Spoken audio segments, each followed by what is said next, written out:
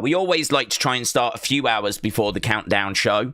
The countdown show is obviously not going to be something that I think is going to be too essential, but it's certainly something that we need to keep half an eye on, so it can be a little bit of a distraction. But yeah, I want to say hello to everyone that's joining us. Sweet Chin Wrestling, hello. I hope you're doing well. Keegan, hello. Jesse as well, hello. T, hello. We've got Sharp School, Sampa F, Sampa 1. Shout out to you saying it's 1 a.m. in Vegas. Is it really 1 a.m.? Yeah, it will be, won't it? You lot are 8 hours behind over in Vegas. So, I mean, right now here in the UK, it's 9 a.m. So it's not that bad, to be honest. So it's okay. Things are okay. 1 a.m. in Vegas is a bit moody, but shout out to everyone that's watching at a very strange time around the world. It is very different, this one. Okay, what I want to do is probably best to just try and start.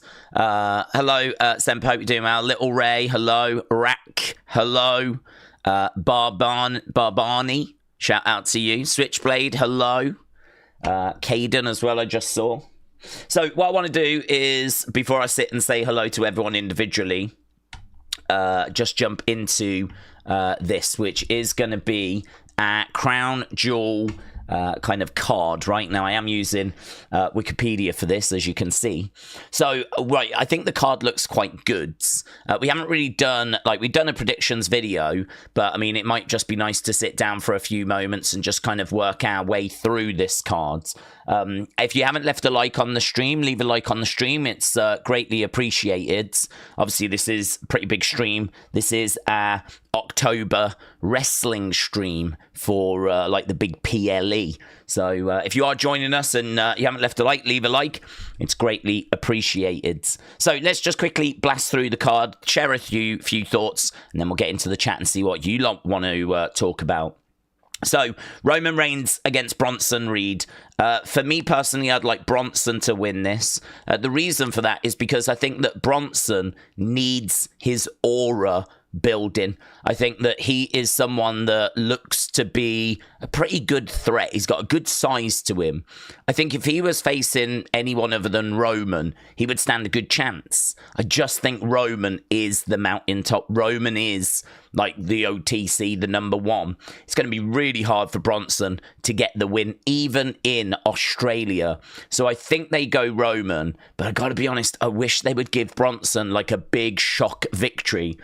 I wish that they would give Bronson that, because I think that would really help him and boost him as we head into like Survivor Series and 2026. So, but I think they go Roman on that, right?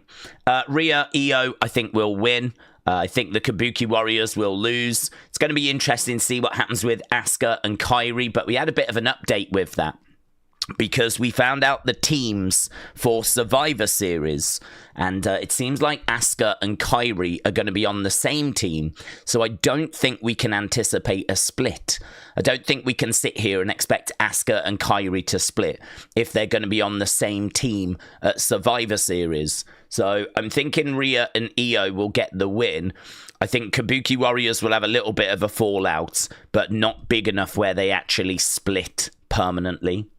John Cena, AJ Styles. I would really like John to win and then AJ to turn on him. I would really like that, because I think AJ needs some momentum. I think AJ needs something to get his teeth into. I don't mind AJ as a face. I actually prefer AJ as a face, but I just want there to be some sort of moment here. I don't want it to be a case that these two have a match and John Cena wins and that's it. Obviously, the most important thing is I really hope the match bangs. But, you know, what if AJ gets upset with John and then, like, we explore maybe a heel AJ? You know, could we get something out of that? I don't know. I think that John, AJ, face versus face, have a banging match, and then what do we do after? Do they just shake hands and part ways and that's it? I mean, maybe it is. It doesn't seem like AJ's got anything lined up at Survivor Series. And if John is going to lose to Gunther, then I don't think he should lose here. I think that Gunther loss should look good, and it's not going to look good if you lose to everyone before that as well. So that's why I'm thinking John gets the win. So I would give John the win, but what do you do with AJ? Do you just have him shake hands, walk away, and that's it? That's another loss. That's not sitting right. I don't know what you can do with him. Turning heel is the only thing I can think, really. But what are we going to do with AJ as he heads into his final year, that is 2026? I mean, to be honest, I got to tell you, I'm sat here thinking, I don't know, because I really like AJ Styles as a face. I think AJ staying face probably feels like the right thing to do, but I just don't like him losing to John, and then that's it, match is over, and it's just another kind of L for AJ to take. I sort of feel like we need to give AJ something. I don't know. That one's tricky. I think John winning, though, makes a lot of sense, because I don't think you can have John keep losing and then go up against Gunther, right? And then lose to Gunther. Stephanie against Tiffany. I think they'll give it Tiffany. She's been on the main roster longer.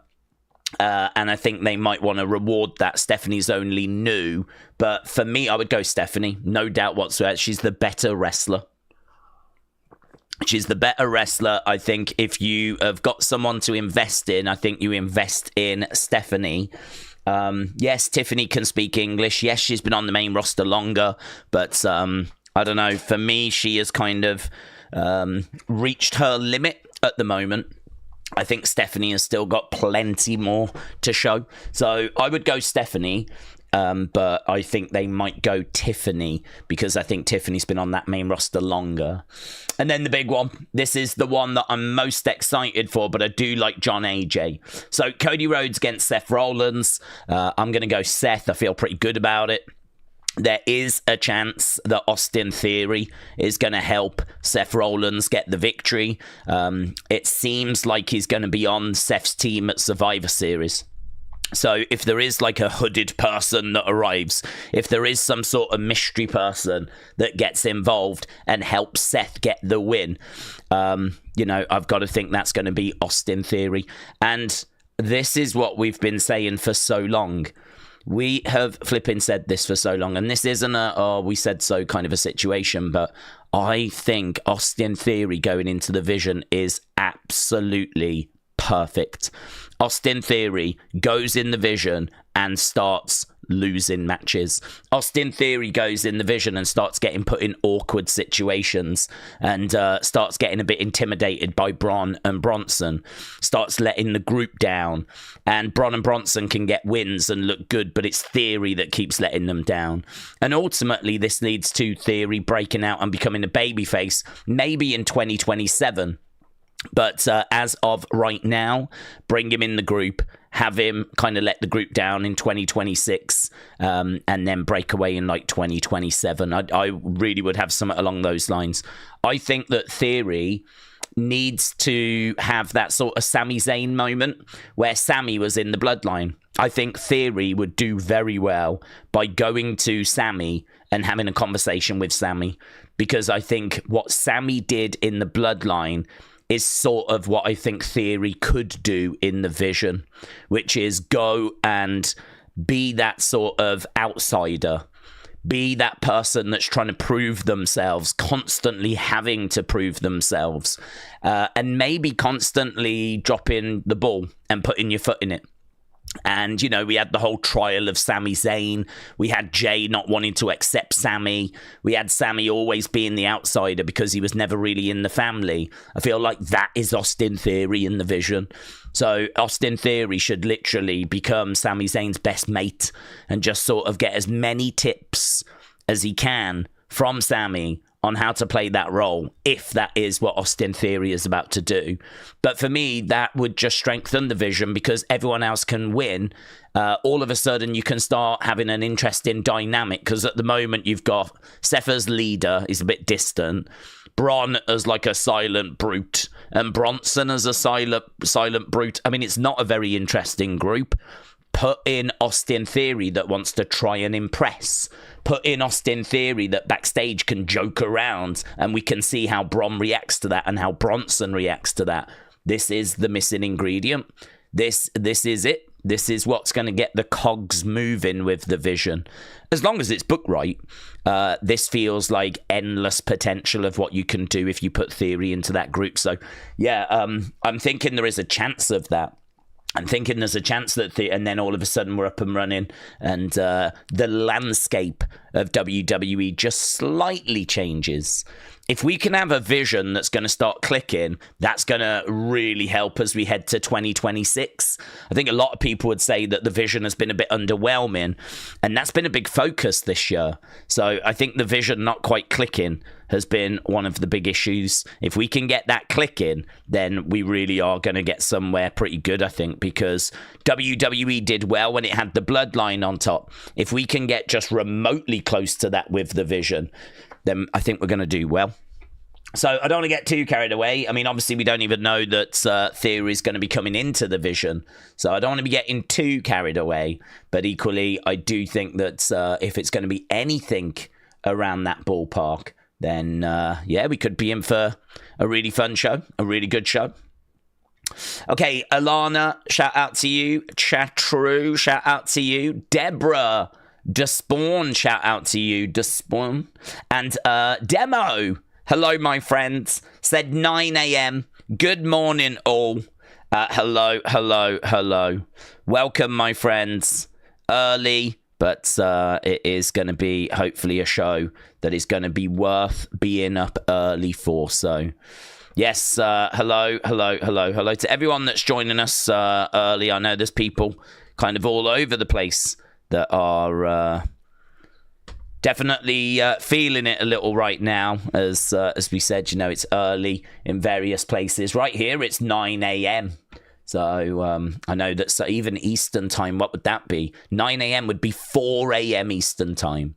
1 a.m. over in Pacific time. So, yes, might even have a few different people around. So, hello, hello, if you don't normally join us. Little Rye, hello, said, did you see that Wesley news? That's a big loss. In my opinion, he just hit a brick wall and he couldn't get out. Also, he just have a faction? Yeah. So the news that came through was all about... Wesley being released. To be honest with you, it was a little bit frustrating for me because I'd just done Unseen. Obviously, you know, that doesn't matter compared to losing your job. But, yeah, it was a little bit frustrating in the sense of I really wanted to make sure we had all the news because there'd been so much news throughout yesterday. It was one of the heaviest, busiest news days I can honestly ever remember. I mean, we basically found out the Survivor Series cards. We know the women's teams. We know the men's teams. We know what John Cena's going to be doing. We know what Cody Rhodes is going to be doing. We found out the Saturday night's main event key matches. We found out 3 matches for Saturday night's main event. Right? We found out about releases. And whilst I was recording that, more news came through of other releases, the big name being Wesley. So I was a bit frustrated that had come through so late. But, you know, it's one of those where I feel really sorry for him. I think the injuries have massively set him back. It meant he could never quite get momentum because he'd, you know, go on a bit of a run and then, bang, he'd get hit with an injury. I think that he was someone that was a little bit on the smaller sides. And to be honest, I know that people don't like to accept that size is a factor, but it is a factor. Javon Evans just the other day said that they were apparently not going to take him because they thought he was a little bit on the young side and a little bit on the small side. And so they wanted him to go off and get a bit more experience and see if he would like grow, fill out. I mean, he was only, 18, 19. So they were hoping he would gain a bit of size as well. And, you know, these are things that when they're looking at bringing people in that they do take into consideration. And I think with Wes, you know, he was kind of on the smaller sides. That's obviously not going to stop you from getting into WWE. I mean, you've only got to point to Rey Mysterio, you know. So it's never going to be like a thing that stops you. But I do think it is going to mean that you're going to get less opportunity. It is going to be a harder road. I think it's just naive to think that that's not going to be the case. So I think with like Wesley, unfortunately, because he doesn't have kind of the size, the presence of like an Obafemi, I think it means that, you know, you can give him wins and you can give him momentum and you can get that connection going with the crowd. But if he then gets hit with injury, you're kind of starting all over again when he comes back. And, you know, he doesn't really have the immediate wow factor when he walks through the entranceway. So it means that you got to start like building him again. It's a hard process, to be honest, because, you know, you got to find that right presentation. You got to find that right character. You got to find that right momentum. You got to give him the wins. You got to invest in him. Oh, it's so much harder. I mean, if you've got someone that can walk through the entranceway and they're just like, what? Look at them, you know, an Omos, an Obafemi, you know, someone along these lines that, you know, just has that kind of presence straight away, just makes it so much easier to get going again. I think that that for me was a bit of a barrier for him, and we just couldn't really get going with High Rise. I think we had done a lot of what we felt we could do with him in regards to giving him a good run in the mid card. So I think they put a couple of guys with him to see, like, could he be a faction leader? But the problem you've got then is that you need Tyson and Tyreek to deliver. And all of a sudden, if they're going to be a little bit flat, then all of a sudden, like, you know, you're not really getting the momentum that you want to get. And it's all a little bit subdued and it's not quite clicking and it's a bit frustrating. And I mean, it's crazy because in-ring wise, I think he was really good. On the microphone, I thought he was fine. So I can't really, and I can't doubt his work ethic. I mean, I don't know if it wouldn't have made sense to have put him in a tag team and tried to have just done something with like an MSK again, you know? Maybe he could have been a tag guy. Maybe that would have been a way forwards rather than desperately trying to make him work as a single star, which, as I said, I think is quite difficult to like get that momentum going again. So for me, these were factors. These were things that I look at and think that, you know, this is where it kind of stalled a bit for him. So, yeah, I mean, I felt like we were quite cold again. I felt like right now he was quite cold. I felt like High Rise were quite cold. I think they did a few things with him in TNA. He popped up just the other day in Evolve. I hadn't seen him in a while, but it was over in Evolve. And I just think we were at the point where it's like, we're going to have to invest a lot in him again to get him going again. And I think that they probably looked at it and went, I think we've reached the end of the road. So, you know, I feel really bad for him because I think he is a great talent. And I think the MSK were a great tag team. And, yeah, it's just, I think it's injury. I think injury stalled his momentum. And I think it was just really hard to kind of pick it all back up again. Daze, here are my predictions for Crown Jewel, said Connor. I got Rhea and Io winning. I got Roman winning. I got Stephanie winning. I got Seth winning. And I got Cena winning. Connor, thank you. Christopher said Triple H, HBK, Kane, Undertaker, Kevin Nash, AJ, Roman, Madison Square Garden, Royal Rumble 2027. I don't think we know where Royal Rumble in 2027 is at the moment. Switchblade said, what's up, Daze? Outside the arena right now. First ever pay-per-view. Second ever WWE show. A good birthday. Second MMA fight gift for me. Gonna have the stream on whilst I'm in the arena. Well, Switchblade, have a fantastic time, my friend. Have a fantastic time. I hope you really, really enjoy yourself, and a big thank you for, you know, popping in and having a chat. It's so cool to know that there's someone actually there that, you know, joins us and is part of our community. It's mind-blowing. It's mind-blowing to me that we have that. So a big thank you, and just have the best of times, honestly. I hope it goes so well. I'd imagine you probably had to spend a fair bit of money for that as well. I mean, we all know about ticket prices. We all know the kind of commitment that you have to make to, I probably had to sell a kidney or something like this. So, yeah, have a great time, dudes.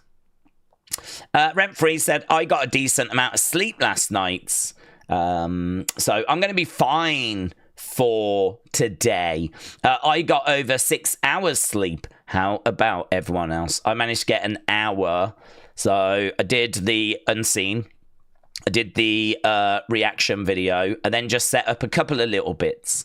So I was able to get about an hour, which was fine. That'll do me. I don't really need anything more than that. As I said, I'm normally up at this time, but it's just been a bit messy. Yesterday, I didn't get quite, as much sleep as I normally would. So I just managed to get an hour in. I actually feel quite good. So I should be absolutely fine to go. I don't think I'll be falling asleep by the time we get to the end of this thing. So I think I'm going to be good. But yeah, I'm looking forward to this. I think, honestly, the card looks not bad at all. Looks pretty good.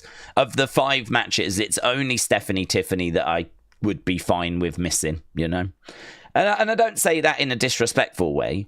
I just say that in a way where I'm honestly just not that bothered. I think that Cody Seth has been built up about their history. It's been built up about their friendship, whereas Tiffany and Stephanie has just not had any builds. It's just who's going to be the winner out of this champion versus champion match. Like, you've really got to care about the Crown Jewel Championship when it comes to that match. Or you've got to really care about Tiffany, or you've got to really care about Stephanie. And they're both fine. But they're not my favourite when it comes to, like, women's wrestlers. They're a good distance away from Io and Asuka and, a few others, actually. I do like Stephanie, though. She is someone I keep an eye on, Stephanie. And not just when she's doing Devil's Kiss, thank you. Keegan said, Daze, I'm half asleep. I've got some Mountain Dew and water. I've got a coffee here.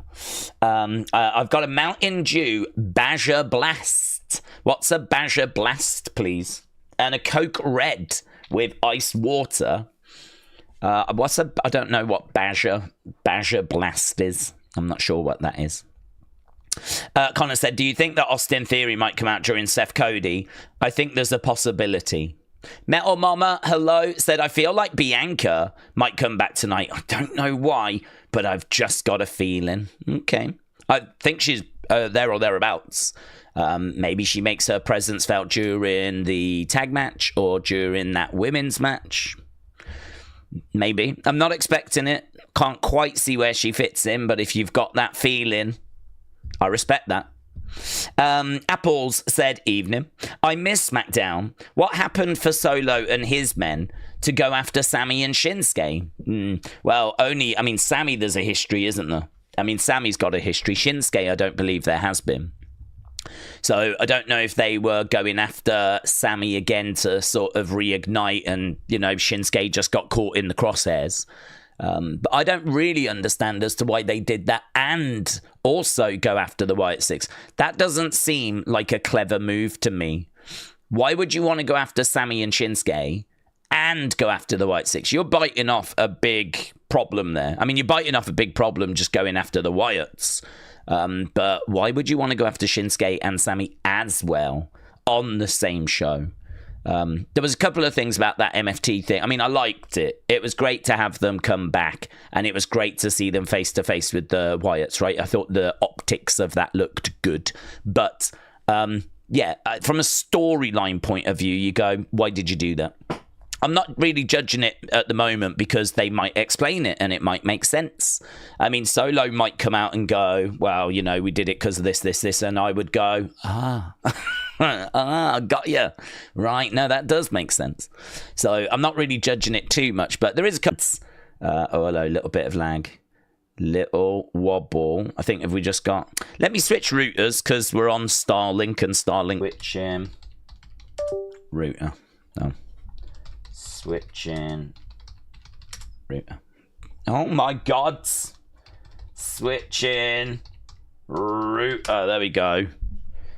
Did it actually type it? Did I type? Oh my god, I typed it 3 times. Lol. I kept writing it and it never appeared, but it turns out it sent it 3 times. Anyway, yeah, the only thing I was unsure about was why did they go after the Wyatts when it was the Wyatts that were stalking them? Maybe they saw it And they watched the show back and they saw the Wyatts had been stalking them, and they were like, right, we're going to strike first. But it's very coincidental, isn't it, if that's not what's happened? The Wyatts were kind of in the background of the MFTs, and now it's actually the MFTs going after the Wyatts. Do you remember Uncle Howdy standing by and Rowan standing next to a truck as there was a conversation with Solo, and Rowan was also behind Talatonga? This was about a month ago, and there was a lot of conversation about how they were going to go in after the MFTs, but it was the MFTs that ended up going after them. So there's a few answers that I'm going to be looking for, let's put it that way. There's a few answers that I'm definitely going to be looking for. Right, let me get the chat back. Bang, bang. Lovely. Is it not moving on screen, or is it just froze? Boom. I think it's good to see different champs, said Apples. I love some orange Fanta, said Jesse. Mountain Dew is one of the most unhealthy drinks that you can have. It's much better having coffee instead. Well, I hope so, because I have so much flipping caffeine. I hope so. Daze, can we put a poll up about when Austin Theory will turn up or not? Well, if he'll turn up tonight. I mean, we can. I don't think it's the poll we'll probably run with. I might run more with, I don't know. I mean, Seth Cody feels like it's definitely going to be Seth. Will Theory show up tonight? Daze, I agree with what you're saying, but I'm new to the stream. I'm a long-time fan. I didn't go to Perth this year. Apple, shout out to you. Well, Apple, you don't have to agree with what I'm saying, just to bring clarity.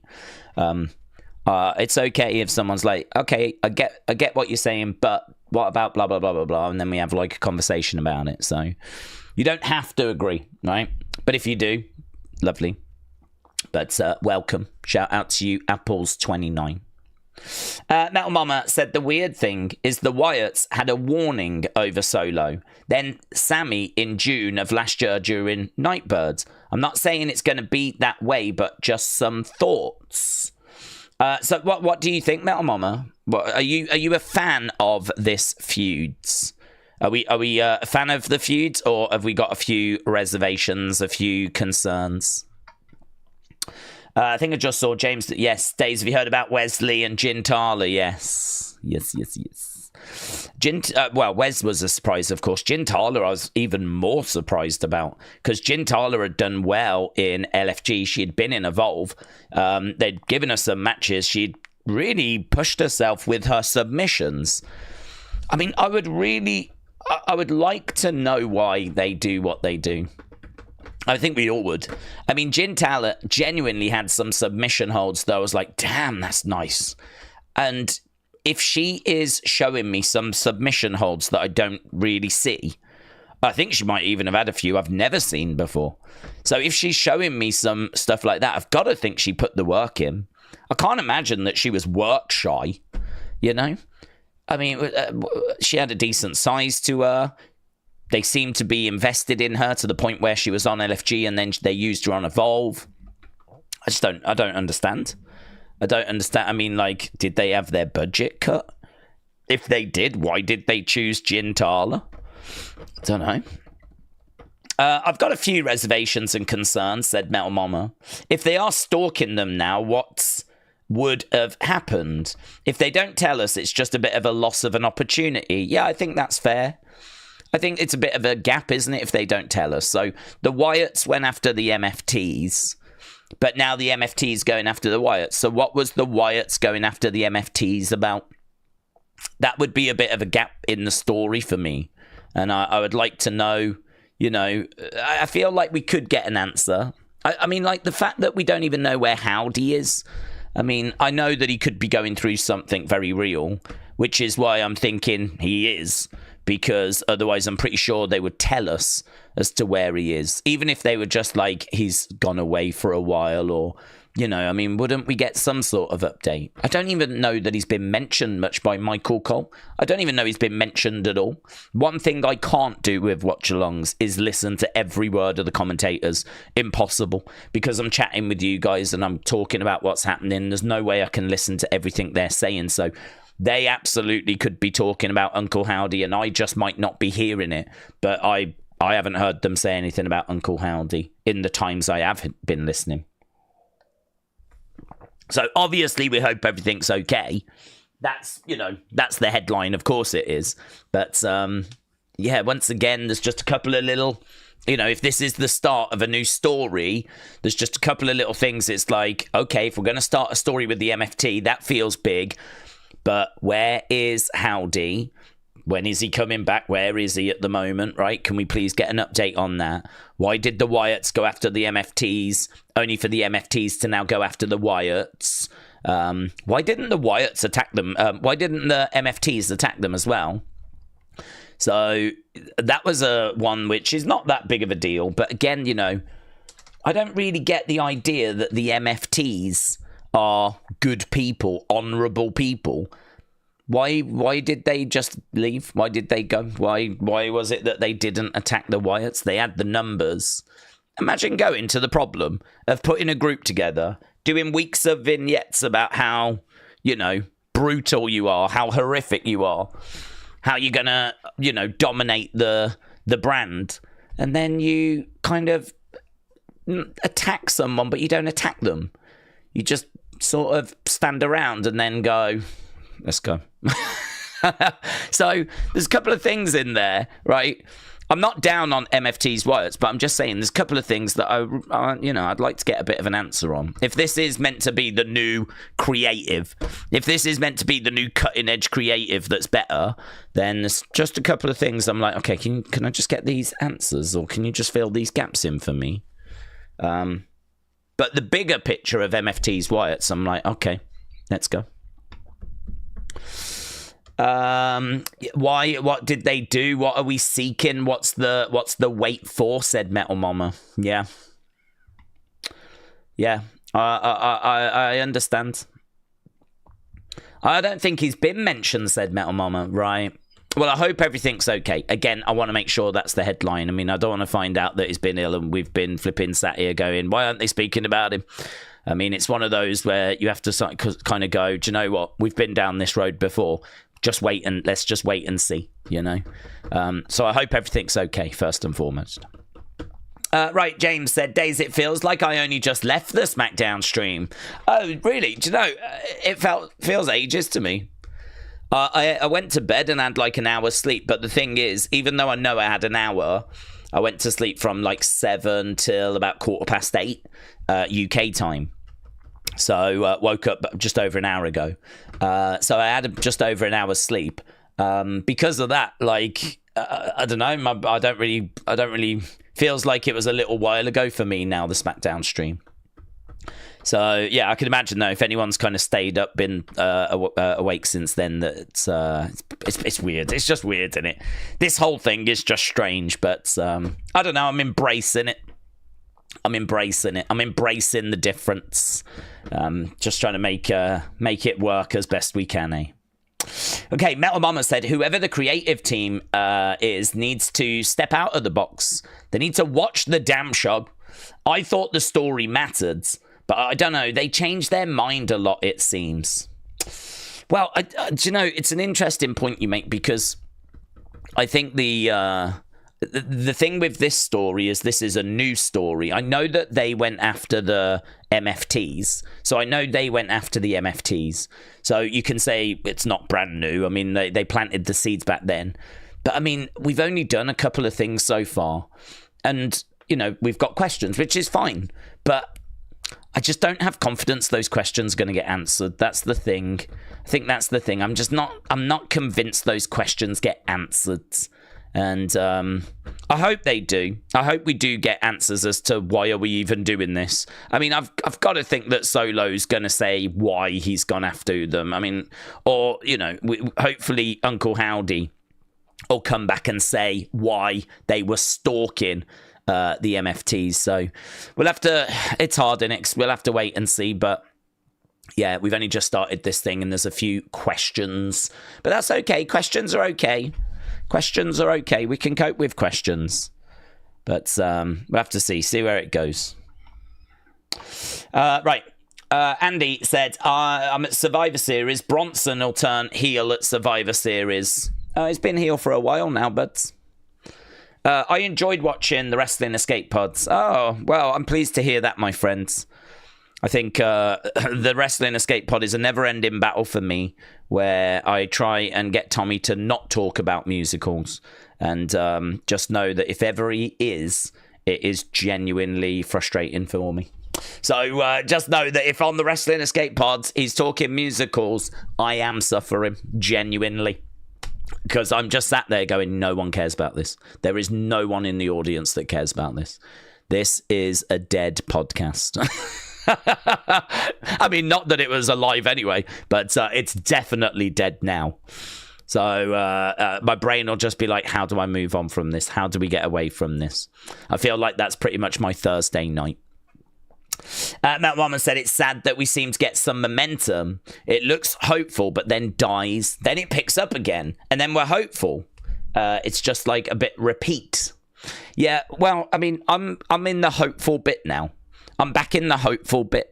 And, you know, maybe we will get disappointed again, but I'm going to stay hopeful. I'm going to stay hopeful as well, because we know that there's this bigger focus on creative, and they're trying to make the creative better. I mean, that will hopefully show itself in this story. The other thing as well is that I remember Bo doing an interview where he was really excited about something that was coming up. He was like, yeah, we've been working on a few things. There's some really good stuff on the way, you know, just... You know, patience. They always keep asking for patience. Well, I sort of feel like this now appears to be the start of a pretty major story. So if this is the start of a major story, then this might be what we've been patient for. This might be what we've been waiting for.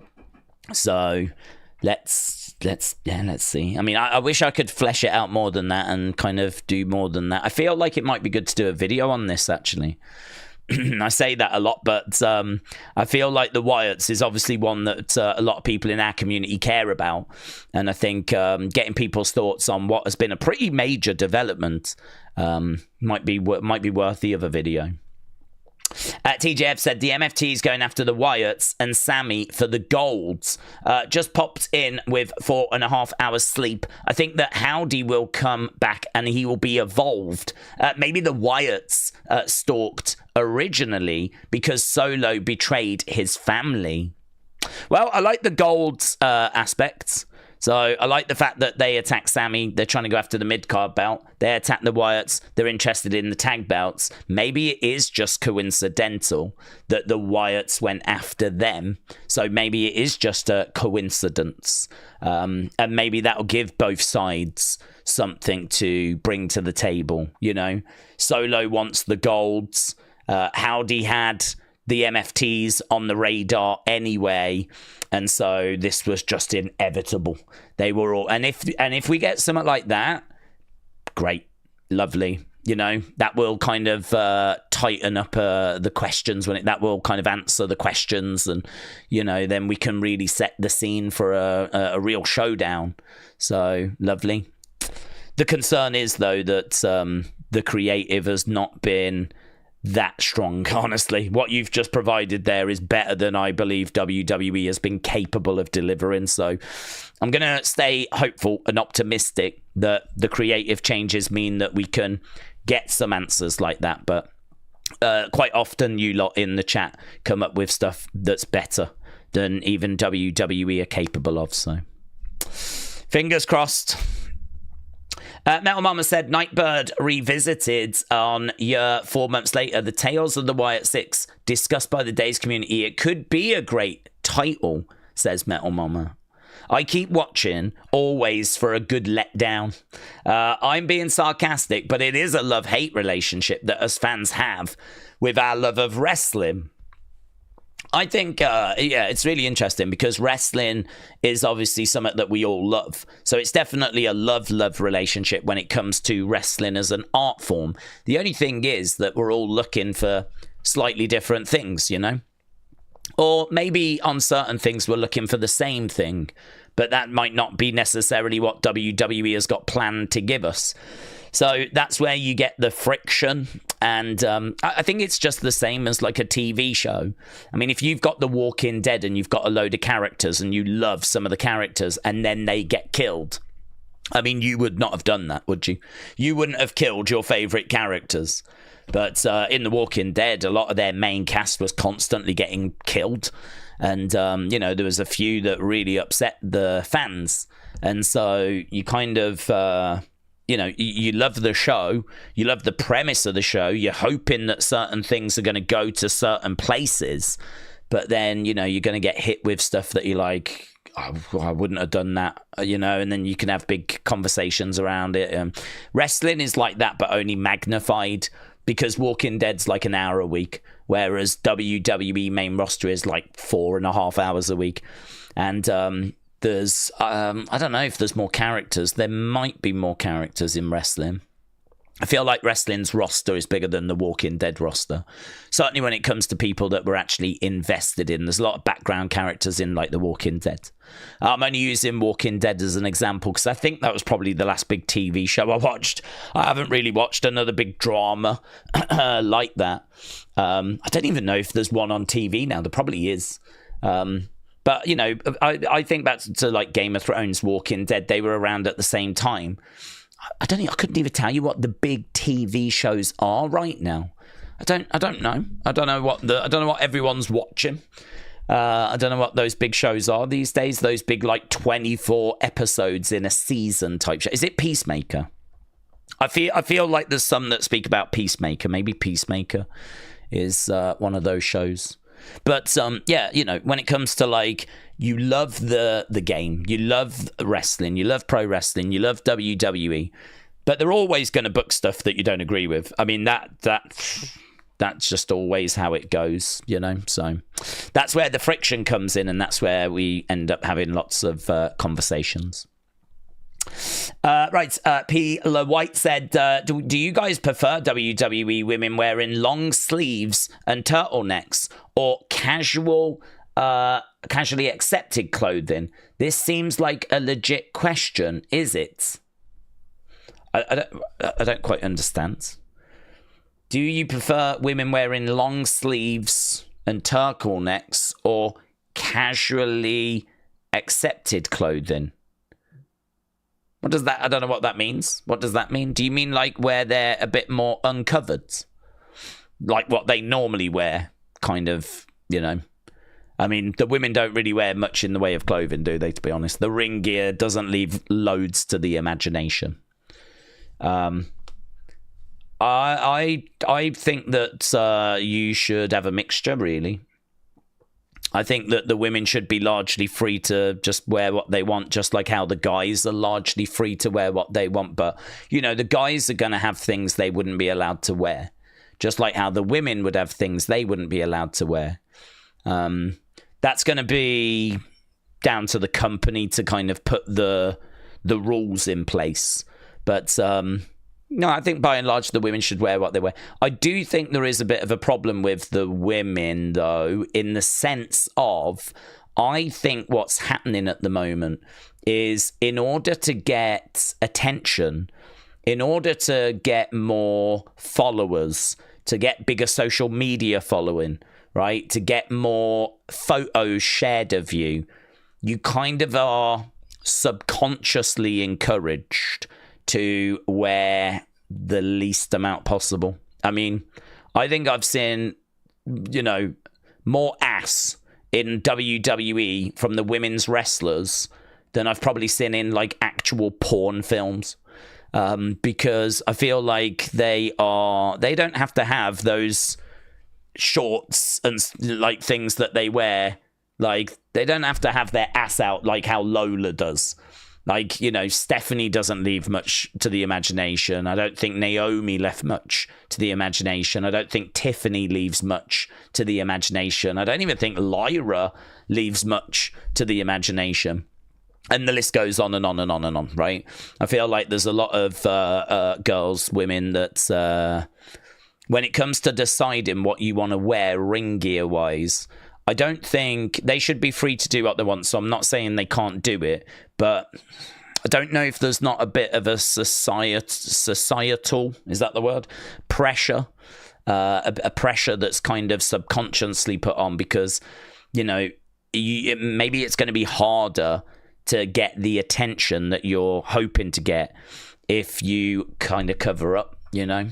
If you don't do that, like maybe it's a bit easier if you do. Because you know that a lot of guys are going to pay you attention if you do that. And you know that your pictures are going to get shared around. And you know that you're going to get like people checking you out, not so much for your wrestling. And so, you know, there is a degree of getting followers from that, which I wish wasn't the case. But, I mean, you don't need to spend long on social media to know that those kind of people exist, yeah? I mean, I'm sure you've seen those accounts where people just collect images of female wrestlers. I mean, this is happening. So, I don't know. I wish that wasn't a thing, to be honest with you. I wish that maybe women didn't feel a sort of pressure to do that. And maybe I'm wrong. Maybe they don't. But that's kind of a concern that I've got. That would be the only concern I've got. That'd be the only concern, is that I wish that women didn't necessarily feel a pressure to that. I don't think guys do, because the thing is that when it comes to the guys, I think wrestling has largely been a male kind of orientated entertainment. So, you know, the guys aren't wearing the skimpiest shorts possible to attract more guys, and girls haven't really been watching. You know, it's largely been guys that have watched the wrestling historically. So I sort of feel like the guys aren't really doing that. The guys aren't really trying to wear shorter shorts and get their ass out. And do you know what I mean? They're not really looking for that. They're not trying to garner that attention. They never have. It's never really been a focus. Who knows? Maybe it would work. Maybe it would work. Maybe if you did have someone that, you know, was doing that, you might be able to get more women kind of following you online. You know, Ravishing Rick Rude might do very well in the current age, for example. So for me, that would be a concern that I've got. I actually quite like for me, if it comes to the ring gear, I think that I like really iconic ring gear. And I think the women really struggle with that. I feel like the women sometimes just go for small rather than iconic. If you think about Bam Bam Bigelow with the black suits and the flames, that's iconic. If you think about Vader, where it was black but it had the red on the top, that's iconic. Like, I could draw that and show it you, and you would go Vader. And I could show you Bam Bam, and you would go Bam Bam, right? I mean, even if you just drew Hogan's yellow trunks, you would look at that and go, Hogan, you know? But if I was to get some of what the women wear in WWE right now, I don't know that you would know who it was. Maybe some of them you would. Bayley you might do. But I think a lot of them are just small. They change them quite a lot. They are lots of straps and chain and, do you know what I mean? Like, buckles and all this kind of stuff. I mean, it's not iconic. I don't think it's really working for them. Bianca's you would probably know, because Bianca makes her own, and she normally wears quite long like tights, and then she'll put like an interesting design on them. I mean, she's had some brilliant ones actually, Bianca. If I was to praise someone, I'd probably praise Bianca. Bianca Belair. She had one that I loved, which was like a comic book style, which was great. That one. I don't know if I can find... Yeah, this comic book style one I really rated. It was blue and it's got like Slay on it. In like that sort of comic book style. Don't know if I can find like a big, nice picture of it, but yeah, you know the one. I think it was at a Rumble, wasn't it? I feel like it was a Rumble. Oh, Rumble trivia there. Bianca, maybe that is like her Rumble look. That one I thought looked great. There was another one. They made a figure of that one. They actually turned that one into a figure. That was how good it was. They made a figure out of it. There was another one where she had her face on. And it had lots of little braids on it. That one was good. I don't know if I'd be able to find that one. That one was pretty good, though, with the championship belts all over. Look, she makes her own gear, and she hits quite often, to be honest. I think she does a really great job. So I think if I was to be a bit critical about, like, the ring gear, it might be somewhat more along the lines of it not being, like, super iconic. But she has had some brilliant ring gears. So, yeah, I do enjoy her work. Right. Roman Bronson currently is the main event, says Connor. I'm trying...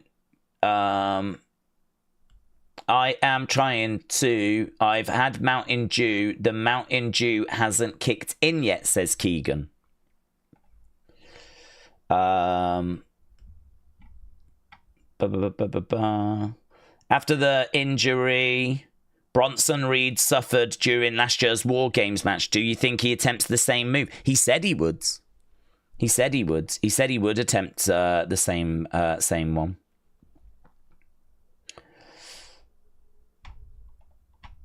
Boom. Okay. Many are actually getting the gear made by the same designer, said Johnny. I think that's a shame, honestly. I think a part of it is figures as well, you know. I think part of it is that they change their gear more so that they can get a new action figure made. And I don't think that was the focus back in the day. Bam Bam Bigelow didn't change his gear so he could have a new figure made. And I think that also plays a part. But I don't know why that seems to affect the women more than it does the men. I feel like the men's gear... I feel like the men's gear, like Seth Rollins, I could show you some Seth Rollins gear and I think you would get it straight away. Sami Zayn, I could show you and you would get it straight away. So I don't feel like changing the gear affects the guys as much. I feel like it affects the women more. So, I don't know. I would love for there to be some really iconic gear from the women. Some stuff that we really look at. You know, if I tell you Big Boss Man when he wore the blue shirt, you can picture it straight away, can't you? That's the kind of thing I mean. Like, where you can just picture it straight away. But if I was to say, like, EO Sky... I mean, there's not like an iconic look that necessarily comes through, to be honest, at the moment. I mean, I can sort of picture what she wears now, but then I can sort of picture when she was wearing like a black thing before in NXT, and it's not as clear as a vision, you know, if I say like the Boss Man, or if I say like Heartbreak Kid Shawn Michaels when he was wearing like, you know, the whites. I mean, think about if I say Bret Hart. If say Bret Hart, bang, straight away you're going to have a picture in your brain. That was the point I was making. Right, where are we? Just watched Unseen. It's a good one on that one, says Mayor Pete. Thank you. I think several people have tried to reach out to him. He's not responded, says Kelly. Oh, what's this? Bit of drama. Keegan said, I'm trying to stay positive. I want to watch the pay-per-view. Yeah, I think we're all pretty positive right now. We're all pretty excited for what's coming up. Obviously, we're getting closer and closer towards the start of the show.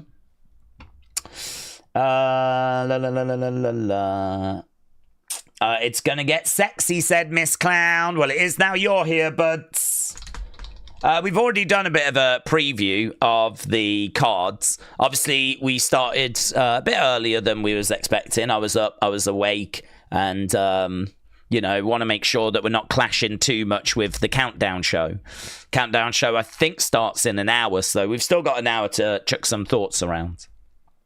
Cleveland said 5 matches at a pay-per-view is like the norm now, I believe it is, yeah. There or thereabouts. Certainly for a B show. And this is a B show. Kelly said, thinking about Nick, right. He's not been around. I was a little worried. Got you. Connor said, yes, it's going to be a 1 p.m. start time. Yeah, we'll be going with the show in just over 3 hours. But we do have, I think, a 2-hour countdown show as well. There's no drama. It's just that Nick has disappeared and without a trace and not responding. Got you. Dad said, what time are we starting TNA tomorrow? No idea at the moment, but my focus has been fully on, because of the time zones and all of that, getting through Crown Jewel. So my focus has been like, right, what time do I need to do SmackDown? What time do I go to bed? What time do I get up for the second SmackDown? What do I do after that? When do I do Unseen? Like, let me get through Crown Jewel. Tomorrow's just a chilled thing, isn't it? I mean, I don't know. We'll probably start... I still want to start like before a countdown show if there is one. So, I mean, I'll try and start an hour before that probably. But, yeah, it'll be more chilled than this. Rent-Free said, do you remember back in the early 2000s, there was the World at Times Square? It was a restaurant in Times Square where wrestlers would cut promos. Should they bring that back? No. And the reason why they shouldn't bring that back is because they lost a lot of money on that. That was a very, very expensive restaurant, because that is, I mean, some of the most prime real estate in the world, isn't it? To actually have that, which was right in Times Square. I mean, it was absolutely right there. That was a big money loser for WWE. So I think the easy answer is yes, of course you should have a place that fans can go to, a restaurant, somewhere that you can go and watch the shows and all of that sort of stuff, but it should not be in Times Square. But then, you know, anywhere where a lot of people are going to gather is going to, you know, be really high on the rent. It's going to be really expensive. So where can you put it where there's going to be a lot of wrestling fans that are going to go? You know, you might look at Orlando. I mean, Orlando might be a good option. Maybe you could do something. I mean, it had been rumored. I know the exact spot as well. There's a place in Orlando called City Walk, which connects Universal Studios with Islands of Adventure. I don't know if you've ever been, but it's great. It's one of my favorite places actually in the world. Because it's just got something in the air. There's something really special about it. I really do love that place. Every time I go to Florida, I always try and visit there. And I think it's free to get to. You just have to pay to park. So you go to Universal Studios, you park your car, and then when you get out your car in the car park, you just kind of go along this really long travelator. It's really, really long, but then it takes you straight into City Walk. And it's the first thing you kind of really get to. And it's just loads of bars, restaurants. There's a few shops. There's like a Universal Studio shop. You're not actually in the parks at this point, but it's sort of like this gathering area. It's this area where they've got a big lake. They've got a Hard Rock Cafe. And they've got like things like that there, right? And there's like a big NASCAR bar. There's a Bob Marley bar where you can have foods. They do like, I've got this really cool place actually where they serve you hot dogs like from all the different baseball grounds. So if you want to have like a Boston hot dog, they can make you one like they'll do in Boston. If you want to have one from LA, then they'll do you an LA hot dog with whatever toppings and however it gets done, right? I don't know the name of that company. You lot might know in America. But, yeah, they've got one of those there as well. And I just love that place. I think it's brilliant. I've been there many, many times. Every time I go to Florida, I always go there. It's free to get into once you've parked. And, you know, you can pop to the Universal shop, so you don't even have to go into Universal, and you can actually, like, look at a load of their shirts and products, glasses, whatever you might be after, right? But you can have a good drink, good meal. You could even go to a gig at the Hard Rock Cafe. They have actual artists performing at the Hard Rock Cafe. Like, they've got a venue there. So, I mean, you can even go and see a show if there was someone that you was interested in. They were looking at putting a physical Hall of Fame there. But for some reason, they never did it. I don't know why they never did it, but I think that a restaurant, maybe downstairs, that's got like a physical Hall of Fame and lots of memorabilia in, I mean, yeah, there is a need for that. But the big question is, where do you put it? And would it make money? But the restaurant they had in Times Square was just a massive loss for the company. It really, hemorrhaged money. A lot of money as well. I've got a figure of like 20 million in my head that they ultimately lost. So I think that might even have been annually. That might not even have been total. That might have been every year that they were losing a number like that. So I think that there is a need for something. Unfortunately, they've given us something in Saudi Arabia, that experience. And obviously, we've got the haunted horror night thing that's popped up for the Wyatts right now. So I definitely feel like there is a need, though, for a home, and that is what the world was for a time. It was kind of like a home, really, for WWE fans. There was another one as well that I've actually been to that I've got footage of that I need to try and find. I don't know where my camera is, but if I can find my video camera, I should have footage from the shop, a WWE official shop in Niagara Falls. There was a shop in Niagara Falls, and it was WWE, and that was the only official shop in the world that you could actually go to buy products, and it was always there. It was always there, and I went, and it was great. Really, really good. Downstairs, fairly big. I mean, it wasn't just a little poxy thing. It was actually quite long, and it was not a bad size. You'd get a hell of a lot of people in there. It's not like flipping a supermarket, but it was a decent sized store.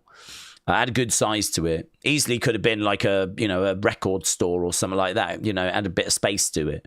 Had a big counter in the middle. I distinctly remember the $1 million belt being in that counter.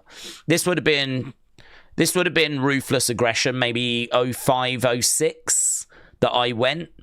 So it would have been around that time. And I remember outside they had handprints around the door, and it had like Edge, and it had Kane and people like that, where the wrestlers had put their hand in the brickwork, and so you could see their handprints.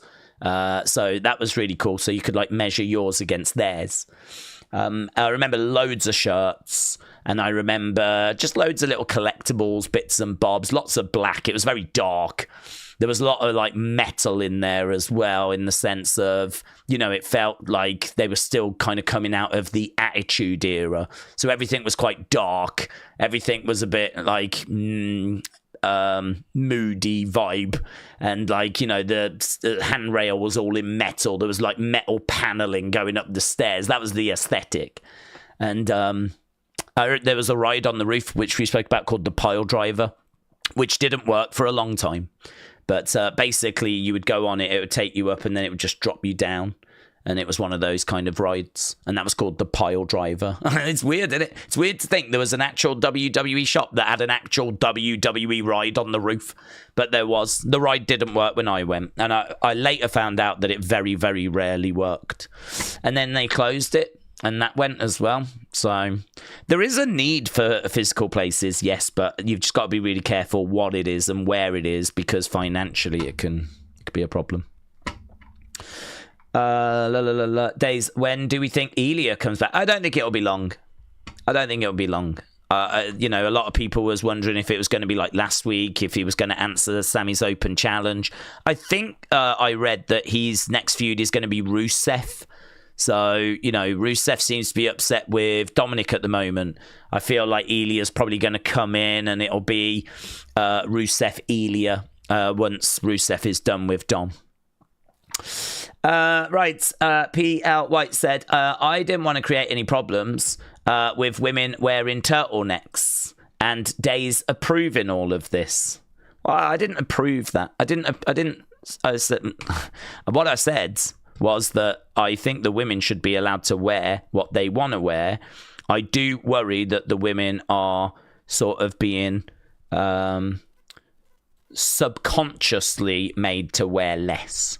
So, I hope that's not the case. But the headline is, let them wear what they want to wear, just like the guys can wear what they want to wear. There was no drama. I think I saw, actually, though, that you said you was French, La White. So I think it's maybe a situation where there could be a bit of miscommunication. That's fine. Hopefully that is cleared up nice and clean. Some iconic gear. Zelina's Puerto Rico gear. Oh, Sally, definitely. 100%. Totally agree. Love that. Love that. And that would be a really good video. Would be looking at some of the iconic women's gear. Because there's been some. There's definitely been some. I'm not saying there hasn't. I mean, we just raised up Bianca's, which I love. But yes. Yes. The Zelina Vega Puerto Rico gear. Fantastic. Completely agree. Puff Heim said, I live in Alaska. It's 1 a.m. I'm staying up all night. Puff Heim, shout out to you, my friends. Yes, it's weird for us in the UK because that's normally us, isn't it? So for us, this is like a bit strange that it's, kind of late morning, 10 a.m. here. Whereas normally for us, the shows start at 1 a.m. So, yes, a little bit different. Roles reversed. But I think it's kind of cool to, experience wrestling at different times. So, Puff Heim, shout out to you. I agree. I just thought yesterday Tiffy's gear seemed a bit skimpier, said Sally. Maybe. I mean, again, not much left to the imagination, is there? But she's certainly not alone with that. And I think, wasn't it just mentioned that a lot of them use the same, person? So maybe that's part of the problem. Perhaps we need to get some different designers in the mix that could maybe come up with some, different designs for the women. Is Liv supposed to be back? Because I heard she's injured. Not expecting her till next year. I think we might see Liv return at the 2026 Royal Rumble, says Connor. Cleveland said Io subconsciously took off her knee pads in the match. Did Io take off her knee pad? Which match? She was in a dart match last night, but I didn't see it. So I don't know if we're referring to that. So I don't know about that. Is Jey Uso fighting? Sadly not. No Jey Uso. No Jey Uso yet on this card. So he might appear though to help Roman, of course. When Liv Morgan comes back from injury, what might she do? She is going to have an issue probably with Roxanne. I mean, Roxanne feels a bit like a Liv replacement. Seemingly, she's not upset with anything Dominic's done. So I don't know. I think at the moment, because her return is a little way off, they're probably not too worried about that. They can always do something with Roxanne, Dominic, or whatever, a little closer to when Liv's coming back.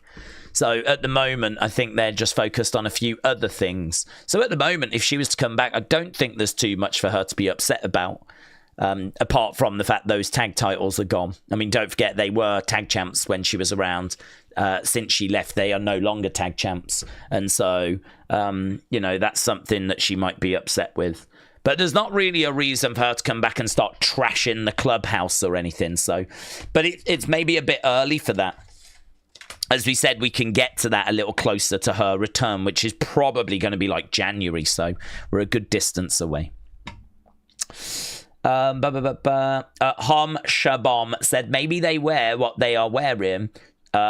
Stop trying to police them. Maybe they are wearing what they want to wear. Yeah, that's what we said. I'm fine with them wearing what they want to wear. I hope they don't feel like they're feeling pressured into wearing that. Keegan said, I'm pulling for Stephanie to win, says Keegan. I think we might see Liv return at the Rumble. I am pulling for Stephanie to win, says Keegan. Connor said, will Raquel leave Roxanne and then Roxanne could team with Liv? Well, I'd be okay with that, to be honest. I'd be okay with that. I'd be okay if we went down the road like that, because I actually think that would be quite interesting to have Raquel break away from the group and see what she would go on to do. Kelly, hello. Hope you're doing well. Shout out to you. Io versus Stephanie match a while ago. Io versus Stephanie match a while ago. What about it, buds? What about it? Omos in a match at an NXT live event. Yes.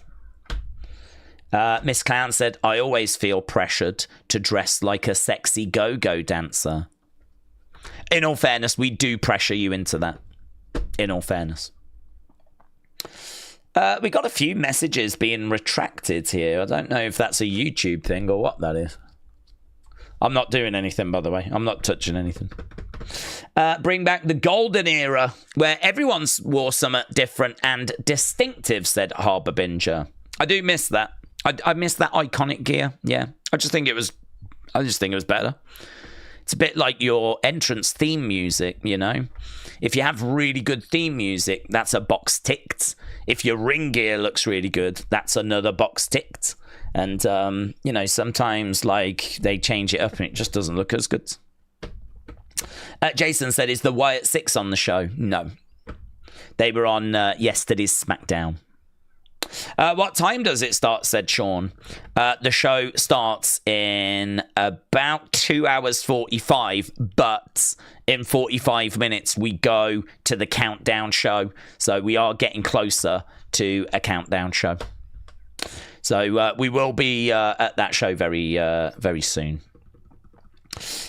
She took her knee pads off in that match. Oh, right. Okay. Yeah, I remember her taking her knee pads off in that. I think we spoke about it at the time, didn't we? I don't know that she's took her knee pads off since. Hom Shabam said, oh, I wasn't referring to what you said, Daze. I was talking about people that said they dress like they're in, that want them to dress like they're in Riyadh all the time. Okay. Lewite said, do you think they wear what they want in Saudi? Really? Then ship you all there to figure the difference between liberty, looking like a lot of ignorance here. Okay, so I feel like, Lewite, are you trying to cause issues? Because you asked us a question about what the women should be wearing. You didn't mention Saudi Arabia. So we gave you a very honest answer of, we think the women should wear what they want to wear. I hope they're not being pressured into wearing as little as possible to get more engagement online. And now you're saying that we're all being ignorant. Do we think they can wear what they want in Saudi? You never mentioned Saudi. So maybe this is just a breakdown in communication again, but do you know what I mean? I feel like we answered your question and then you've come and turned the tables a little bit and gone, oh, right. So you think they can wear what they want in Saudi? You're having a different conversation to what we're having. This is not going well. Okay, right? Let's back away, shall we? We know that they can't wear what they want to wear in Saudi. If you want to have a conversation about that, we can have a conversation about that. I don't mind having conversations about anything. And we've spoke about that in the past. So we know that. But that's the culture in Saudi. The culture in Saudi is that women have to cover up. So you are upset with the Saudi culture. You know, it's not only that the wrestlers have to cover up. If you go walking around in Saudi, you'll see that all the women are covered up the tourists, not so much. But, you know, WWE, because they're presenting women to the Saudis, then, yeah, there's been a request that the women cover up. So, I mean, you can be upset with that, but that is the Saudi culture. Maybe that's a culture that can continue to change over time, you know? Perhaps we can make some movement with that as we continue down the roads. I mean, it wasn't long ago women weren't allowed to wrestle on the show at all. So it's funny how the goalposts move, because when we first went to Saudi, people were upset that the women weren't on the show at all. Now, the women are on the show, but people are now upset that the women aren't covered. But I mean, you fast forward, say, 5 years, 10 years, I don't know. There could be some movement with that as well, where we start to actually see the women no longer having to cover up on the shows anymore. So, you know, it's a process. I mean, it's okay to not be happy with it. It's okay to criticize it. Many people do. But yeah, I think like jumping in and trying to act like we are ignorant when we were clearly, you know, not having the same conversation. Nothing that I've said has been about Saudi Arabia until you've just mentioned Saudi Arabia. So, I don't know. I'll put it down to more miscommunication. But just a minimal debate is worth about it. I don't know. I don't know. I don't understand the point that you're trying to make there. It's about WWE selling off to Saudi, says LeWhite. Well, yeah, we've spoke about that loads of times. We spoke about that in regards to pretty much every time Saudi comes round, the women having to cover up, is it right, is it wrong? You know? I mean, I'm not personally a big fan of it, but I do also understand that it is their culture. It's not like all the women walk around with nothing on, they just wear what they want, but it's only the wrestlers. You know, the wrestlers are being asked to do that because that's part of Saudi culture. Again, I've watched videos where they go to Saudi shopping centres and all the local women are just completely covered. So, you know, it's just part of the country. It's part of the culture. You know, the Saudis and even the Saudi women, I've seen interviews where they're like, you know, I'm not saying this because I'm being made to say this, but I wish people wouldn't be as ignorant about our country as they appear to be. I think this is a more complicated issue than it actually gets presented as. The way that it gets presented a lot of the time is that the women have to cover up, and that is bad because we judge it by our standards. But actually, there's seemingly a lot of women over there that aren't as bothered by it. It's just the way of life, and it's the way of life that they know, and they don't appreciate other countries kind of pushing their beliefs and sharing their views. It's actually quite a complicated issue. So it's one of those that I would say it's not as black and white as you might think. I mean, yes, there's going to be plenty of women over there that would obviously want that freedom. I'm not saying that they wouldn't, but equally, I believe there's a lot of women over there that also think a lot of other countries should stay out of the conversation. And I actually read in the comments, because I watched a few videos, and I've watched videos over the years about Saudi, because we've been going to Saudi for 7 years now. This is not new. And I've watched videos over the years to try and understand the culture a bit better. And I would say do that and read the comments. There's lots and lots of interesting comments that are left underneath.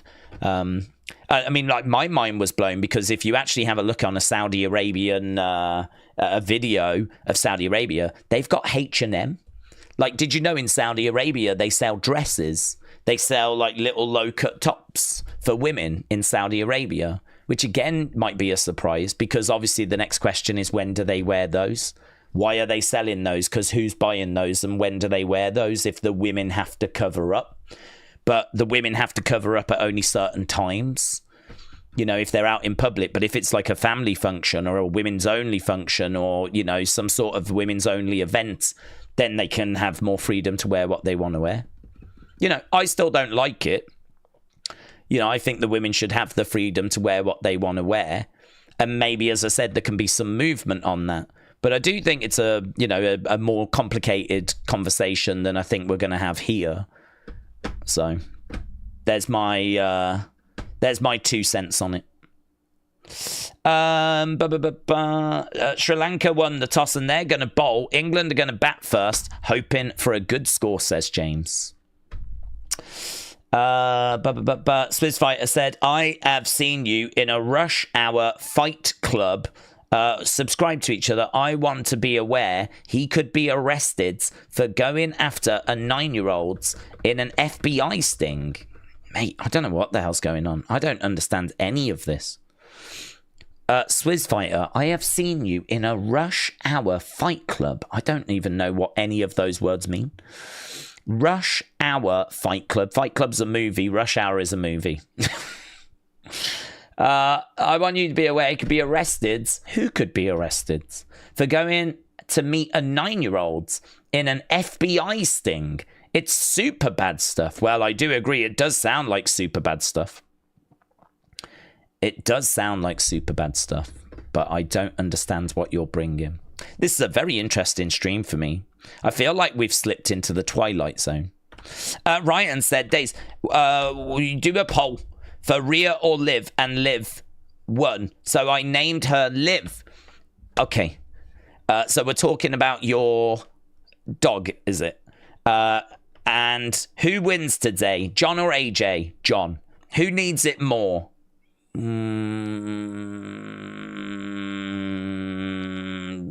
John. And I'm glad Brock is back.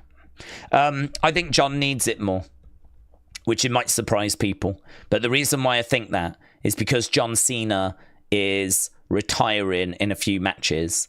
And I think that if John loses, then it's not going to really mean anything if Gunther beats John. I think what we need to do now is we need to have John look good until his last match so that he can go into that with some momentum so that Gunther, when Gunther wins, because I think Gunther wins, then we can have Gunther victorious and it will actually mean something.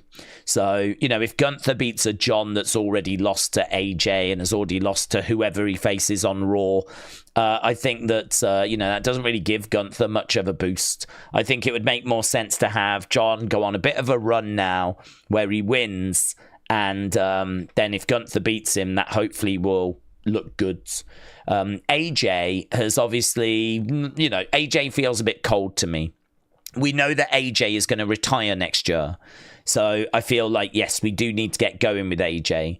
But honestly, a loss today, it doesn't hurt him. It's not like AJ is on like a 10-fight win streak. It's not like AJ Styles has got momentum. I think AJ's quite cold, actually.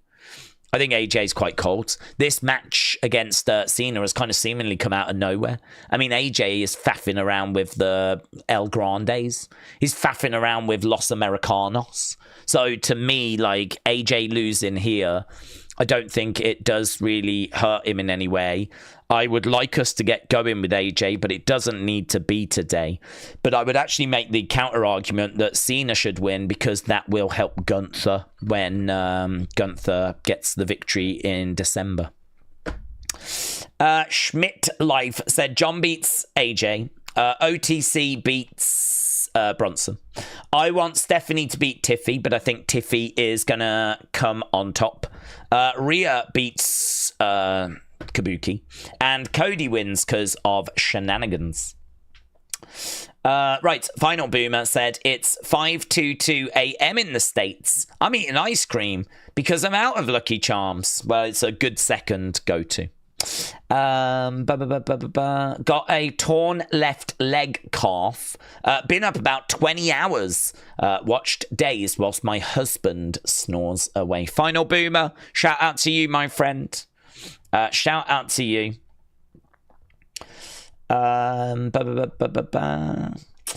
Brooklyn said, Daze, are you watching the TNA pay-per-view? Yes. We are going to get 3D against the Hardys. NXT House of Glory Tag Champions. It's going to be 3 belts now. Well, interesting. Keegan said, I've had my caffeine for the day. Perfume said, it'll be entertaining to see what happens 3 times in the matches. Hello from Kenya. Hello, Kenya. Shout out to Kenya. That's cool. I want to make sure we're on top of everything. Cody versus Mr. Burn It Down. Yes. No one knew this guy was a monster. He was a big content creator in the space. I don't know who we're talking about. Sorry, I was just trying to bring to attention there was a monster because not a lot of people knows he's a big content creator. Well, if people don't know, they don't know, do they? I just want to tell you about this person that's done something terrible because loads of people don't know. Well, if they don't know, we don't need to spread the news, do we? If he's a bad person, let him be a bad person in prison. Is it not better that people don't know? Why do we want to give him notoriety? If you're telling me there is someone that has done something bad, why would we want to advertise who that person is? Why would we want to spread the word about who they are? Just let them go to prison and rot. Don't give them the spotlight that they so desperately crave.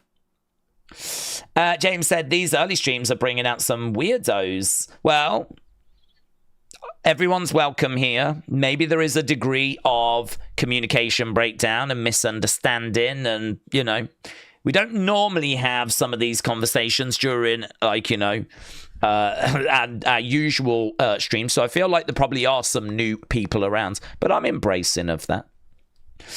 Swiss Fighter said, that's fair. I'm sorry. That's okay. You don't need to apologize. I'm just saying, we're doing a wrestling stream, so I don't know that we need to necessarily turn the conversation over to someone that's done something so awful. And especially when that person is probably just, you know, if they've been looking for attention anyway, I say just don't give it them, you know. Let the law deal with them. Ryan said she's a kitten who could be in War Games. To be honest, I mean, we've already found out the teams for War Games now, haven't we? So it kind of feels a bit of a redundant conversation when we kind of know where it's going. I'm not down on the teams. I think it's got a lot of the big names in. So yeah, I'm not really too down on that. I would say if you don't know who the teams are, check out Unseen because it's in there. I can't quite remember all the names. I mean, it basically the teams for both of the men's teams and both of the women's teams, which would be about 20 names. Because there's 5 on a team, 4 teams is about 20 names. So, you know, I don't know that I'd be able to, without finding that information, find it. But it's all in the latest Unseen. Dave Meltzer has reported. Basically what those matches should be this year. Swiss Fighter said, does this start in 32 minutes? In half an hour, we've got the countdown show.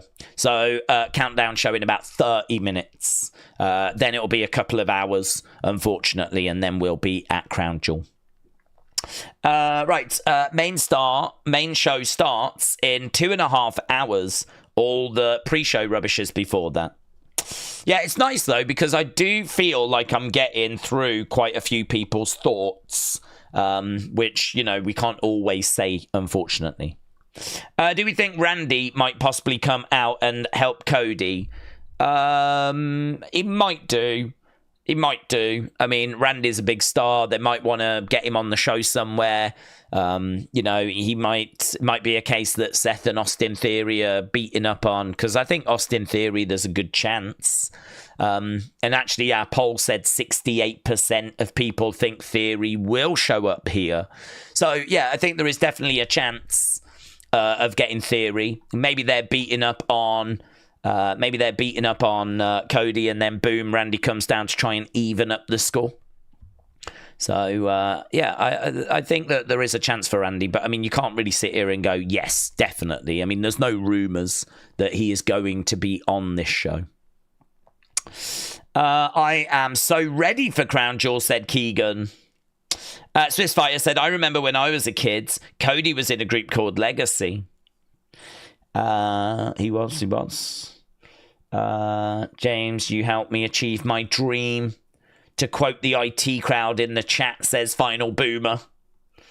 Does Brock get involved tonight? No, I'm not expecting Brock. I don't think he will have travelled. to Australia. What about Women's War Games? Women's War Games has been announced, or certainly the rumoured lineup. Porky Pig, so do we know though, because it is Observer that reported it. Yeah, but honestly, the Observer do get stuff right as well. I know that Meltzer swings and misses a fair bit. And listen, this might be a miss. I mean, you can never know when it comes to rumours if those rumours are going to be accurate. But the only reason that the world continues to give Dave the attention that they do is because he does come through with some stuff that's accurate from time to time. If he just completely missed every single time, he would soon be forgotten about. But there are times where he comes through and he does have information. I do believe that he has got sources. I do believe that there are people within the company that will talk to him about, what's going on. So listen, it's going to be really interesting to see how accurate this is, isn't it? If this is all completely nonsense, then, that's obviously going to be another knock for Dave. Dylan said, are we going to see kangaroos in a street fight? No, I don't believe we will, although I wish we did. Hom Sabom said, Daze, I don't understand wrestling logic. Okay, why is Asuka a heel and Io a face when Io is the one that betrayed her friends and sided with her rival?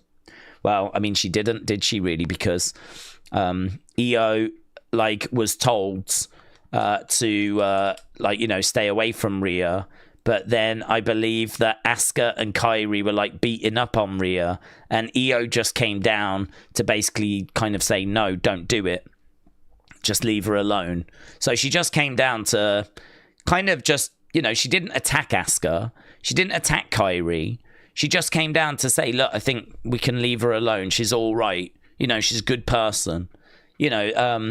It's one of those where Asuka could have just walked away.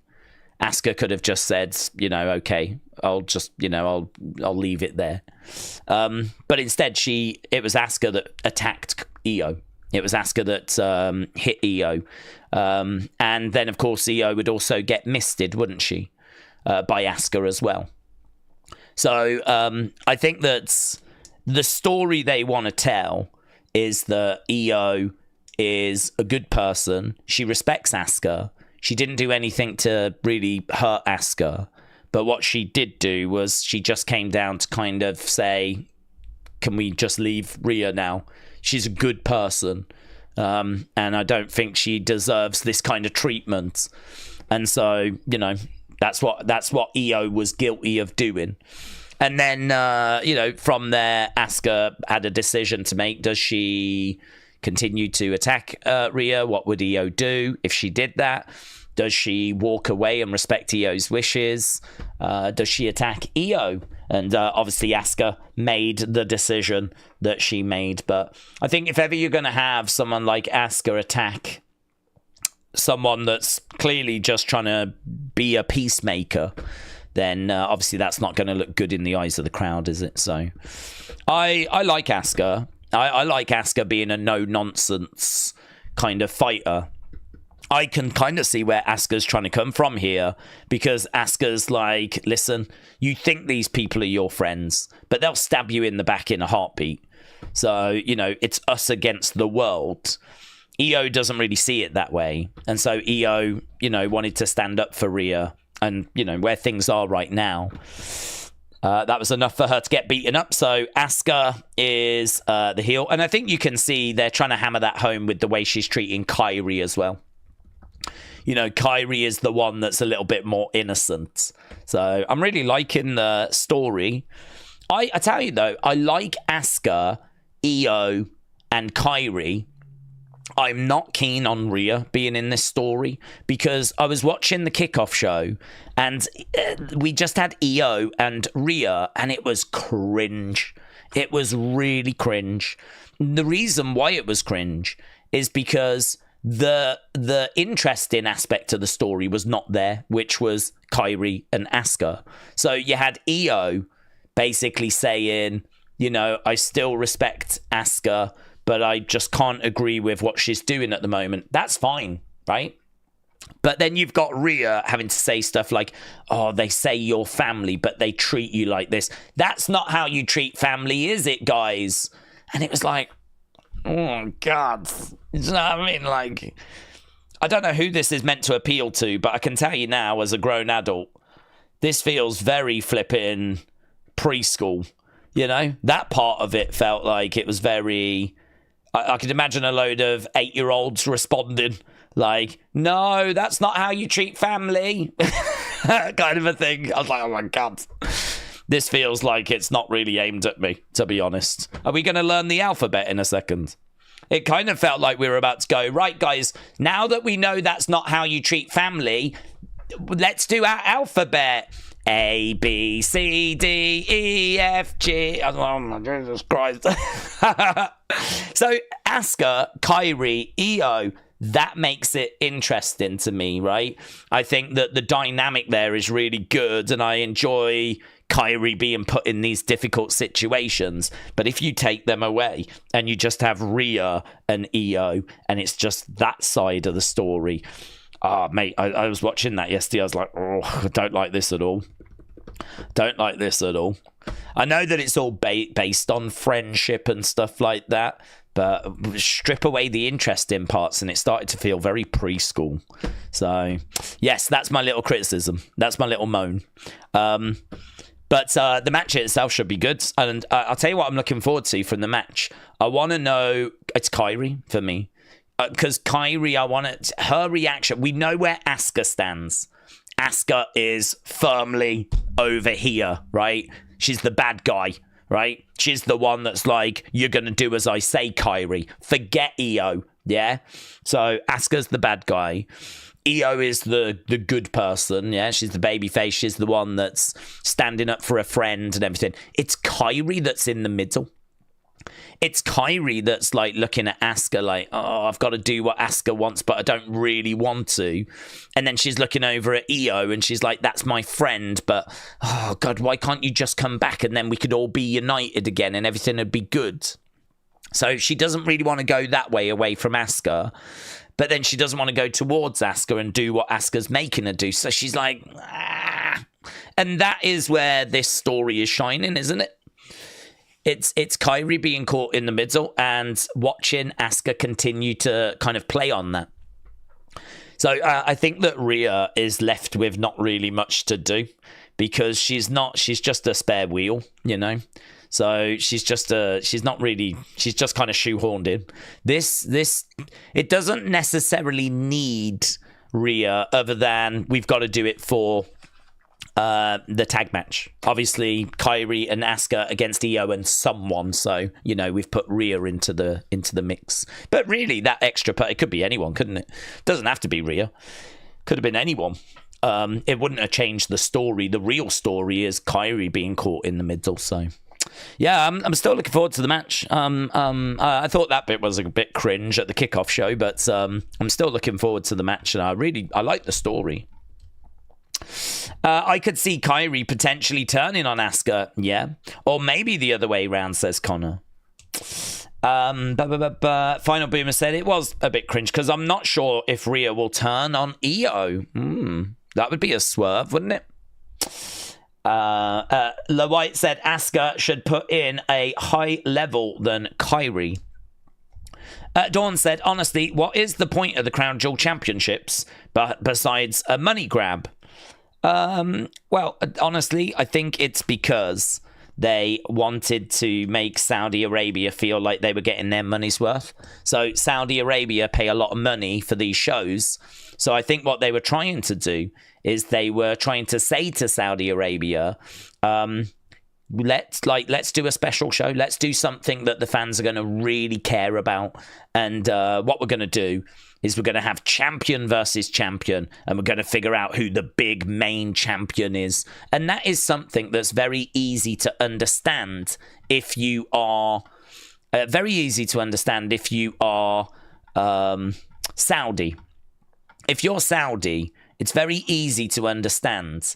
They've got two champs. You don't need to know anything about wrestling, but they've got two champs. And these champs are going to go against each other, and we're going to try and figure out who the big main champion is. You know, we're going to do that work. We're going to try and figure out who the big main champion is. And honestly, I think that that is easy to sell to Saudi, who maybe don't watch the product week in, week out. And it's a very easy thing to understand. We got two world champs. We're going to unify them. The truth of the matter is, though, the fans don't care. The fans don't care. It does not mean anything. It's something that you would really have to invest in. I think you'd have to talk about it throughout the year. We'd have to really be talking about rings. I mean, you know, it's one of those where we talk about 17-time world champion, but we never talk about crown jewel rings. I mean, maybe it gets somewhere in 10 years, 15 years, 20 years, right? Perhaps it does become a talking point if we really stick with it and really bang that drum and we really make it seem like something special. And it, you know, like as people get introduced, they are introduced as a 5-time world champion, 3-time crown jewel winner, and they show off like the rings and all this kind of stuff. Like, and we do that on a regular basis. Like, we talk about these things like we talk about world titles. But I mean, it's always going to be difficult, isn't it? Because we only do this once a year. So, you know, it's going to be hard to kind of bring up in conversation the rest of the year rounds.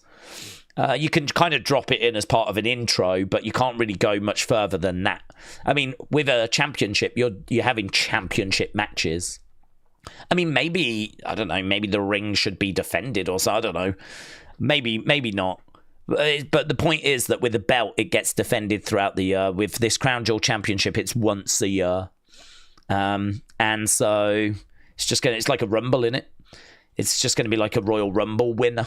That's once a year. It's going to be like King of the Ring winner. That's once a year. So this is a once a year thing. And it's only started last year. And the fans didn't really take to it. And the fans still don't care about it. And it's hard. It's going to be really hard to get fans to care, to be honest. It's going to be really hard. Because I think everyone knows it's just a nonsense. Everyone knows that we're not doing this for the right reason. And it's not even as if the unified champ, like, walks around with that belt, you know? I mean, I don't know. You could restructure things and you could have it whereby you have like 2 champs, one on Raw, one on SmackDown. They're not world champs, but they are the top champs on those brands. And then you have a world champion that is, you know, kind of at the very top of the company. And they basically defend that belt against whoever the top person is in Raw, whoever the top person is in SmackDown. They kind of alternate, but there's no kind of hard and fast rule. You could maybe change things a little bit like that. What that would do with the Crown Jewel Championship and all that, I'm not too sure. But, yeah, if you wanted to just have one champion and that one championship be defended throughout the year, that would be a way forward of achieving it. But really, other than that, it's just about they fight for once a year and then it goes back to Saudi and is locked away and we don't talk about it again. So, I mean, it's just literally a nonsense. But thankfully, that is not what we have built Seth, Cody up for. No one cares. The Crown Jewel Championship doesn't even need to be on the line. This is about, can Seth beat Cody? 3-0. Him looking at the watch he got for WrestleMania 40 when they were close and friends. It's all of that. So I think that side of things is quite interesting, honestly. That's why I'm more into the men's than I am the women's. Right. 100 PLE wins for Cena this afternoon, said Bonkers. Almost time for the pre-show, says Kelly. LeWhite said, after the botch of high school level comedian Jax Stratton Cargill, it's time to put the belts on a higher level performer like Charlotte, Rhea, Bayley, or Liv. Yeah, that was a bad match. That was one of the worst matches of the year. Agreed. Dave said, do you think we will see any home and away or neighbours stars? I don't think so.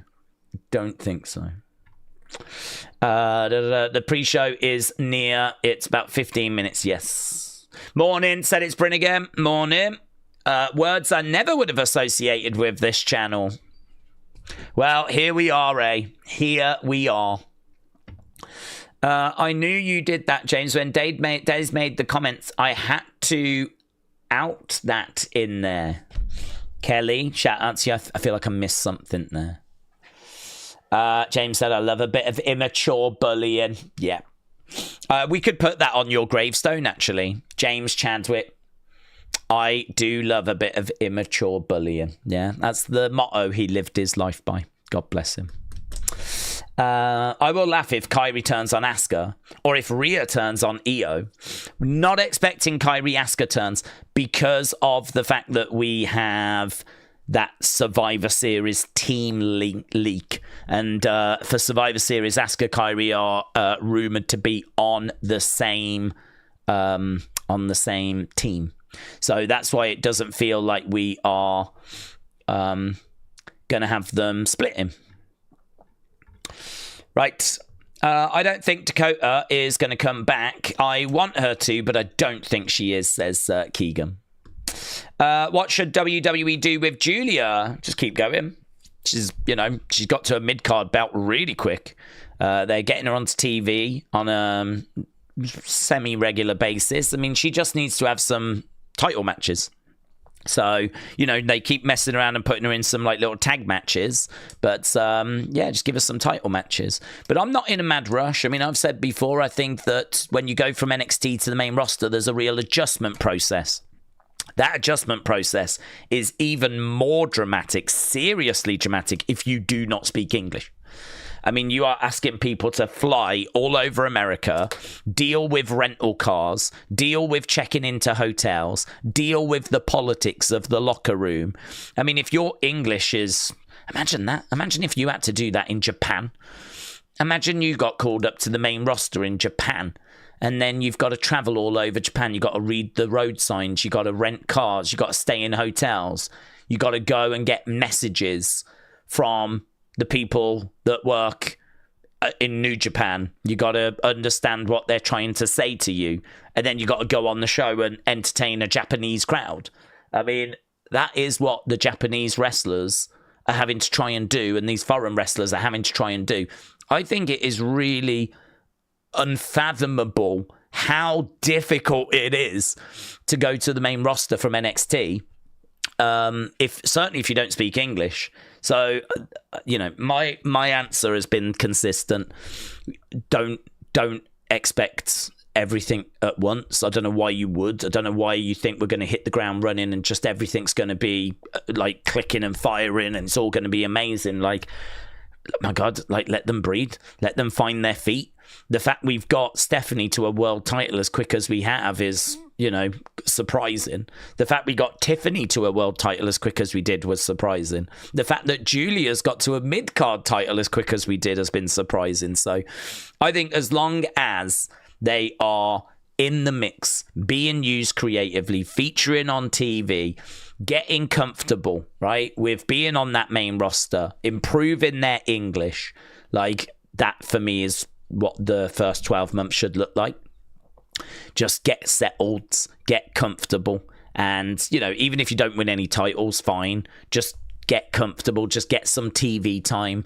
Make sure that you're not just completely ice cold. You don't want to find yourself just sat in catering with no kind of forward momentum. So you got to make sure you're getting onto TV semi-regular, that you're in the mix creatively, which, Julia definitely is. Stephanie definitely is.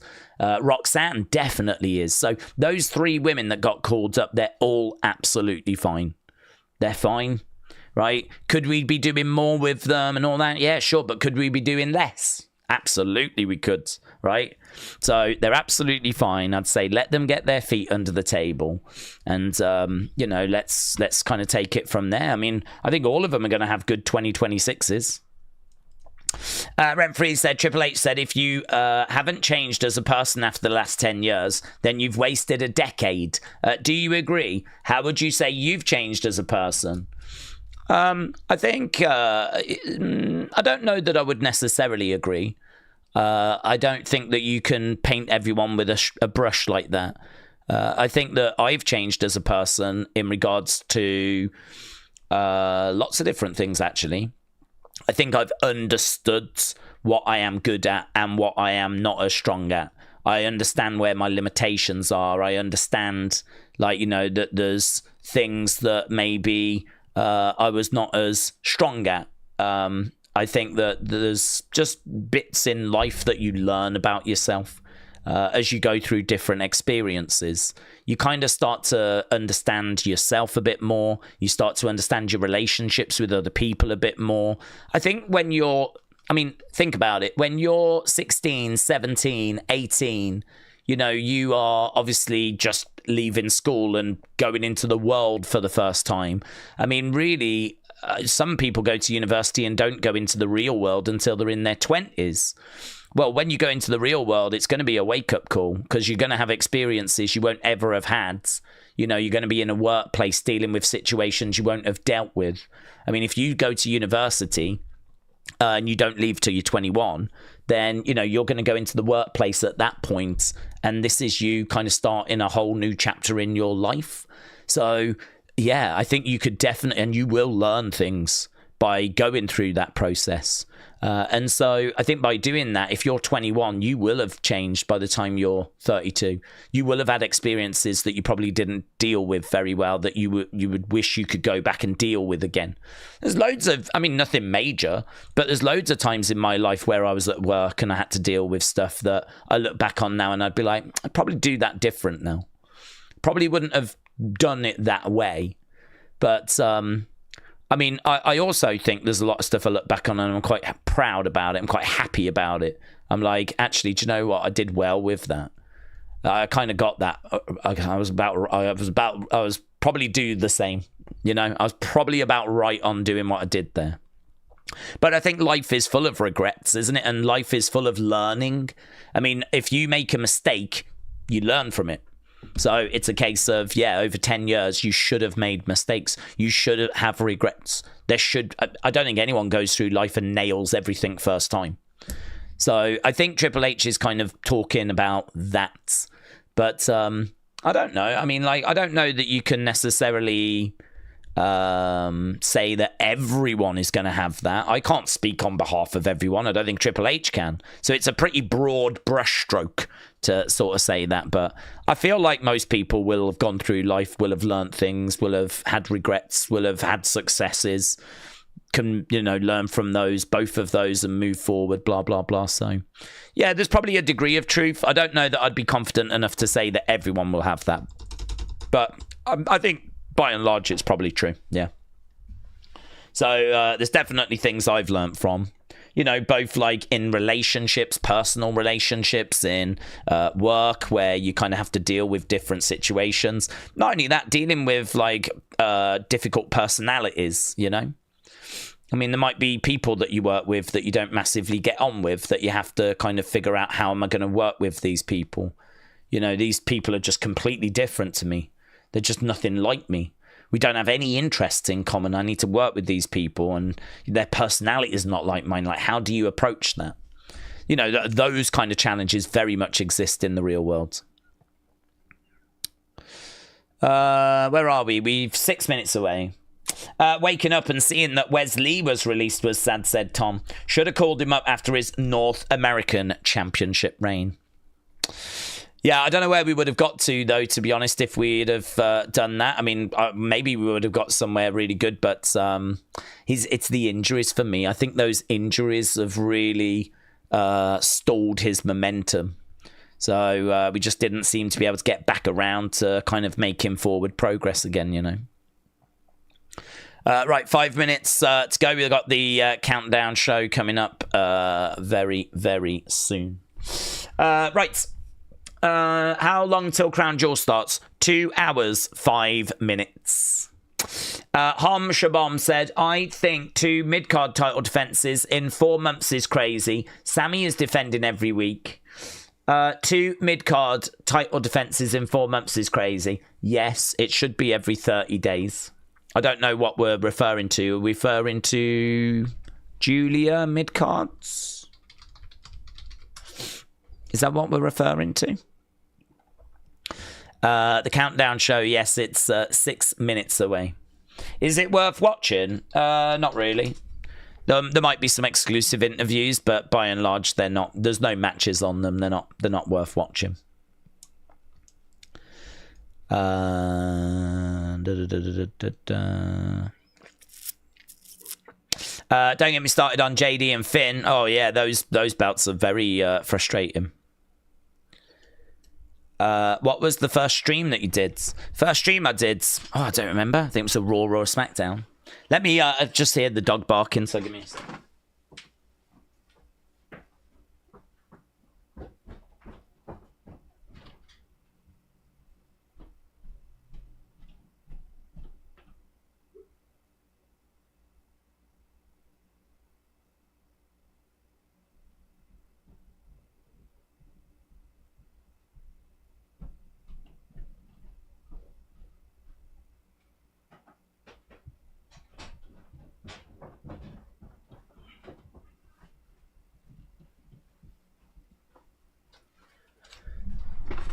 Yeah, there's no one else here at the moment, so the dog was out, so I just heard her barking. So, let's move that up, mate. Okay, she's in. Where are we? 4 minutes. Maybe I missed some, but I didn't Julia win the US title? She's only defended in a rematch with Zelina and against Michin. Yes. So, I mean, don't give her the belt. I mean, that's what I would say. If you're not going to have her defend every 30 days, then don't give her the belt. I think that to put that belt on her so soon, when she doesn't speak English, she's trying to learn to kind of be on the main roster. I mean, it was a lot quicker than what I would have moved. I think I've just got Cage Match up now, so we can have a quick look at it whilst I've got it up on screen. So, I mean, she's here. I mean, she's doing NXT, and then she goes up to the main roster in May. So, you know, she has 1, 2, 3, 4 main events. I mean, it's kind of like her 5th match she wins the United States title, which is like pretty crazy to me that you would put a belt on someone that quickly. And then certainly if you don't have the plans to have her defend that belt like every 30 days. So she wins it in June. So, I mean, we're in October now. We don't need to worry about October. So she needs July, August, September. She needs 3 title defenses. Okay? Because hopefully she'll get one in October. So she wins the title there. She has a title defense in August on SmackDown against Zelina. It was August 1st. She does defend it on house shows, but we don't necessarily need to count that. She does have a title defense in September against Michin. And, you know, she's yet to do one in October. So, I mean, I would say she missed one in July.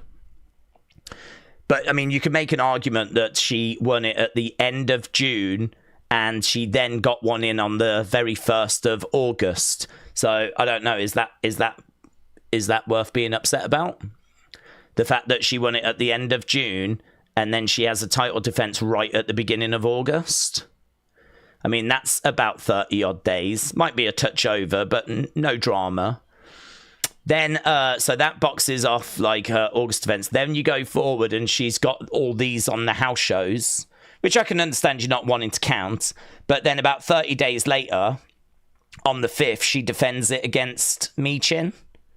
So she does get another one in there that's, you know, roughly 30-odd days. It's just that now, as we're sat here, she hasn't had one yet. So, you know, we're probably due one for October. But I don't know, is that a drama? Is that a big headache? I mean, to me, like, you just maybe don't put the belt on her so quickly if you're not going to back it up with actually having her defend the belt. But if you actually look at it and break it down, it doesn't look that dramatic to me. It doesn't look like a big problem.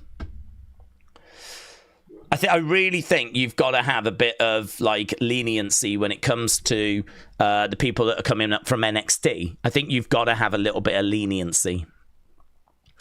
As we said, these people, they've got to try and figure out how the main roster works. I think that's a lot of pressure to put on them.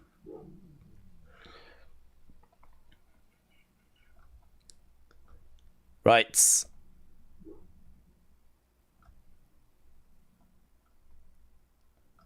Okay, we've got the countdown show just beginning. James said, I'd love to see Julia in an open challenge like Sammy and then do alternative weeks. Could have Kiana saying that no one's better than Julia and then try and have some faces beat her. Keegan said, are you doing UFC? No, not doing UFC. Our focus is very much on this. We're 16 days away from the 4-month mark. I don't blame Julia. I blame matchmakers, says Hom Shabom. Yeah, but the 30-day rule is a rough rule. So, like, as I said, it's not like there is no rule where it's got to be every 30 days bang on the money, you know?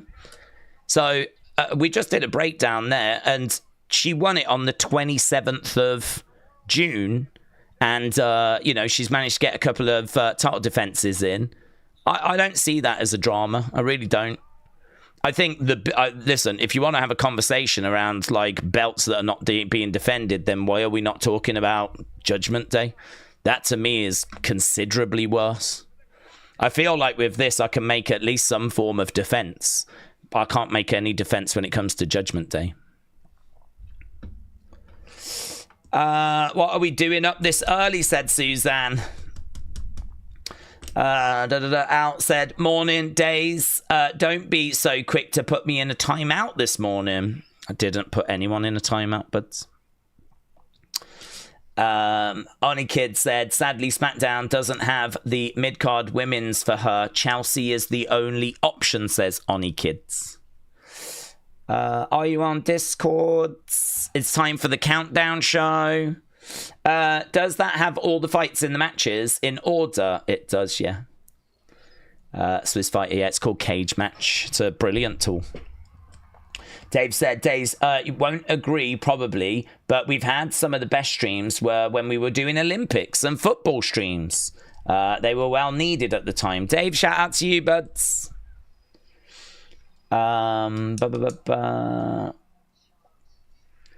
Maybe I missed something we read about that. Did you hear about the Hardys winning the Hog titles? Yes. Yes. Lovely. Sorry I've not been around for a while, said Corey. I've been going through a rough time with some personal issues. Well, I'm sorry to hear that, buds.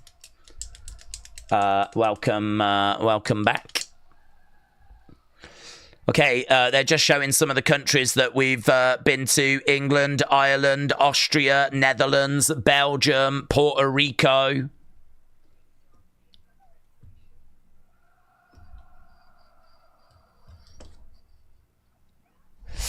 Hang in there, Corey. Sending some good vibes, said Hypnotic Loads. YBA said Charlotte and Alexa defended their titles more time in 4 days on NXT Homecoming than Finn and JD have done.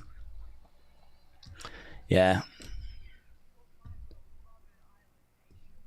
Okay, we've just got Rhea just doing the intro. We're in Australia right now, obviously, for this, and we're just seeing some of the Australian fans chanting and cheering away. People saying morning, people waking up. Obviously, it's 6 o'clock over in America. It's a very, very weird time. So Rhea talking about making sure the world knows what Australia sounds like. They were pretty good yesterday, honestly, all things considered. I think they were pretty good.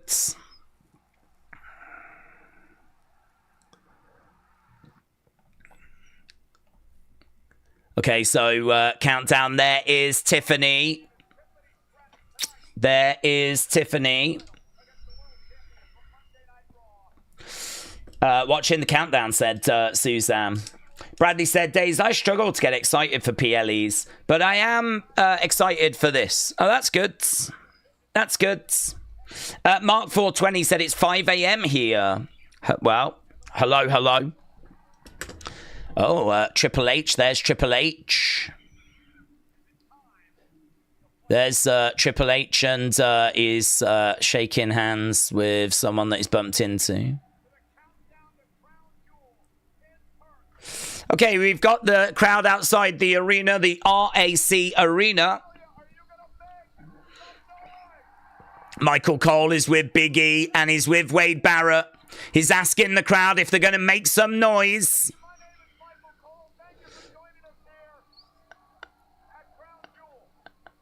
Okay, yeah.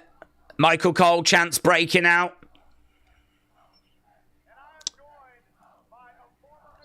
Are they chanting Sexy Cole? Are they really shouting Sexy Cole? Welcome to Perth, Big E. He's excited for the show.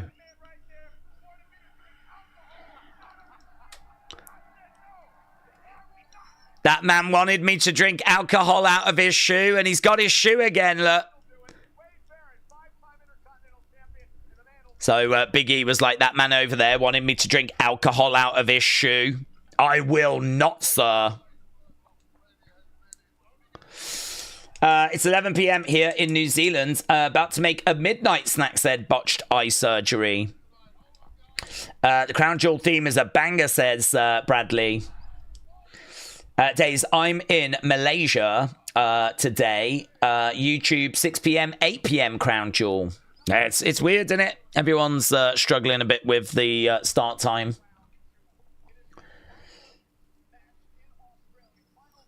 Okay, final match in Australia for John Cena, and they're just going to be breaking that down right now. Cleveland said, please do a shoey on stream. That is definitely not going to happen. That fan in the crowd has got a t-shirt that says Austin 316 on it. Australia is a beautiful country, said Suzanne. My older sis went there once. She had a couple of tank tops that she gave me. Okay, they're running down the card. We're looking at Bronson and Roman. I'm sure there'll be a couple of guests that will make an appearance on this at some point. Roman Bronson opening and Cody Seth main eventing, says Bradley. Aziz said, do we think Theory will return tonight? Well, that is the quiz poll question. 69% of people say yes. 69% of people think that Austin Theory will make an appearance on this show, probably helping Seth. Obviously, the big rumor is that he is going to be part of the Vision, or certainly part of the Vision's Survivor Series team. It's Brennan again said, will we get a Grayson Waller effect tonight? Well, there's not been one announced. He could come out and do the attendance, couldn't he? He could have a moment. I think it'd be a shame if he didn't. I don't know that there'll be a Grayson Waller effect, but it would be a shame if he didn't appear. Adam said, I think WWE have got plans for Elimination Chamber 3 weeks after the Rumble in Saudi. No, Chicago. The Rumble's in Saudi. But Chicago is what has been rumoured. It's Bryn again said, Grayson Waller effect. Maybe Theory returns to attack him, question mark. Daze, when do we see Lash Legend being called up? Well, she's apparently on the Survivor Series team, isn't she? So it would, seemingly make sense it would be a few weeks before that. But I don't even know if she's going to get called up or if she's going to be used as kind of an NXT talent. It's kind of hard to know how they're going to bring her into that team, but a call-up feels like it could be possible. You put me in timeout when I was bragging up Suri the Sun God earlier this week. I didn't. Mayor Pete, shout out to you. It's chilly here too, said Suzanne.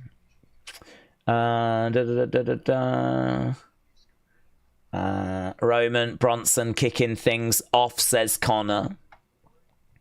Harry said, it's the saddest day of my life. Apparently Wesley has been released. Yes, that news broke actually whilst I was recording Unseen, so it didn't quite make it. There's a couple of other names that have gone as well, like Couch Girl. For anyone that watched Evolve, Couch Girl got released as well. Austin Theory joining the Vision would not make sense. I feel different. I think it would. Curtis said, a year already, it's flown by. Suzanne said, the countdown is going. The countdown is going. The countdown is going. Daryl said, when do we think Obafemi goes to the main roster? It needs to be at least the Royal Rumble, and hopefully the push he gets will be Final Four. Yeah, I mean, apparently they've got work for him in NXT at the moment. So they're not looking to call him up just yet. And there's no word of him being at Survivor Series. So Rumble at the earliest. Roman is going to win the match, said Top X Evolution. John said the more releases, the better. John, why do you feel that way? Maybe YouTube does it, says Al. Well, I mean, it might have been one of the other mods, but I can give you my words. Swear on my family's life that I did not time you out. I did not see any comments about Suri and anything like that. I actually think she's quite interesting because she used to be in NXT and we really botched her. And then since she's gone back to Japan, she now is doing she's the IWGP Women's Champ, isn't she? So, yeah, it's quite interesting that she has... It's a little bit like Man United. We had a load of footballers that were rubbish for us, and then they've gone to other teams, and they're amazing. We had Saray, and she, we just botched her. She just didn't really click. It was our fault. It was WWE's fault, and not her fault. But she's gone to back to Japan, and she's like their IWGP Women's Champ. I think she competed on Ring of Honor the other night. Harry said, Mayor Pete's had a great idea. Where's Lee being released? Surely he can join his crew in TNA. Yeah, he might make an appearance. I don't know if there's a no-compete for 30-odd days or something, though. So I don't know that he'll be at Bound for Glory, but he might do. When do we think Oba goes to the main roster? It needs to be at the Rumble. Yep, I don't see it being before then. But Rumble feels like could be where he makes his appearance. If they haven't got any plans for him at WrestleMania, though, if they don't have any need for him, then it might be that he does appear in the Rumble but not get called up. And he might be a Raw after WrestleMania call-up. You know that Raw after WrestleMania has those kinds of moments. It could be then. Daze, do you still do toy hunts, said Ed? Yes and no. I mean, I still do them in the sense of I want to do them and I enjoy doing them, but I just, because of the amount of streams we do, I just don't get a chance to go out. I mean, like, I feel like I'm either doing a stream or I'm setting up for a stream or I'm setting up for something. Like, we do a big members game on a Thursday for the members. That takes quite a bit of work. That tends to take up my Sundays. We stream Raw on a Monday. We do NXT on a Tuesday. We do Evolve and a members stream on a Wednesday. I also use that to kind of finish off the members game that we do on a Thursday. We do the Wrestling Escape Pod as well. On a Friday, we got SmackDown. On a Saturday, we always do like a PLE or a UFC or a boxing or something like that. I think the only day I really get to, really do like a toy hunt or something would be a Sunday. And even those get taken up, so... It's getting harder and harder and harder. I need to try and find a way of creating time. I really need to find a way of creating time. And I don't know quite how to achieve that. Daze, you went to America for toy hunts and you've still not even edited those. It's time again. Even if I do go and film, I don't have the time to edit them. Yeah. Honestly, it is a big problem and it is something I need to figure out. I don't know if the streams might get a little smaller. Maybe I need to take an hour back because I need to use that time for editing. I need to use that hour for something else. I don't know. I don't want to do that, but I do need to try and find some solutions. But that's for the future. I'll try and figure that out down the road. Botched Eye Surgery said, now that Vince did a couple of sign-ins on the street for fans, should we expect a wrestling convention? I would jump at the opportunity for a photo. I don't think so. I don't think he needs the money, to be honest, that would give him. Daze, maybe you'd have time if Evolve was cancelled. Maybe. If Evolve got cancelled, I might move that Wednesday stream to just before SmackDown or something on a Friday. And then that would give me Wednesday where I wouldn't have anything other than, say, an Unseen to do. I mean, don't forget everything I just mentioned. I do Unseen as well. So, apart from Unseen, I wouldn't have anything else. Maybe that would give me some time to, I don't know. I think MFTs will try to interfere in Solo's match and will be stopped by the Wyatt Six, says Kelly. Solo doesn't have a match on this show, does he? So I'm not sure what Solo match we're talking about. I hope Evolve doesn't get cancelled, to be honest. You should do a Daze Uncut channel full of just full unedited videos.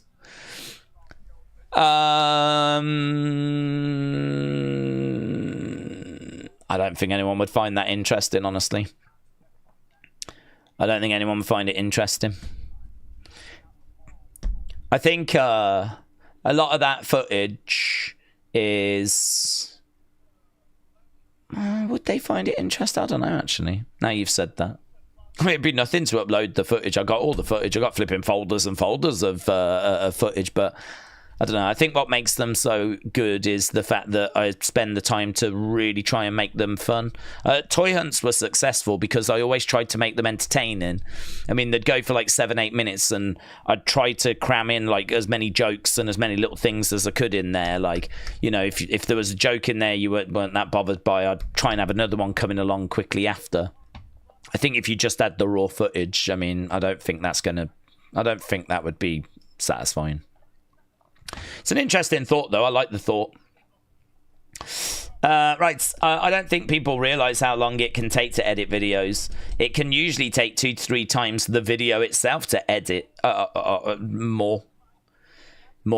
For a toy hunt that's about 8 minutes, hours. Yeah, it can be more. I mean, it depends how much editing you do, to be honest. I mean, with the toy hunt, I had lots of like footage that I would put together, and then I would try and make sure that I had jokes or something happening on a pretty regular basis. So, I mean, that means, and you don't really have a script, because when you film it, you don't know what you're going to find. So with a toy hunt, you would go in and you would film, you would get all of that footage, then you've got to take out the bits you don't want, so you're chopping it all up. That alone takes hours to go through it and go, do I need that? Is that worth keeping? No, get rid of it. Right, where do I come back in? Come back in there. Actually, that bit fits better there, even though it wasn't filmed there. I'll move it there. So getting the footage into just 7 minutes of just good footage, that can take a long time.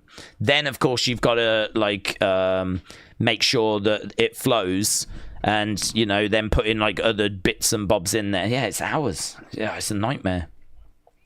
And you know, it's worth it if you know that people are going to watch it and whatever. But I mean, if you're not doing it on a regular basis, then it's hard. I think the thing when it comes to like toy hunts is they're good and they work if you do them like, you know, once every few weeks, because you kind of get known for them. But if you do them like a couple of times a year, no one's waiting for you to drop a toy hunt a couple of times a year.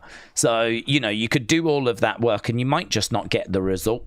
It might be that no one's interested, no one watches, and then you've wasted all that time that you could have spent on, you know, something else. So yeah, those are the kind of the bits of it that are a bit difficult. So yeah, that's why I do need to get another one in, definitely. I always like to do one around this time anyway, because of it being Christmas. Carlin 1985 said, have a good stream. I'm looking forward to Crown Jewel. Yes, same here as well. Obviously it's weird being at this time, but you know, I'm looking forward to it as well. The card looks good. There's a fair few people, obviously, that are outside as well, as we're waiting to get the show on the road. We're still an hour and 40 minutes away. But we do have people kind of around as they're just previewing the card on the countdown, but still nothing that interesting coming from there, to be honest. So, Carlin 1985, really appreciate that, buds. Thank you, my friends. Very much appreciate it. Curtis saying that a year has already flown by. Curtis, a member for 12 months. Curtis, shout out to you, buds. Appreciate it, my friends. Oh, hello. We've got someone here that seems to be channeling their inner Rhea Ripley. I dress like I do, and I have the confidence to wear the makeup like I do. That was nice. So, see, she seems to have dressed up like Rhea. Adam said the Crown Jewel PLE starts at 8 p.m. Perth time. Ryback could show up tonight, said Amazon. Kelly said he's read several of mine and I'm still shocked. Mate, I am just all over it. Do you know what? I mean, it's a little quieter, believe it or not. I sort of feel like, even though this is a PLE, because of the time and the start time, because it's like 20 past 6 and the show hasn't started yet, I feel like it's like really quiet at the moment for a PLE. Normally there's a lot more buzz around, there's more people around. I just think this start time is really kind of, you know, it's making it quite quiet, so it means I can get to more people's thoughts, which I'm not down on. I think it's a shame I don't get to more people's thoughts, but, you know, That is just meaning that we can do a bit of a better job with it now. Joking aside, said William, Daze, if time is what you need, you should just create a wormhole. Mate, you've nailed it. That's exactly what I need to do. Just create a flipping wormhole. Right, we've got them talking about, here is Kairi, here is Asuka. They're talking about the women's tag match. So Asuka is having a few words with Kairi. She's G'ing up Kairi. Kairi's, yes, like, we can do this, yes. And I think they're both believing that that is true. Not the biggest of crowds, to be honest, but then saying that, there's not the biggest of crowds going to be in this arena. I think this arena holds about 15,000, 16,000. There is an exclusive interview with Big Bronson Reed coming up. So that's going to be coming up in a little bit. A look back at John Cena's farewell tour. That is also coming up. A look back at John Cena's farewell tour. Love you, John. Love you, John. Did anyone find out what Thea Hale meant about the PC? I think she just bought a computer. I think that's all it meant. I didn't take it as anything other than that. Miss Clown said, will you have a look at my wormhole? I would love to, buds. I would love to. I would love to again. Kieran said, I'm so excited for Crown Jewel. Happy birthday, Rhea. Peter says, happy birthday, Rhea, and she will win. Daze, will you take a look at my wormhole? I am grateful that it's on at a normal time, said Zane. I am a bit tired when it's on at midnight, but I'm actually awake for once.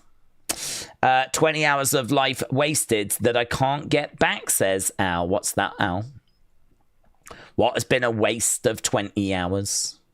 It's Bryn again, said, how do you film inconspicuously? Have you ever asked anyone what you're filming? I've never had anyone ask what I'm filming, but I have had two security guards ask me to leave.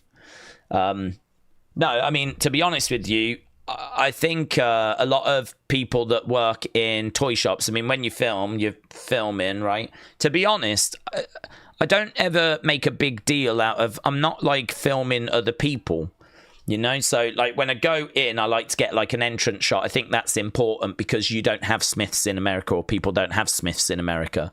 So I don't think it makes sense to just start in the toy section, because I sort of think if I was in America and I didn't have Smiths, I would want to know, what does the outside look like? What does it look like when you first walk in? How big is the shop? How big are the aisles? All that kind of stuff. I mean, those are just subconscious things that you might wonder. If you just start straight into the toy section, then you're kind of cutting all that information out. So I like to be outside. I like to go in. That's probably the worst part, honestly.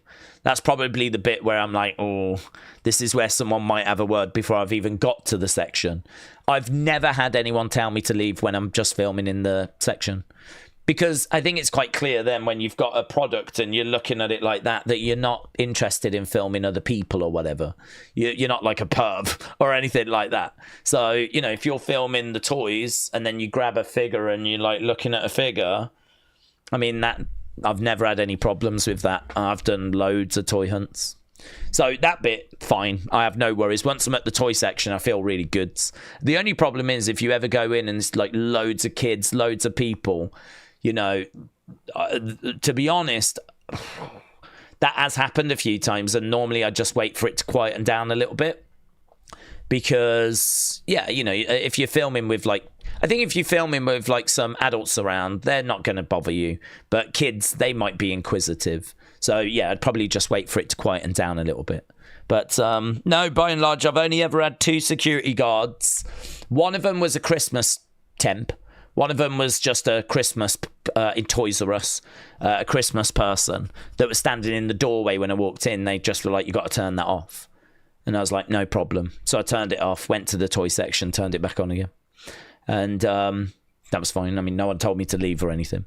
That was just a Christmas member of staff in Toys R Us where I'd filmed loads of times. And then when I went to Smith's, there was a security guard that when I came walking in, went straight over, went, you can't film in here. I was like, okay. And then I went to film again, the toys, because I was like, you know, what's the problem? I've filmed loads in Smiths. I've even had Smiths get in touch with me, asking me if I wanted to go and, you know, do something like a toy hunt and all that sort of stuff. So, I mean, I know that Smiths don't have a problem with me doing that, right? So, but this was a security guard that was like, no, you can't, and a bit jumped up. So as soon as he like, you can't do that, I went back to just filming again, but he came round and was like, I've already told you. And I was like, okay. And once he told me a second time, I was like, right, I'm on his radar now. So, I mean, I ain't getting no footage out of this. So those are the only 2 occasions in all the times I've been in shops where I've had any problems. So Jason said, my favourite is Kurt Angle. Yeah, legend. What's your favourite scary film? Hello. Said, Daze Community, I've been lurking for an hour. I'd be pumped if Austin Theory returned. Do we think it's unlikely? But what about The Rock showing up? No, I don't expect The Rock. We're in Australia, aren't we? So I can't see The Rock travelling to Australia to feature on this show. Don't see it. Plus also, what would he be setting up? I mean, if The Rock was going to be on the show, what would he be setting up? I mean, the next, like, if we had like a big WrestleMania coming up there, we could set some up then, you know, maybe. But I mean, there's no word that The Rock's going to feature in any show this year. Certainly now that we know what Survivor Series looks like. And there's no word of The Rock, though. No, I'd say I'm feeling like I never want to say 100% anymore. I got caught out with Brock Lesnar. I got caught out with CM Punk's return. So I've learnt my lesson. So I'm going to say 99.9% that no Rock tonight. But there's always that chance. Daze, you might appear on Crime Watch UK. This was ages ago. Years and years ago. I think they'd let me off now.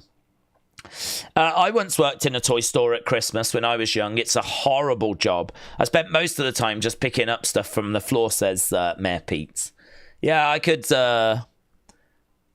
believe that being a difficult job.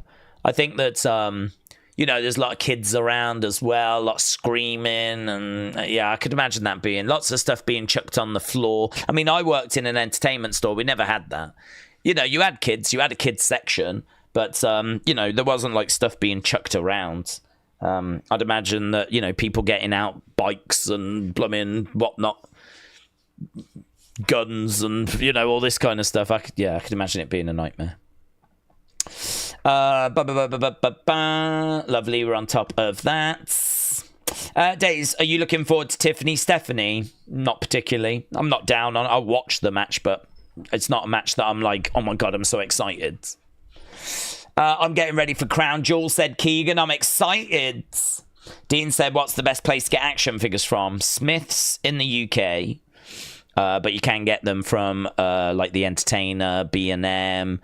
You can get them from Home Bargains. You can get them Hamleys in London. There's a few places in the UK. Obviously, the big hitters were Toys R Us and Smiths. Those were the big 2. But Entertainer's always worth popping into. And you can sometimes find something in an Asda, but, you know, rare, to be honest. I've been in loads of British supermarkets and just found nothing. But to be honest, sometimes you might find a book, an annual, or you might find some pajamas or something like that, something really random that's like WWE branded, some WWE bedding. You might find something like that that's a bit different and quirky. So yeah, if it's figures you're looking for, then obviously Smith's, Toys R Us were the big hitters. Toys R Us going was a big blow, wasn't it? I mean, the truth of the matter is I think a lot of people get stuff online now, don't they? And as you know, I'm a big fan of Wrestling Shop. I mean, I'm not sponsored by them. I haven't spoke to them in ages. But genuinely, that is a company that I have always kind of used for figures and have been fortunate enough to work with in the past, and they are really great people. So there you go. If ever I say that, I'm not saying it because I'm being paid. I do think they're really good people. So yeah, I still buy stuff from those guys. I might need to get some stuff from those guys actually, because they're the only people you can get those superstars figures from in the UK. Jason said, are you streaming the event? Well, we're streaming during the event. We can't stream the actual event because obviously ESPN have paid a hell of a lot of money for that. You won't find the actual event on YouTube. Days, oh, you're looking forward to that? Yes. Rock is currently doing a film in a new movie, said Jacob. Jake said kids have guns. Oh, I only like those foam things in toy shops.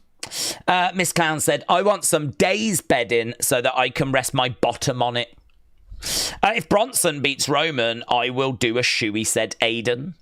Connor said, do you know if Bronson somehow wins against Roman, do you somehow see Bronson stealing Roman's shoes again? No, I don't think he should. I think that's been done. I don't think we need to go back to that. William said, I went to a toy store when I was a kid. It was weird because all the toys vibrated like crazy. Oh, really? I went every day after school. I got a bunch of figures. They were always so surprised. Don't know. You say they all vibrated. There were wrestling figures that vibrated, you know. Perhaps you ended up getting those, William. That's the only guess I can make, is that you got some of those vibrating figures. What's your favourite scary film, said Daze? What is your video's deadline? Because I want to show off my wrestling collection. I want to see your wrestling collection. Yeah, we're doing that on Friday. So probably, ideally, get it in by Thursday night, I would say. If you got it in on Friday, I might still be able to include it, but yeah, I'd like to get it all in by.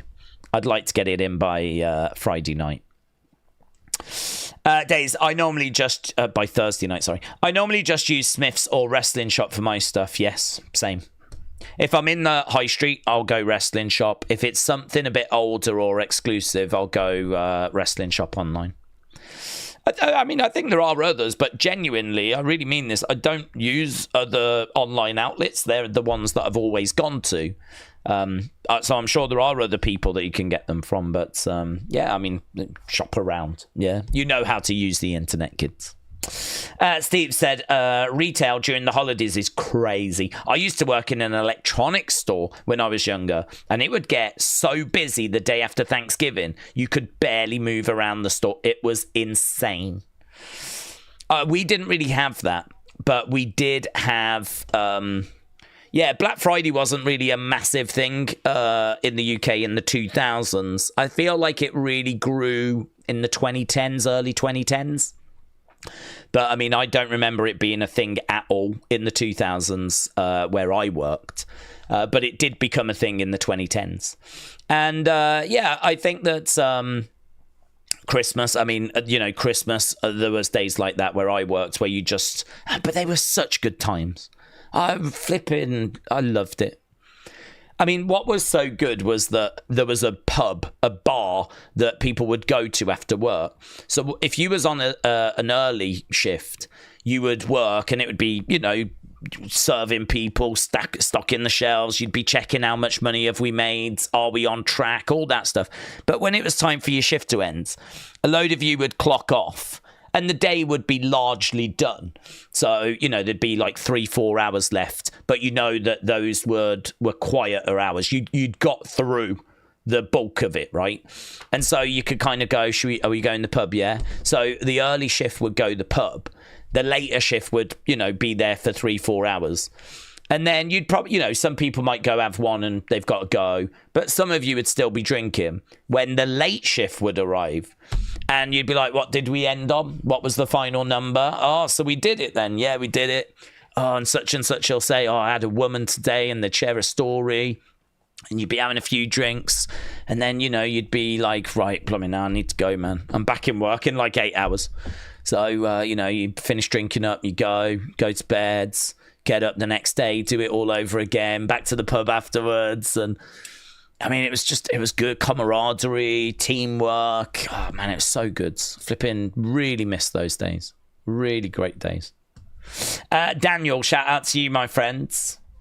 Appreciate it. Appreciate the support.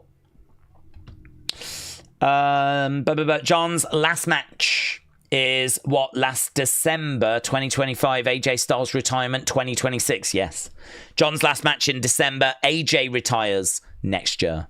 Kian said, I use Amazon for most of the stuff I get, like Marvel, Jenny Ortega and everything. I use Argos or Home Bargains, but they barely have any bargains. Oh, well, that's fake news, isn't it? How dare they call themselves Home Bargains if they don't even really have that many bargains? It's a sham. At my old Walmart I worked at, there was a lady who got crushed under a TV. Really? Like, did she survive? Brandy. Oh, that's moody. I think I would love working in a Walmart, to be honest. I think I could do that. I think that might be my calling in life. Like, to work in a Walmart and, like, you know, stock the shelves and, you know, I don't know, like... I don't really know, like, if you run a section or something, but, I mean, I could run the toy section. That would be pretty sick. Just getting the stuff out and, you know, chasing up where the deliveries are. And then, I don't know, maybe people... The problem with America... Here's the problem with America, yeah? Is that your country is so big that you have to kind of drive everywhere. I mean, the great thing about Birmingham is that you used to work in the shopping centre and then literally, like, down the road is the bar. But, I mean, in the UK, there's pubs everywhere.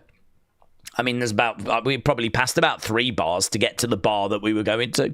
So, do you know what I mean? Like, you can easily... But, like, if you work in a Walmart, if you got to get in your car to drive to the bar, and then if you do that, how are you going to get home? You're going to have to get a taxi or something. You can't do that every night. So, yeah, I don't know. Perhaps what I was just talking about maybe, you know, might not be the same. Don't know. That's what I would want. I'd want that. Go into the pub after, bar after, bit of camaraderie. It was great. Great days. Thank you to everyone in the community for being so positive. Thank you, my friend, including Daze, said Keegan. Well, thank you, Keegan. Here is Stephanie arriving. What's your favourite action figure of all time, said Dean.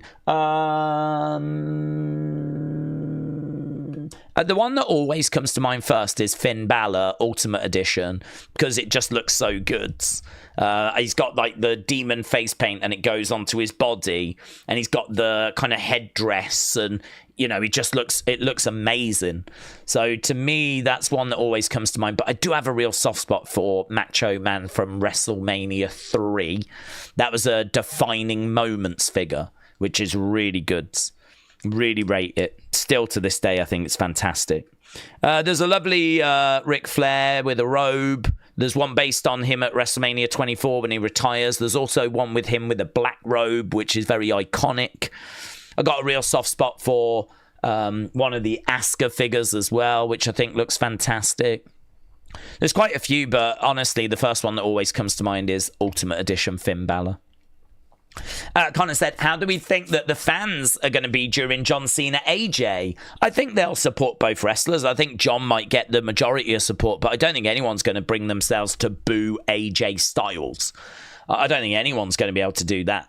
So I think that by and large it'll be very pro Cena, but I think there'll be lots of love and support as well for AJ. There is about 2 barbers, 4 takeaways, and 2 corner shops, says Tom. Touchy subject, here we go. I was going through my DVD collection and I came across one that was signed by Stacy Keibler and Chris Benoit. I'm wondering, do I throw it out? I don't think that's touchy. I think that's okay. I think you should do whatever you want to do with it, to be honest. I think you should do whatever you want to do with it. I mean, I think I would probably just keep it and file it away. Because as much as Chris Benoit is a horrific person and I'm just can't enjoy watching his matches anymore, I can't separate what he did with the person that I'm seeing and watch him wrestle. I don't find enjoyment in his match. I don't find myself like edge of my seat. I mean, maybe some of you can, and if you can, I'm not going to judge you for that. I just can't. I can't watch it and get emotionally invested anymore. There's that barrier now. But I think he's also part of wrestling history, and yeah, I don't know. I mean, like Stacy Keibler's on there. You might have I don't know if you met him or if you just bought the item. I mean, if you met him, then obviously you've got the memories of that day. You didn't know what was going to happen after, did you? I mean, many people met Chris Benoit, so I think it's a difficult one. I can understand your situation. I think it's probably one that I would constantly just keep parking on, is my honest answer. I think it's one I would also struggle with, but I don't think I could necessarily bring myself to throw it away. So I think I would probably just file it away somewhere and just be like, I'll come back to that. I don't know how I feel about that.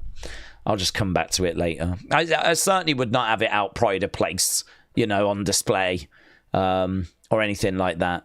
I think it's one that, I would struggle to know what to do with that. So I don't think that's touchy. I can totally understand your predicament with that. Totally understand it. I met him in Brisbane when they were touring, says Daryl. Yeah. A lot of people will have, met him. He was a great wrestler. A lot of people, really love his work and loved him as a wrestler. And, I bet there's a lot of people in that boat that have got a similar situation. Michael Cole had a bit of an emotional statement to make about John Cena. He said, over the years, I have had the distinct honor to provide the soundtrack to a man who I genuinely believe is the greatest of all time. Back when he appeared on SmackDown for the very first time in his career, I knew that John Cena was going to be a star. But what I didn't know is that he would go on to be a record-setting 17-time world champion, that he would become a movie star.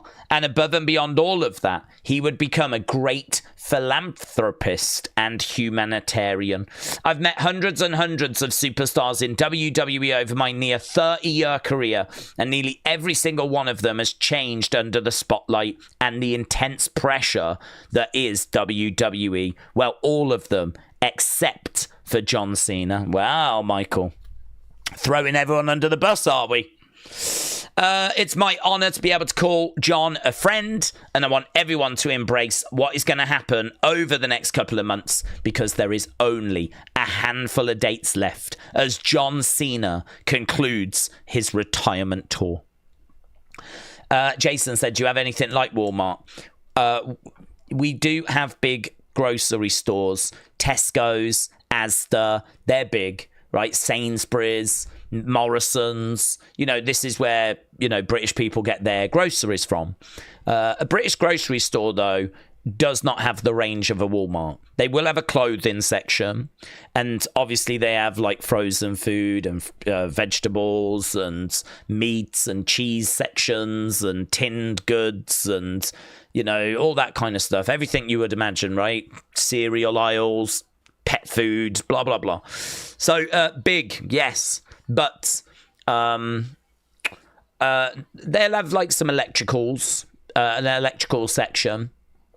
But I feel like Walmart has got a bigger range of electricals. We do not sell guns like Walmart. You will find some sports stuff, but again, I think Walmart has got a bigger sports section. I don't think you can get bikes. I don't remember ever seeing bikes in a Tesco or an Asda. So, yeah, it's focused more on food. It's focused more on groceries, but there is normally a good sizable clothing section. Entertainment section used to be okay, actually, but obviously with the death of DVD and CD, that has drastically been reduced. So that was always my favourite part, personally. So those sections, sadly, have got smaller now. But, yeah, I mean, what I would say is, I think our grocery stores are bigger than your food parts in Walmart. The bit in Walmart that sells food, I think our grocery stores are bigger than that for food, but we do not carry like the amount of electricals and the amount of like tires, I mean, there's like a whole tire motor oil part of Walmart. There's a big electrical section, I'd say as is smaller. You've got a massive toy section, as is way smaller. Your toy section is huge, as is much, much smaller. It's just like a couple of rows, really. I mean, toys, you know, they've got a few bits in there, but nothing like you guys. So I feel like our grocery part is bigger than Walmart, but then I would say everything else is smaller. But I love Walmart. I'm not knocking Walmart. I think it's great. I'm a big fan. I rate it really highly. I love it. I've been in so many now. I've been in so many. And also, like, a lot of our stores have restaurants, but they are restaurants of that store. So, like, Asda has its own restaurant. Sainsbury's has its own restaurant. Whereas, actually, if you go into Walmart, they'll have a McDonald's. Or they'll have a Burger King or a Wendy's. Like, it's, you know, it's like part of the store is given over to a fast food chain. We don't really have that. A lot of ours tend to have their own kind of connected restaurant. So, yeah, I'd say it's a little bit different. But, I mean, the amount of food you can get in a Asda or a Tesco is impressive, to be honest. Sally said, I think Becky's run in from audience to interfere with Seth's match, but before she can, someone else is going to stop her. Maybe Rhea or AJ, said Sally. Brandy said, I work at a different Walmart now. We used to get like 14 to 15 pallets of toys every night during the holidays. It's horrible. Oh. Yeah, that's crazy. Your toy sections are brilliant in Walmarts. I remember getting, I tell you, at flipping Target, though. Every time I go in Target, their wrestling sections are battered. I have absolutely no idea why they're all constantly out. Their in-stock position is rubbish. I've been in so many Targets where you just walk in knowing the shelves are going to basically be empty. And you go in and they are. I don't know if I was just unlucky going at a bad time of year, but like Target was pretty rubbish, honestly. I work at Home Depot, said Hypnotic Loads. Is that good? Is that a good place to work? Connor said B&M have got some Christmas stuff in already. Oh, that's good. That's nice. I don't mind that. I know it's a bit early, but listen, I don't mind feeling festive. Vision said, I remember getting DVDs and video games from Blockbusters in the UK. I miss Blockbusters. The good old days. Definitely with you on that, bud. Keegan said, action figure wise, I've got Cody, I've got Randy, I've got some replica belts. People shopping figures from Walmart complain about figures having defects or missing bits. Walmart figures don't retain their value because of packaging damage.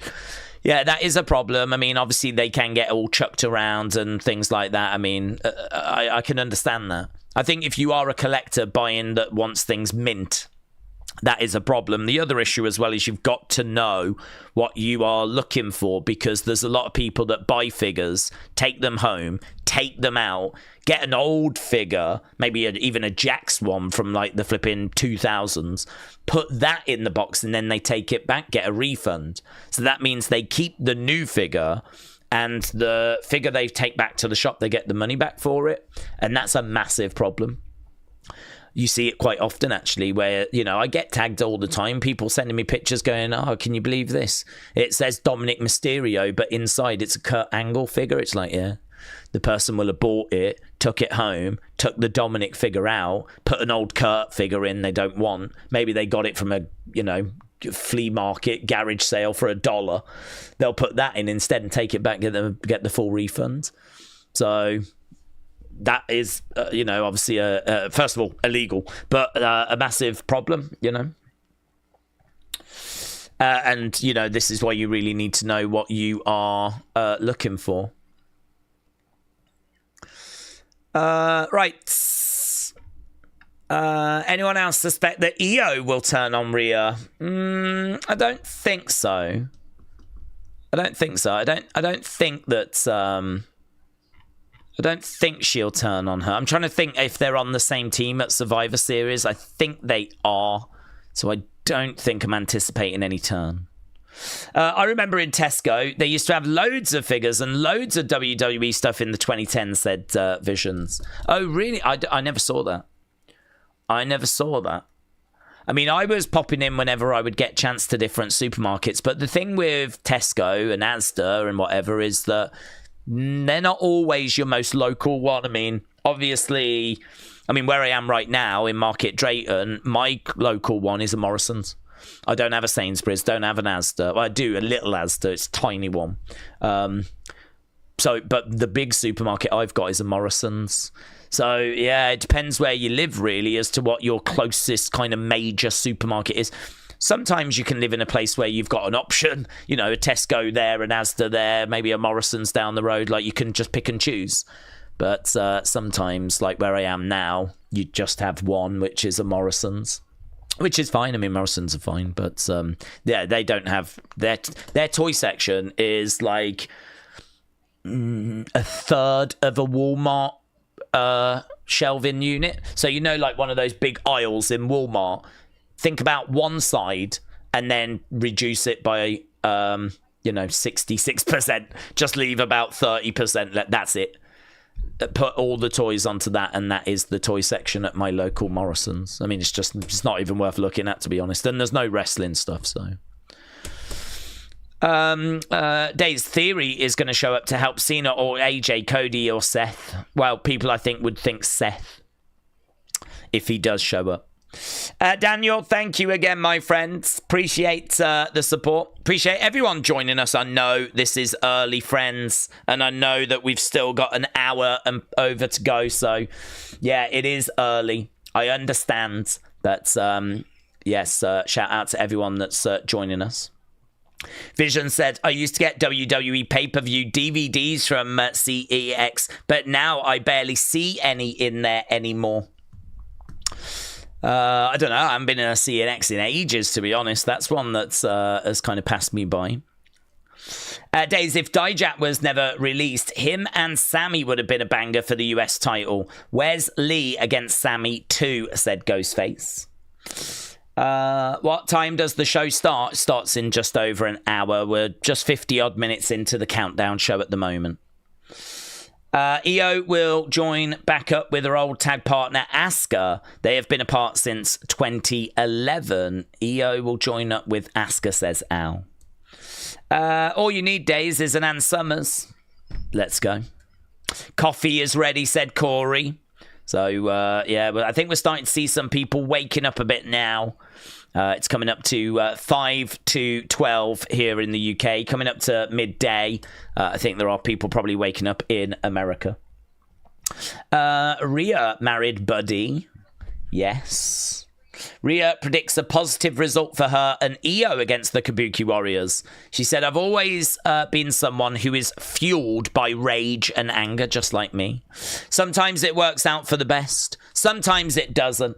This time I feel like it's going to work out for the best for me and Io. Right now we got a Mattel advert for just a little money in the bank, little ring that is available. Days, I respect you in the UK. Your English is awesome. Keegan, thank you. Shout out to you. I'm trying to not drink coffee, said William. I like to stay calm of the weekends. Abdicad said, what time will it start? The show will start in an hour and 5 minutes. An hour and 5 minutes. EO will join back up. We read that. Audi, we have, said William. The closest is 100 miles. We do not have that here. So you've got an Audi. We've got a Lidl, which is very similar. We don't have an Audi. You won't get any toys in those, though. They are smaller. I think actually our Audis and Lidl are probably very similar to yours. I mean, I wouldn't imagine your Audis and Lidls are the size of a Walmart. You know, they are. I think they're probably quite comparable, actually. Audi and Lidl, I'd imagine, is quite comparable. I do remember seeing some actually in Florida, Audis and Audis. I don't think I saw a Lidl.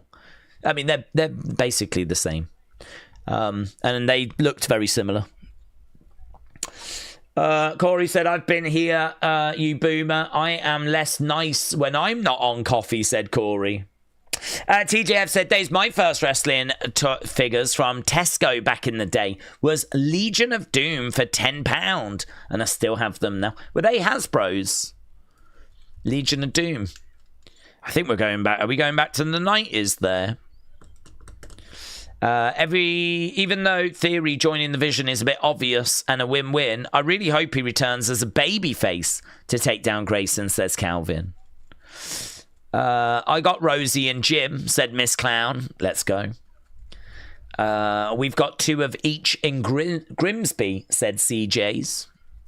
Good morning. It's almost 6 a.m. in Tennessee, said Patsy. Patsy, morning. Hope you're doing well.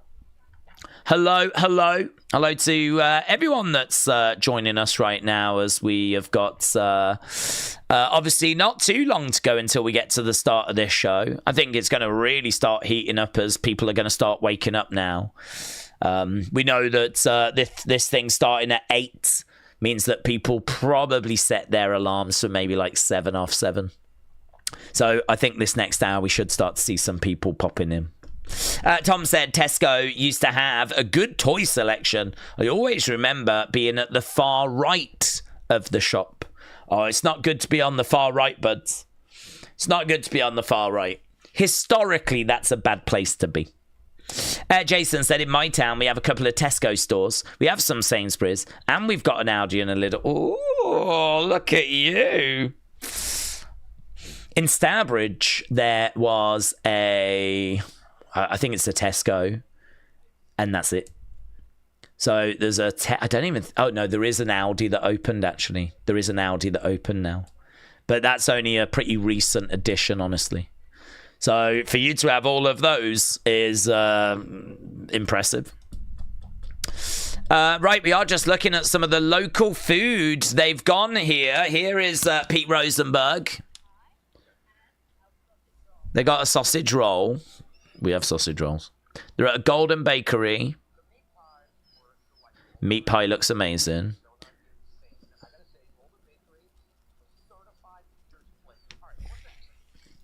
Yeah, the meat pie looks great. Chelsea Green is here. Oh, hello. They're on a little date. Pete Rosenberg and Chelsea Green on a little date. Love this for them.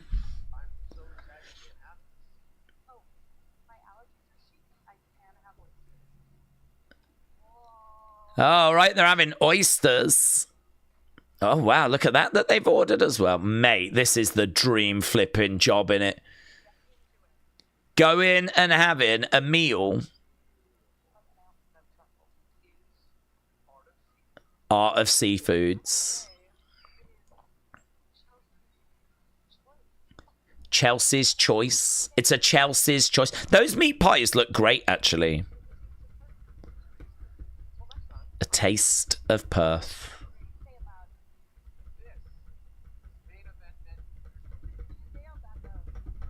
There we go. Main event menu. Love that. Love that. Love that for you.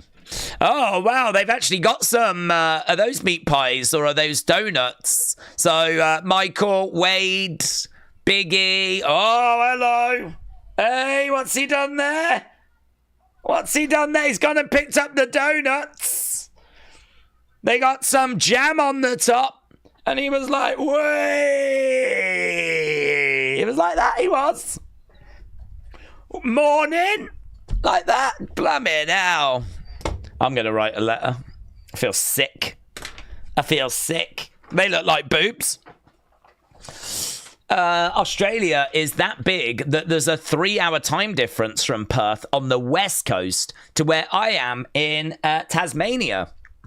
Oh, really? That's interesting. Yeah, it is. I know it's a massive... I didn't know it had 3 different time zones, though. Very cool. Did you know 90% of the population live on the coast? That's a fact. I saw it on the internet on Thursday. Jason said, why does the real champion belt flex, but the replica belt is cheap? They're not made from the same materials, I would imagine. I mean, I think, like, the replica belts are like $400. I mean, I don't think the belts they actually use on TV, the TV belts, I think they are, like, double that price. So, different materials. But, I mean, a replica belt is... It depends what you want, doesn't it? I mean, if you want, like, the real deal... who have I seen making those? Is that Belts by Dan? Belts by Dan. I don't even know if they can do... Let's have a little look. Belts by Dan offer fully custom belts like the ones that are used on TV. Yeah, I mean, look, if you go to Belts by Dan, I don't think they've got the rights to make actual titles that are seen on TV. Although they do have the NWA women's title and they do have Ring of Honor titles. There's old... let me show you what I'm looking at. This is what I'm looking at. Yeah, Belts by Dan. Okay. So that is actually the NWA women's world title. $3,000.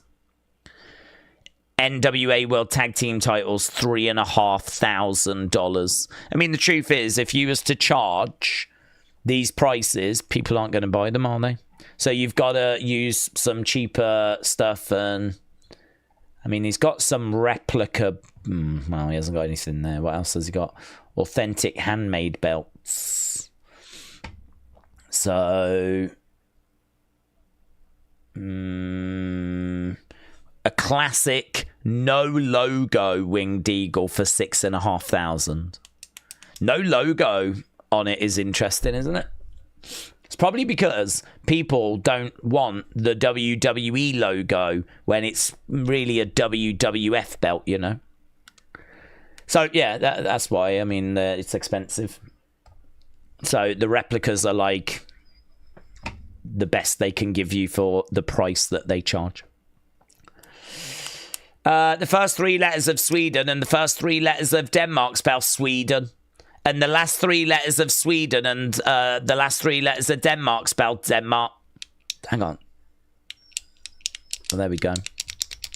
The first three letters of Sweden and the last three letters of Denmark spell Sweden. No, hang on. The first three letters of Sweden and the first three letters of Denmark spell Sweden.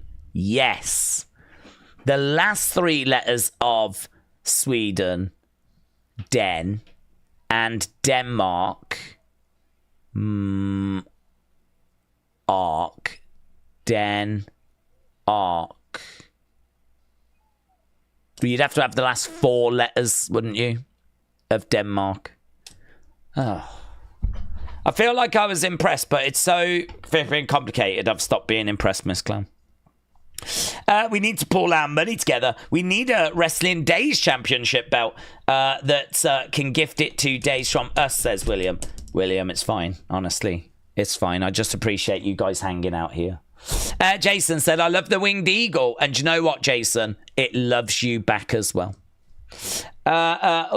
She said, Daze, go think, don't eat like hungry, not good bread in Australia. Not good bread in Australia. Suzanne said, Australia is a beautiful place because my sister went there. Days, it's 2 p.m. where I live. It's good. I don't have to stay up till 5 to watch the shows. That is good. RX. What is that? RXNEACP9. Are you an android? Was you in Star Wars? Chris said the last three letters of USA spell USA. No, I'm impressed with that, Chris. I'm impressed with that. That's my favourite one so far. Mayor Pete said there's a guy on eBay in Pakistan that makes replica belts that look pretty close for a fraction of the price. Yeah, but then you end up with this. That's what you end up with. Yeah. Shoddy workmanship. Don't mind me, guys. This is just me with the very first WWE Championship. It's not that big a deal, yeah. This is me at a show. If ever I go to Raw, people will be like, what's that? I'll be like, oh, I'm sorry. You've never heard of the very first WWE Championship. Yeah? Never heard of that, have you? Huh? All these people walking around with like flipping replica winged eagles, stuff like that. Is me going, Buddy Rogers, mate. Yeah. Do you remember when Bruno Sammartino won this? Yeah. Because we love showing off as wrestling fans. Actually, what would happen is I would go like this and no one would talk to me. And then I'd be like, oh, I'm so disappointed I couldn't tell anyone this was the first champion.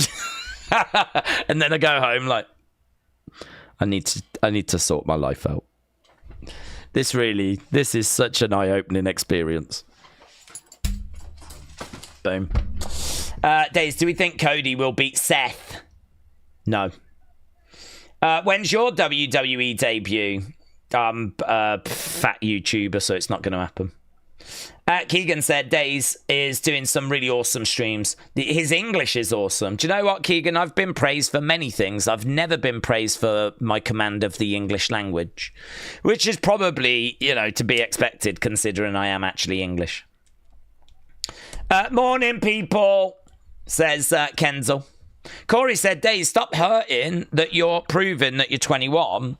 No, I am 21. I've just got a deep appreciation of where we come from, where WWE began. I just have a healthy respect and appreciation for that. Daze, I think Cody will beat Seth because it might be a sign that the Vision will be over. I don't think the Vision are over, buds. I don't think the Vision are over. There is Rhea and Io. Rhea and Io arriving. So let's go. Mate, look at this. That might be the greatest. I'm retweeting it. Greatest wrestling image ever. It used to be, for me, Hogan and Andre.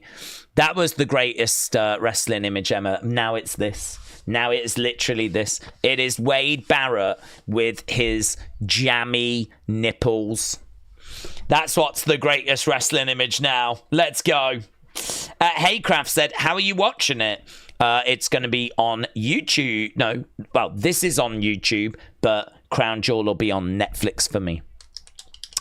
Daze, why would Seth walk out on Paul and the Vision? I don't think Seth will walk out on Paul and the Vision. I don't expect him to walk out on Paul and the Vision. I feel your pain, clown, said TJF. Thank you, said Haycraft. Thank you. Tom said, Daze is 21, squared and a little bit. Daze, bring that to a WWE Hall of Fame induction ceremony if you ever get chance. Still no one would speak to me. Al said, the English language is even harder for Americans. I would rather have Elia return today, says Bonkers. Roger said, no, it's happened at the Crown Jewel kickoff. Oh, right. So he didn't walk out on him, did he? He just walked away. He's nervous. He's nervous because the pressure is getting to him. He knows what a loss is going to mean. So he's worried. So it's all getting a bit too much for Seth. So he didn't like walk away from the Vision and Heyman like permanently. That's what I thought you meant. You meant like at the kickoff show he walked away. Yeah. It's the pressure in it. It's getting to him. He's nervous. You can understand that because on Raw the other day we were told if you lose, the Vision are going to question if your vision is the right vision. I'm going to have to question if it was right for me to leave Roman to join you. And so all of a sudden, this isn't just about can he beat Cody? That's enough. Now it's like Heyman might be gone. Bronson might be gone. Braun might be gone. Like, the pressure is real. Seth has got to win. Second best is not going to be good enough tonight. Daniel again, shout out to you. Daniel, how many? I feel like you've fired in about 3 now, is it? 3. Look at that. And Jason as well. Jason fired in quite a few, actually. 1, 2, 3, 4, 5 from Jason. Jason, I really appreciate the support, my friend. Daniel, shout out to you as well. Hello. I can see the amount of people joining us is sneaking up. It's ticking up. Ever increasing as we're getting closer towards the start of this thing. 50 minutes away. We are 50 minutes away. James said, you said you was 36, then 34, now 32. People, you don't know your own age. Keegan says, I'm 32. I'm a young pup. My birthday is January 18th. That fact. Keegan, thank you. Harbour Binge said it's a swerve. They'll all be standing with Seth at the end with their hands held high. Daze, do we think Roman will win the Australian street fight? I do, Connor, yes. I am leaning to Roman winning. Carnivore said, how old are you? I'm 21, but I have been 21 for a little while. Corey said, thank you. I lost my father in June and I'm struggling with it. Corey, I'm really sorry to hear that, but I've not gone through that yet. Obviously, like, you have to kind of prepare yourself for losing parents. It's probably more likely that they will pass before you do, and I've not gone through that yet. And that is something that I'm really dreading. So it's something that, you know, everyone's got different relationships with their parents. I've got a great relationship with mine. And yeah, you just got to make the most of it whilst they're around, haven't you? So I'm really sorry to hear that. I can understand you struggling with that. I'd say make sure you're speaking to people about it. Don't try and go through that on your own. That's one of the roughest things I think you can ever go through. I'm not looking forward to it. Well, you know, who knows? Maybe I'll go first. I don't know. Jason said, can I watch it on Netflix? Depends where you are, but if you're in America, no. You got to watch it on ESPN. If you are in the UK, then yes. Daze, I don't think Cody will lose because he just got back being champion, says Roger. Yeah, but doesn't Seth need the win more than Cody? And what if Seth has got a plan where someone's going to help him win? What if this is not going to be, like, clean? What if there's going to be outside interference? What if Cody loses because someone helps Seth win? What if that person is Austin Theory? What if? We're just asking what ifs. Daze, my husband lost his mom in September. We watch you. You brighten up the day. Cynthia, shout out to you. Again, I'm really sorry to hear that. Can't even... I've not been through it. I mean, I feel like I have had life experiences. I feel like there's lessons that I've learned in life, and the biggest one I always say is if you are young, like, make sure you know what you want to do with your life. You know, I think if I just get that message through to one person, I'll be thrilled, because I'd say that was probably the big mistake in my life, was leaving school and not knowing what I wanted to be. And then just drifting. And I'm so fortunate that I went into stuff that I love. I was so fortunate to work in retail and, you know, be in such a great store and great friends and have such a great time. I mean, I would not change that. And then really fortunate to, you know, do YouTube and then have you guys and the community and everything. I mean, I would not change that either. So I sort of look at my life and go, I wouldn't really change anything. And considering I didn't know what I wanted to be, like... that's pretty special.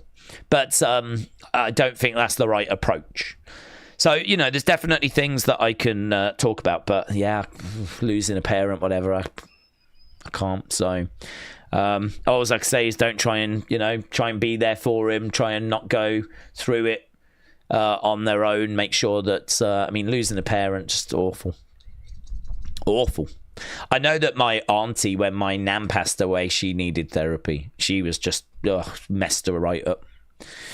It does. I mean, it can. So if you have gone through that, been through that, thoughts, you know, very much with you, as hopefully you've managed to find a way through. Awful. What about the idea of Cena's last match being 2 out of 3 falls so that he can go out losing, but at least he gets one pinfall? I don't think it matters, honestly. I don't think Cena needs anything in that last match. You can do it to build up the drama. You know, you can do it. I'm not down on that as an idea, but I think for me, what I'm looking for is I'm looking for Cena to have a banger of a final match. I'm looking for Cena to be able to go out there. What are we doing here? We got Grayson, and we're zooming in on Big E. So he's talking about the New Day in front of Big E. This actually might be worth checking in. Yeah, okay. So it's kind of strange, isn't it? Grayson talking about the New Day with Big E right there. Who booked you, says Jackie Redmond.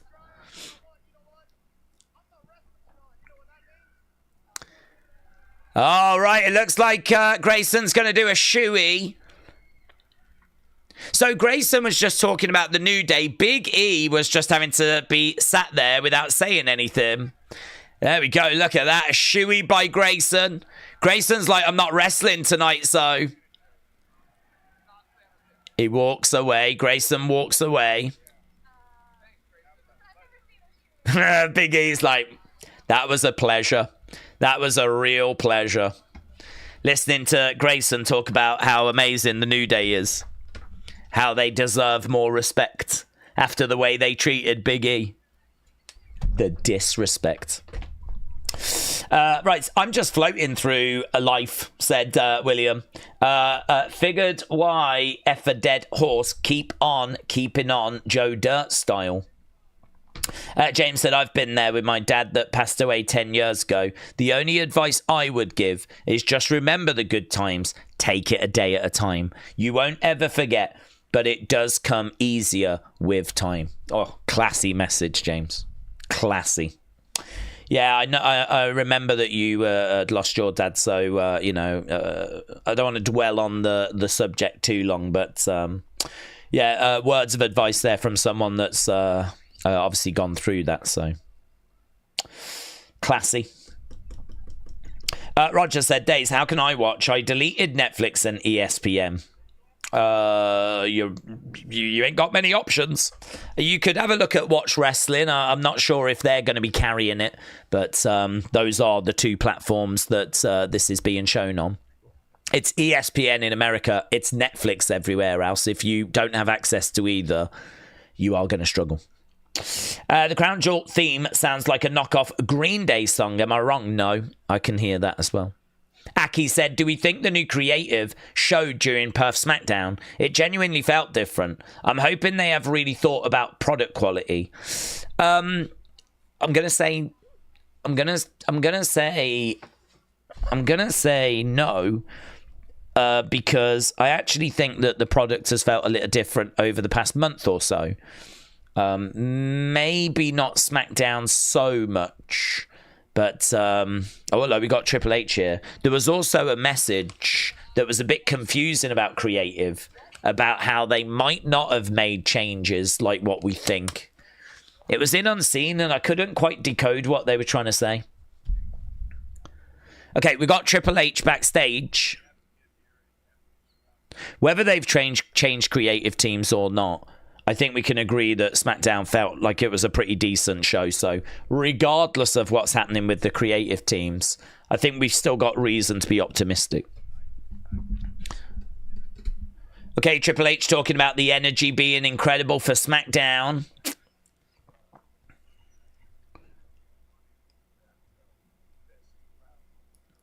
Perth tonight might be in for the Best Crowd of the Year awards.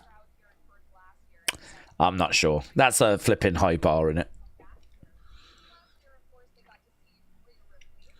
Last year they got to see Rhea Ripley.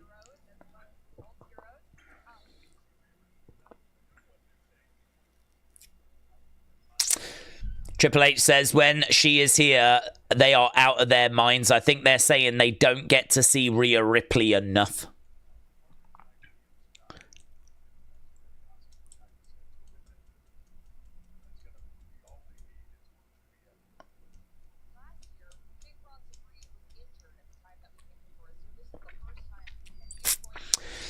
First time, apparently he was injured last time we were in Perth.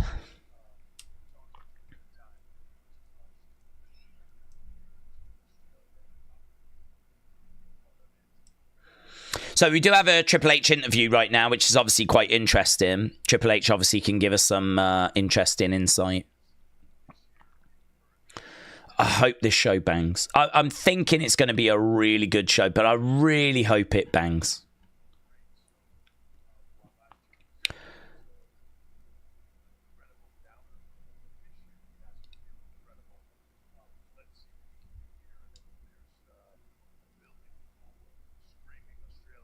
If there's a building full of screaming Australians, even though it's against Roman, Big Bronson Reed really still pumped. Missed out last time. He's going to be on the show tonight.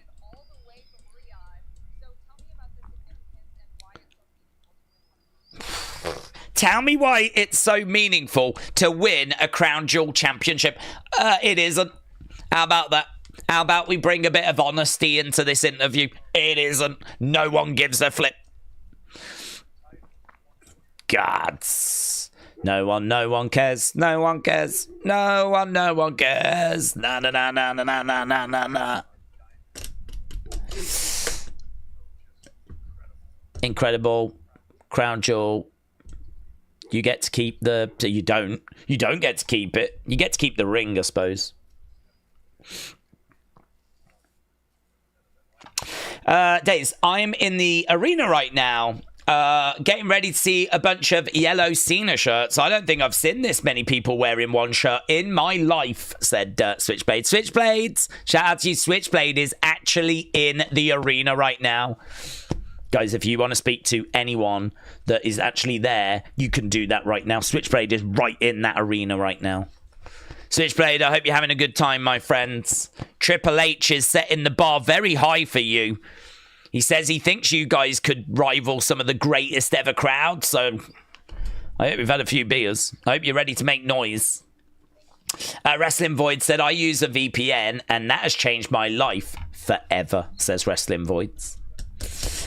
Days, England are currently 117 for 3. Okay.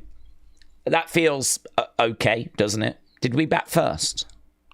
Yeah, we would have bat first, wouldn't we? Oh, yeah. Wow. Yes, I see what you're saying. We're seeing inside the arena for the first time. Jeez Louise. I feel like everyone's wearing a flipping yellow Cena shirt. Wow. That is a lot of Cena shirts. Blimey now. No wonder he's retiring soon. He can probably retire just on the amount of commission he's going to make on those shirts. You're absolutely right. That was an absolute sea of yellow. That is... Yes, I get what you're saying now. I just had a glimpse of what you're seeing. Cena's last match, they should just give everyone a shirt. Maybe they have. Blimey now. That is mental, said Curtis. That is mental. I can remember how happy Triple Tails used to be. Asuka, Io, and her sister, is it Mayo, in those trios tag teams, says Al. But Steve said, Triple H, here's a belt. You win it for 5 minutes that we've spent lots of money on for basically no reason because we lock it away a whole year until everyone forgets it exists. You're welcome. Switchblade said, I've still got a bit of a concussion from an MMA fight. The smell of BO doesn't help. Oh, is there a bit of a smell of BO? Switchblade, shout out to you, my friend. You're taking one for the team. Imagine if they have Cena lose in that arena. It might cause a war, said Curtis. Yeah, it might do. Might do. Wrestling fan said more ads. Taker 1990 said, Days, Seth could lose. Seth kept saying to Heyman, tell me the truth. What if I lose? Then Heyman said, if you lose, I would have to ask myself, why did I choose you over Punk and the OTC? Yes. But is that not a reason to think that he won't lose? Because the stakes are so high if he does. I mean, if he loses and there is no repercussion, then it was just all talk for the nothing, wasn't it? I mean, if he loses, there should be a consequence, which makes me think he's not going to lose. Bring back Black Lotus, said TJF. William said, don't read that, Days. I've seen the sexiest ostrich the other day on my way home a couple of days ago. After the stream, I might go and see if I can buy it from the owners, take it home, and F-U-C-K it, says William. William, thank you. Thank you. I mean, in all fairness, you did say don't read it, so. Brock has been seen in Australia, said Hypnotic Loads. Has he? I will be really surprised if Brock's there. I'm not saying it's impossible, but for him to fly all the way to Australia, and I don't even believe he's... Well, he is on the Survivor Series card in all fairness, but that is still a month and a half away. it's not impossible, but for him to fly all that way and he hasn't even got a match. Daze, what match do you think's going to kick off the show? Don't know, honestly. I don't know. I don't even know what main event's the show. I keep hearing, people keep telling me that Roman's going to main event the show, so is that true? I think Seth Heyman dynamic is just to add more stakes, not just champ with the story being the past feud, said Moldy. Have we got a lineup? I don't think there is a lineup. Sometimes Fightful have got the rundown, but I don't believe there is. Days, I got a jersey at WrestleMania 32, and the stipulation from my wife was that I've got to wear it every WrestleMania, and I have ever since. Oh, that's really cool. I love that story. That's great. Nick, shout out to you. That's really great. That's good. I really like that. Days, can we do a bet? If Cody wins, you have to say Seth sucks, says Roger. Yeah, but it doesn't really bother me to say that. I'm not like a die-hard Seth fan, am I? You know? I mean, I'm quite happy to say it now. I'll say Cody sucks. I'll say Seth sucks. I don't know these people. Camden, shout out to you, my friends. Really appreciate the support. Camden said, Daze, I'm excited for Crown Jewel. If Seth loses, could we see a new leader with Seth being kicked out of the group?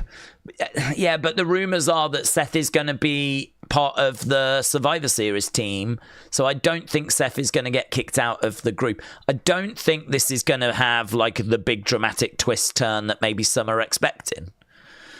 I mean, I think that they have really hyped up that Seth needs to get this win. I think they've done a really good job of not just relying on the Crown Jewel Championship. I think Cody has got a chance of winning, but if Cody wins, I hope there are some repercussions, because you've kind of spent a good few weeks telling me that this match matters.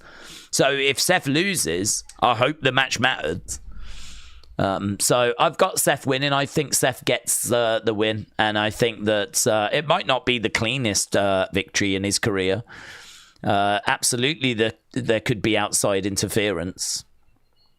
I mean, look, however he gets it done, he's got to get it done. I mean, if you're Cody Rhodes, you've got to know that Bron and Bronson are probably going to get involved.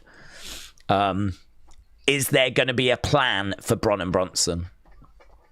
I'd love it if there was, actually. I'd love it if Cody was like, nah, I knew you was going to do that. One step ahead, mate, and then bang, that's where we get Theory. That would be brilliant. Because just when Cody thought that he had outsmarted Seth, you know, delivers a punch that Cody didn't see coming. So I'm leaning with Seth getting the victory. I do think Cody has a chance, but yeah, I'm going to go Seth. Are we really going to have Cody go 4-0 against Seth? Does John join a babyface team at War Games? No, that's not the rumour. The rumour is that he actually has a match with... Well, I don't know if you want me to say. It was in Unseen. If Brock is there in Perth, he could help Seth win, says Taker 1990. He could. He could. Seth never gets a clean win. He's just not good enough, says Al. We all know the chance Seth is going to get during his match, said Daryl. That's true. And I bet it rhymes with Ranker. Sally said Netflix is only for international audiences. In USA, you need ESPN, or you need to get a VPN so that you can watch Netflix. Imagine if they've flown Brock all the way just to interfere, said Curtis. Honestly, that would be crazy. I mean, it is so far. It's not like a short journey at all. It's really flipping far. So if they've done that, that will be crazy. So, yeah, I don't know, man. I mean, I just sort of feel like there's so many other options, so many other things that you can do to fly Brock all that way. I don't know. Well, I do know. I don't expect it. Royal Rumble Europe 2026. Yeah, they've announced it before. It's a tour in January. The Rumble's not there. It's just the road to the Rumble. William said, I really want to see Drew win. He always loses big matches. He needs a win. Netflix, we've read. Here's Big Bronson read. So, Daze, does John Cena join Vaporplay team? We've read that. I think I'm doing... Can we just applaud how much I've read? How many comments I've got through? I have... what a hero. What a flipping hero. I have done such a good job. Triple H points out that Kathy Kelly is wearing high heels for their interview rather than going barefoot like she used to when he was a talent to make him look bigger and more impressive. Kathy said, I know when I was a talent you used to go barefoot to make me look bigger and more impressive. Now I haven't shrunk. She's just wearing high heels. Lol. Lol. Little bit of a lol moment. Guys, we had a lol moment. We got a flipping lol moment. Right. What about Kenya, said Andrea. I don't know. Is Kenya... Where do you watch Raw in Kenya? Do you watch it on Netflix? I mean, Netflix internationally. I'm not sure if that covers every country other than America. So that would be, where do you normally watch your PLEs in Kenya? I'd imagine it's probably the same place. I'd imagine it's probably Netflix, but...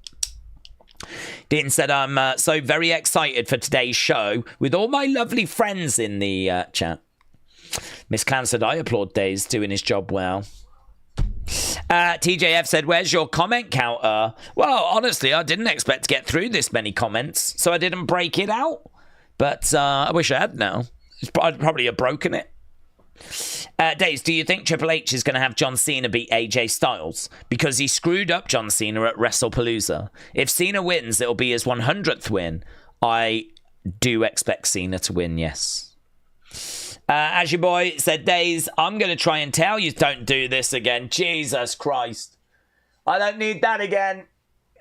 I've got something to tell you. I don't need that again.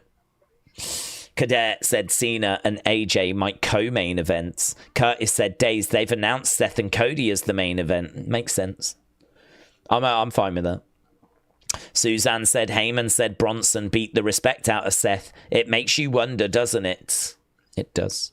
Kyle said, Daze, how excited are you for today's show on a scale of 1 to 10? 7.75. Maybe knocking on the door of an 8.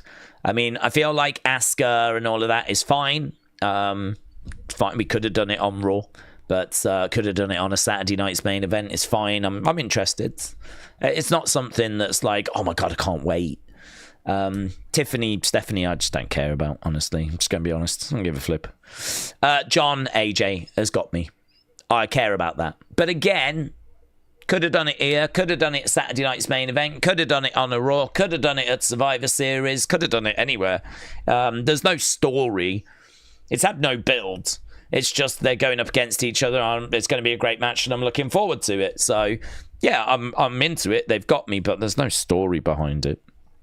Cody Seth is doing a lot of heavy lifting. Cody Seth is the match in it. That's the one. That's the one that everyone's tuning in for. And then, you know, they managed to get Roman on, and he's taking on Bronson Reed, someone that he's faced before, but this time in Australia, in a street fight. I'm okay with that. So actually 7.5, 7.75. We've only got the 5 matches. One of them I'm not bothered about. I think, yeah, the card could be better, but it's still a good card. I think it's still a good card. But, yeah, there's definitely a few things there. I'm like, Tiffany, Stephanie, I'm not bothered by. Cena, AJ has got no story. Asuka tag match is going to be good, but it could have took place anywhere on a Raw or anything. So, but, yeah, no, I'm still positive about it. But I am honest to a fault. I think people would like me to say 10 out of 10, you know, but I can give you reasons why it's not. But it's still going to be good. Still going to be good. Cody, Seth, Stephanie, Tiffany, Roman, Bronson said, Wahoo. Don't mess with Daze's mind. He's finally got mentally stable, says Al. Wild take. John turns heel. Yep, let's go. Heel. I'd love that. I would love that. Turn John heel again. Yes. I'm here for that, Sammy. John turns heel to take the IC title with him when he retires. Book it. Flipping book it. I want to see the internet's reaction to John turning heel again. Book it. Paul has got the audacity to say that Roman was never stretchered out, but Strowman put him on a stretcher, and then he flipped the ambulance. Yeah, but did you see Heyman's response? Heyman was like, I'm so glad to hear that you are alive. That is going to be a relief. But to be honest, not many people are going to care. Something along those lines, like, oh, mate, Moody. Kader said turning him heel with a few months to go. Yeah, having him heel and retiring heel. And I tell you, that is a hot take. I would love to see it genuinely to just watch the internet burn. Because I don't think his heel run was well received. I don't think it was only me that struggled with it. But, mate, to turn him, after turning him back face and now turning him back heel, would be so wild. I wish they would go back to having more than just 5 matches, says Al. Sonny, hello. What time does the pay-per-view start? 5 hours, bud. We've started so early. You've got another 5 hours to go. Connor said, Daze, could Bron Breaker help either Seth or Bronson? He could. William said, apologies, not saying hello yesterday. Johnny said, Heyman apparently sued Sportskeeda when Vince Russo called him fat in a Keeda interview. Oh, really? Really? That's interesting. Never heard that. Cho said, Daze, do you think the people in Australia are going to boo Bronson like they did during the kickoff? Yes. I think this is going to be a very pro Cena, very pro Roman crowd. And even though Bronson's from Australia, there might be some support in that crowd. But yeah, they know. They were straight out acknowledging.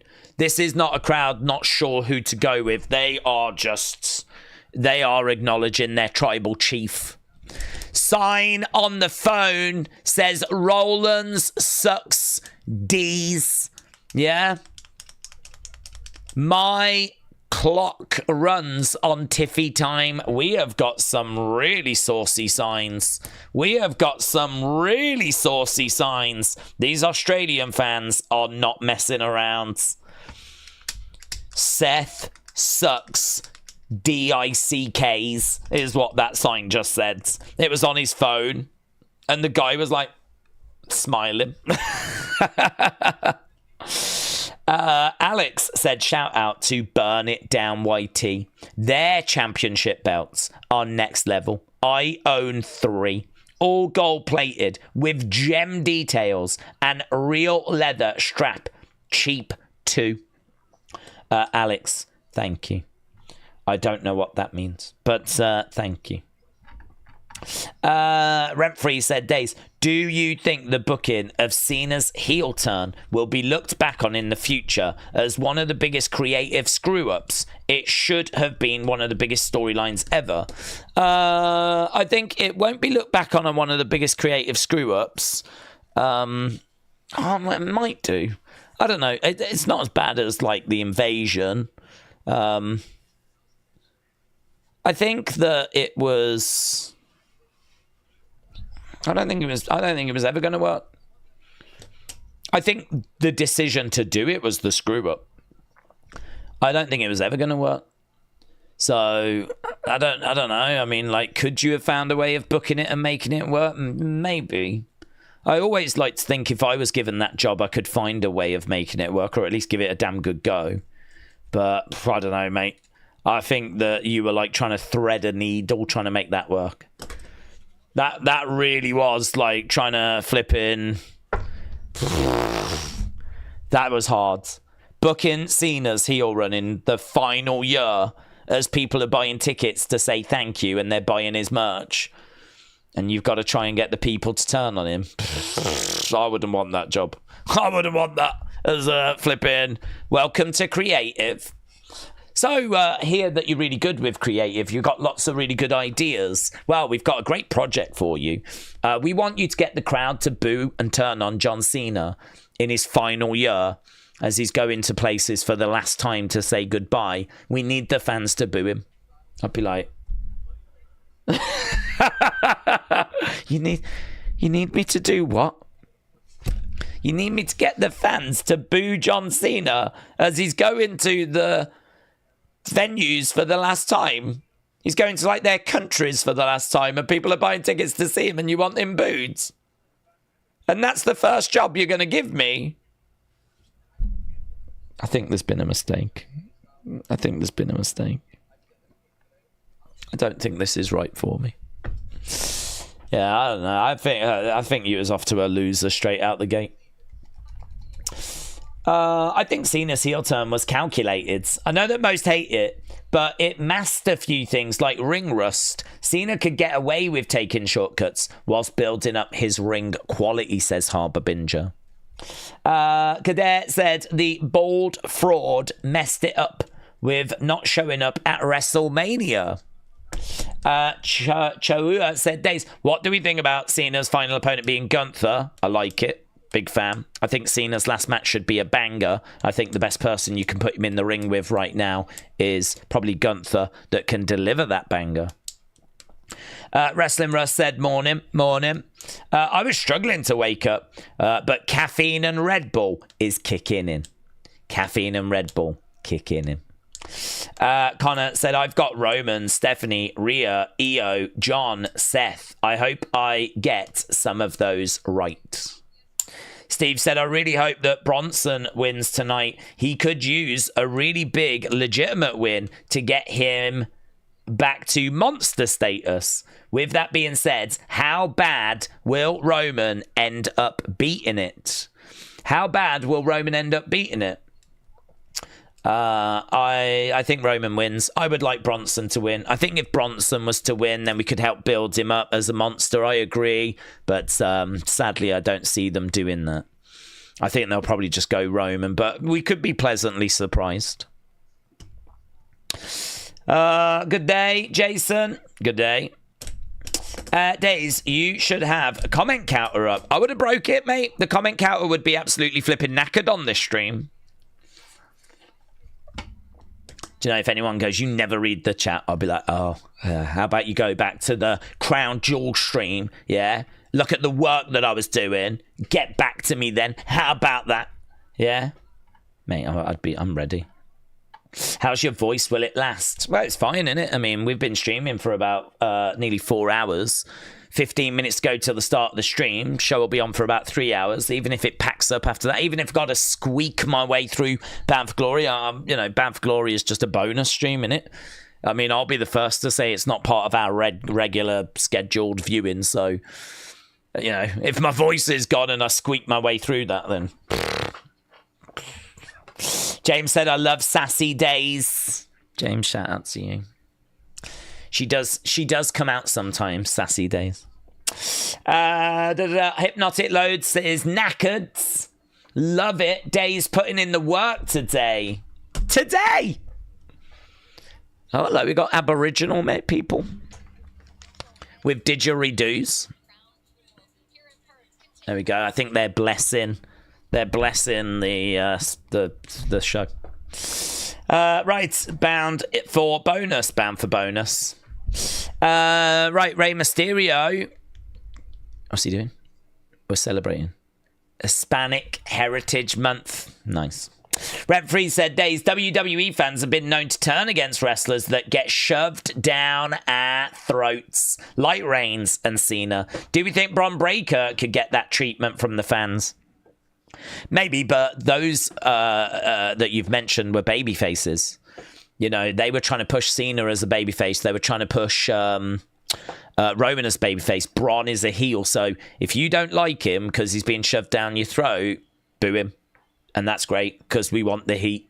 So they won't be bothered about that. It's harder to try and get a babyface over that it feels... It's harder when it, like Sammy, for example. So I think they're trying to build Sammy up for next year. I think they want Sammy to look good going into the Rumble, and I think they've got some big plans for Sammy. And I think that the way they're going about it is they're putting him on TV every week, having him in great matches, and, they are basically shoving Sammy down your throat right now, to be honest.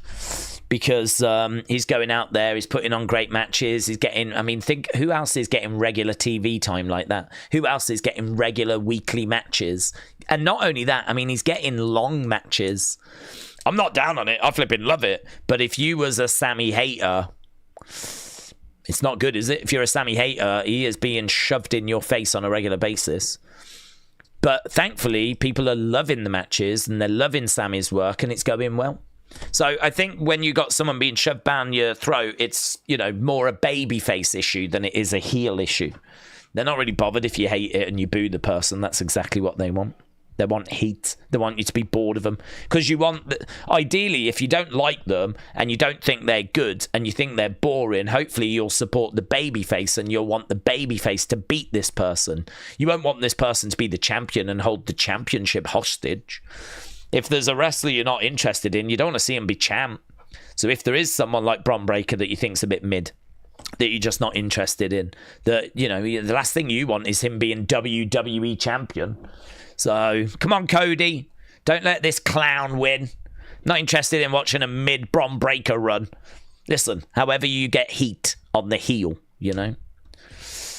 they'll take it. Look at the heat on Logan. I don't think all of that is healthy heat, but they'll take it. Suzanne said, why does Dominic have a t-shirt that says Legend Killer? Randy has done that before. What a moron. Rent-Free said, I want Bron Breakker to get go-away heat. Big Time, hello Big Time, said, Daze, how important is it having a match of his life against Sammy at SummerSlam? He's always lacked in-ring. The Sammy match was his last chance to impress. Who are we talking about? Carrion. Carrion had a match, didn't he? So what's the question? How important was it to have the match of his life against Sammy? I don't know. I saw the interview where they said they felt like the decision had already been made before SummerSlam.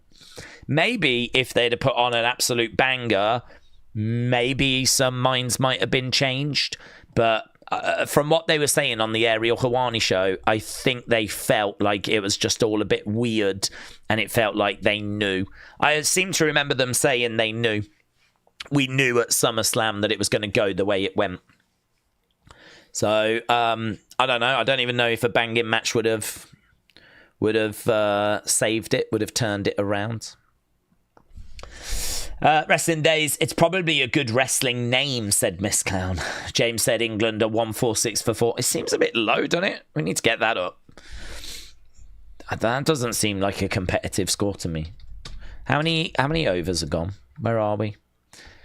30 overs. Dunkley gone. 20 overs to go against Sri Lanka. Shiva Brunt's still in there, so that's okay. She's on 54. Yeah, England are going to need to, chuck another 100 on there. They might be okay, actually. I don't know. Could go either way, that, couldn't it? Sounds like an interesting game, to be honest. It's 31 overs in. Morning, everyone, said Jennifer. Morning. Welcome to the stupid early week of wrestling. Yeah. Morning. Right, we have just got... I don't even know what this is. It's just Seth talking away. Right, is Roman Bronson kicking off the show? I think people said they were. I haven't really been listening, to be honest. 10 minutes to go. Afternoon. Morning, everyone. Morning. Suzanne said, I guess Dominic can't think of anything to say because he's an idiot. Daze, who are the betting favourites? Do you know, I haven't seen the betting favourites. Crown Jewel odds. Crown Jewel odds. I don't think I've seen that news being shared.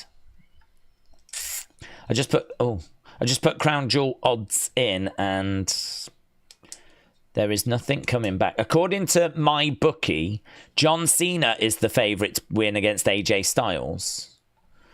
Do you have to look at odds, though? Yeah. I can't go on my bookie because I'm not in America, so it won't let me on. So unless someone's going to flip in, post them. Oh, what's this? Okay. Cody is plus 200. Seth is minus 300. So Seth is favourite. John Cena minus 1,000. AJ Styles plus 500. So John Cena favourite. Tiffany is plus 160. Stephanie minus 225. So Stephanie is favourite. No odds for Kabuki Warriors, Rhea, EO on this article. And of course, Roman that match only made the other day. So yeah, not loads in the way of odds there, unfortunately. Morning, Trini, said Keegan. Jennifer says, hi everyone, it's almost 7 a.m. and I'm watching Wrestling Daze. Hello, Jennifer. We've been live kind of all throughout the night. We've already been live for nearly 4 hours. We've laughed and we've cried and we've seen Wade Barrett hold donuts up to his chest that look like nipples. It's been a roller coaster, and I have never answered as many comments. People are stunned. That's been the big takeaway. People are actually shocked at the amount of comments I've interacted with. Nick said Daze. Daze said Nick. Hypnotic Load said, if I was Triple H, I'd be placing bets on the show. I think that's illegal because it's like insider sort of betting, and I'm sure that you could get in trouble for that. Probably not worth it. Who the hell is we that wants Cross, said Trini. I freaking don't. All I want is coffee, said Trini. Morning, Trini. Seems like Trini's woke up on the right side of beds. The knife is in the block on the counter. Please don't stab him until after I get coffee, says Trini. Blimey now. I tell you what, Trini first thing in the morning is an experience. Keegan said we need the Shield to get back together, but Ambrose isn't going to WWE. Steven said if you take on MFT, in my opinion, that was off, but presented well. Your take on MFT was off. They were presented well, said Stephen. Oh, what do you mean by what I said in the video? Yeah, so what I said in the video was that the MFTs attacked Sammy, and then they showed up with the Wyatts. So I like the look. I like the face paint. I'm not down on MFTs against Wyatts. But it was the Wyatts that were stalking the MFTs. Now, all of a sudden, it's MFTs going after Wyatts. So that's a little bit strange. So I question that.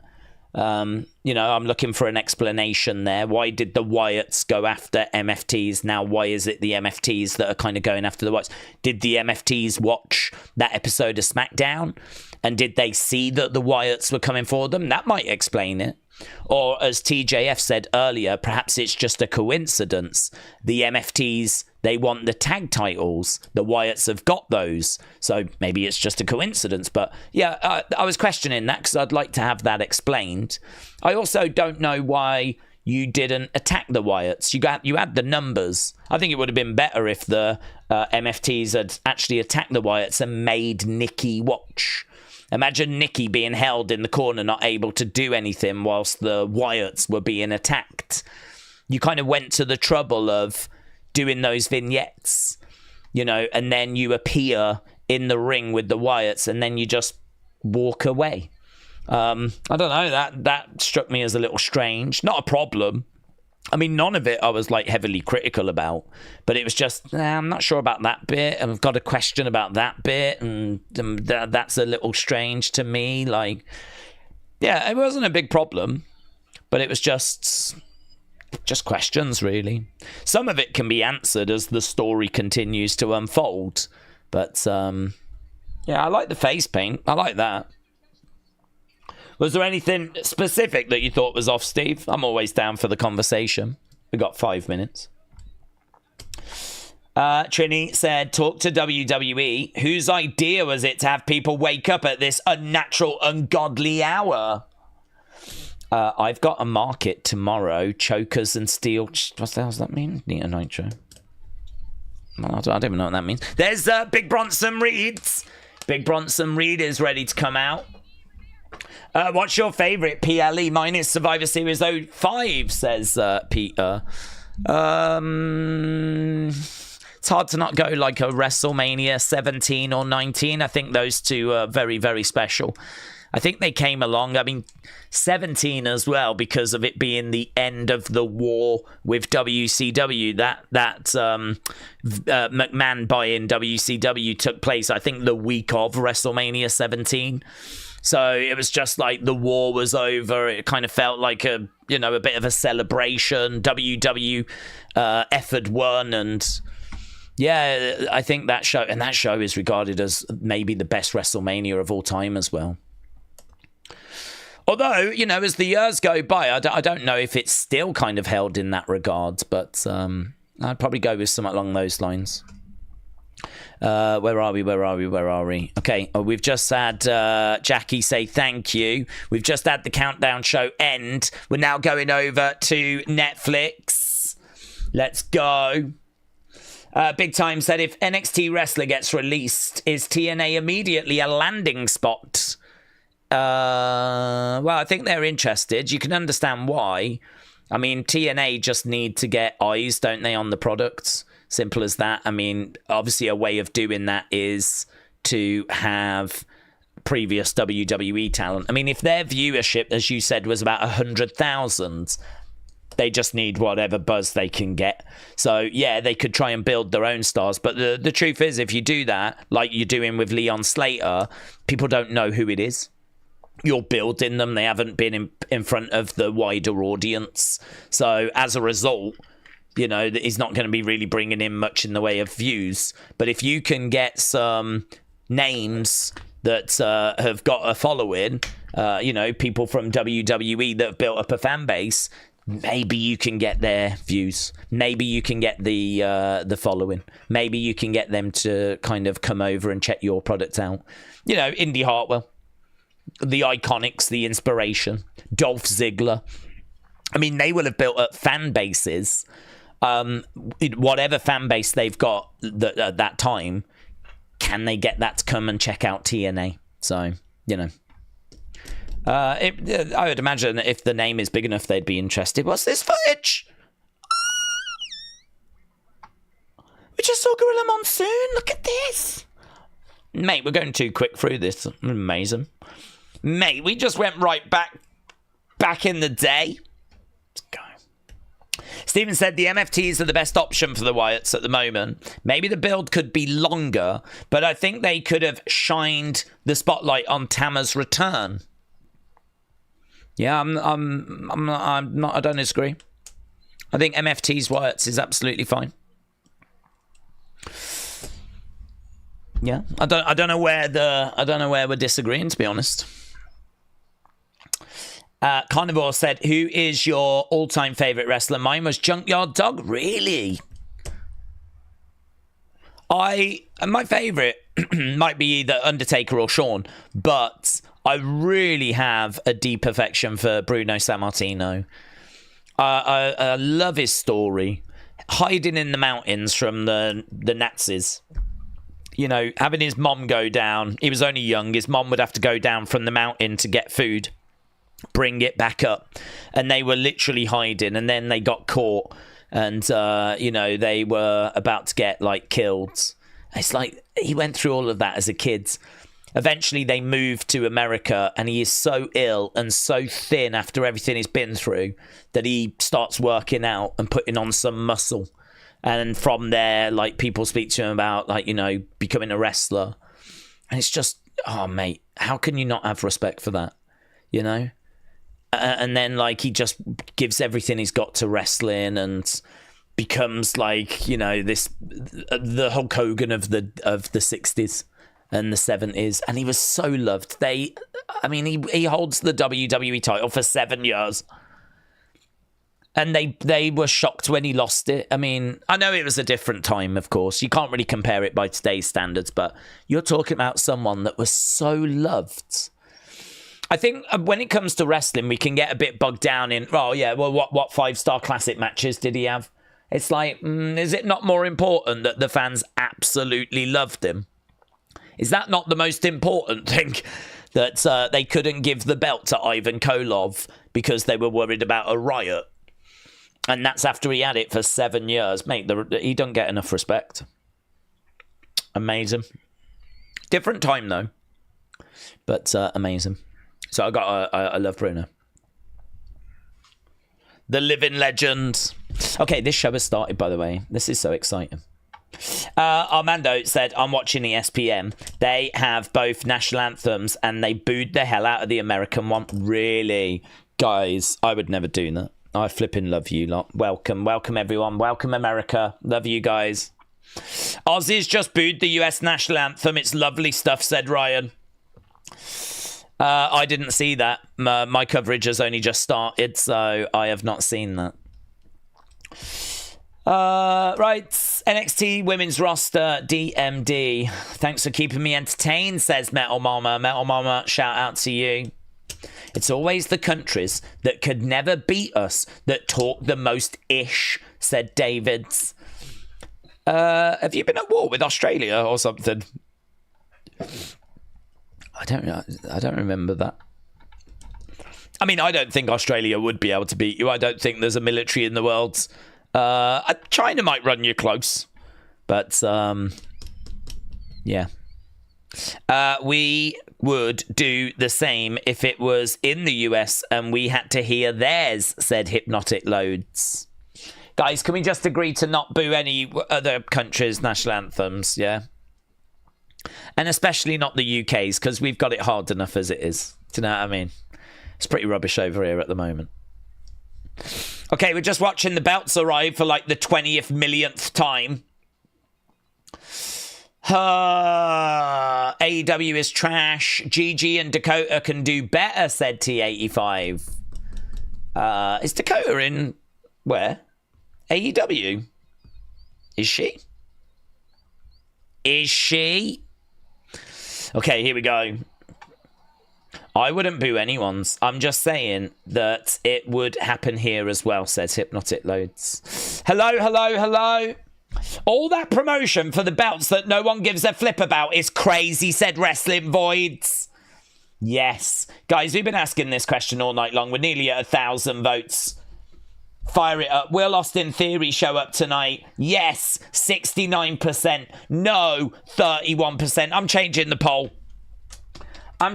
poll. Who wins? Is it going to be the OTC or is it going to be Big Bronson Reed? There is Cody Rhodes. Cody Rhodes is looking very cool, calm, collected. Cody Rhodes is looking ready. There is Tiffy. There is Stephanie. Together they make Stiffy. Not my joke. That was a joke that was sent over. And I want to give credit where it's due. Taker 1990 said yesterday, Steffi and Tiffy is Stiffy. And that's fact. There is Asuka and not Io, that's Kairi. And Kairi's got like furry wrists. Both ready, look. I reckon Reed wins because Roman won last time, said Lewis. There is Rhea, there is Io. Oh my God, who would boo the US? They've ended nearly as many wars as they've started, said Lands and Goats. Lands and Got. Let's go. Right. Mommy's wife. There is a lot of energy. We got a Cena sign. There is Mommy. Heavy booze. Oh, I've got the footage here. Let me listen to it.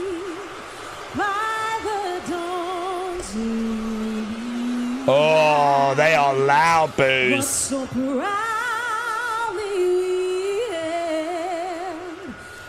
Oh, mate. Yeah. It happened. It happens.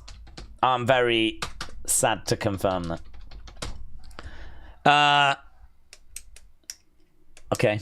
Well, that's a talking point, innit? I'll be doing the talking points video after this stream. And that is a talking point. Days England are 168 for 5. Nat Shiverbrunt's on 63. I don't know where you got that from, said Alex. That made me tingle, said Miss Clown. What? The US anthem being booed made you tingle, Miss Clown. Not surprised by the boos, said Jennifer.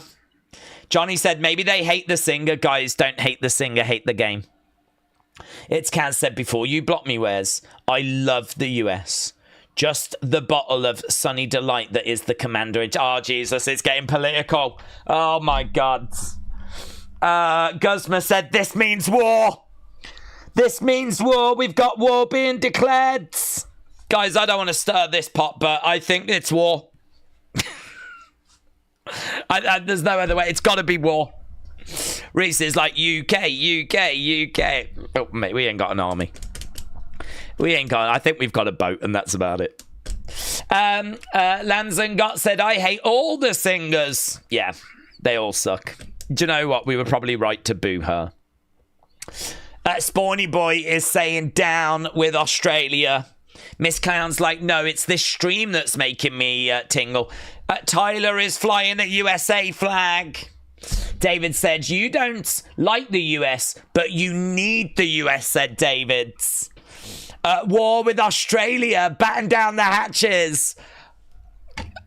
This has really spiraled. I didn't realise that it was going to lead to war. But it's war. War has been declared. Guys, I've got to change the background. It's war. We're at war. Jesus, I didn't even realise. Someone take the bunting down. There's no bunting in war. The bunting has come down. I don't even know if I haven't even got my helmet around. Where's my helmet? I need my helmet. We're at war. We're at flipping war. Oh, Jesus Christ. These poor Australians. They don't even know what's coming. They're just watching a lovely wrestling show. They don't even know they're at war. Jeez. Do you know what? I'm going to put the bunting up temporarily. We'll go back to... This is Perth, by the way.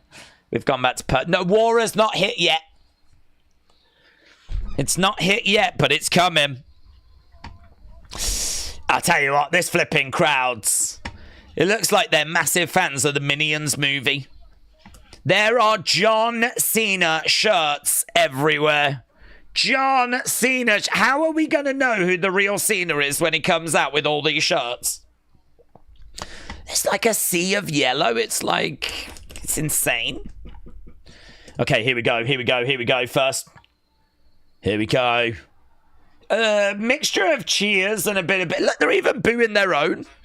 Bronson's from Australia and they're even booing him. Guys, America, don't take it personal. They've even turned on their own. Here's big Bronson Reeds. Bronson Reed coming out with Paul Heyman. If you are just joining us, maybe you've woken up late, but war has broken out. There is war. And it's all because of a song. I think we all knew that World War III would start because of a song. What's her name? Who's that singer that's brought war to the world? Sophie Foster. I hope you're pleased with yourself. Sophie Foster. Here we go. Big Bronson Reed. Big Bronson Reed coming down to the ring. The tribal beef. They are all on cocaine, said Popper's Kicks. Aren't we all? I don't know how I feel about the jacket, said Alex. I wouldn't wear it. It's not my style. How can countries where the UK send their convicts turn on themselves, said Cleveland Brown. John Cena, GOAT, never seen 17. We love you, said Financial Freedom. Bit early, but he's not out yet. John Cena, GOAT, never seen 17. You wrote it twice. I've read it twice. Okay, this is funny. I'm having a good time, said Sue. Oh, really? You're having a good time? Now that war has broken out. Jesus Christ, how do you get your kicks, Suzanne? How do you get your kicks? Okay, right now we got Wade Barrett, Michael Cole. They are on commentary. Guys, we're waiting. Look, ringside, everyone's talking about it. Ringside want to know. Big question. What's your take on Australia booing America's star-spangled banner? That's her. History books will remember who was the face of... Well, that's the face of World War III. Right there. That is the... That's what World War III looks like.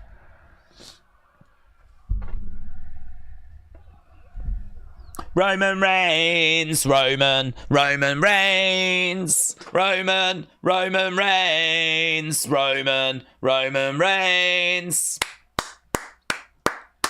OTC, World War III, OTC, World War III, OTC, here it comes! Ah! Roman Reigns, the tribal chief!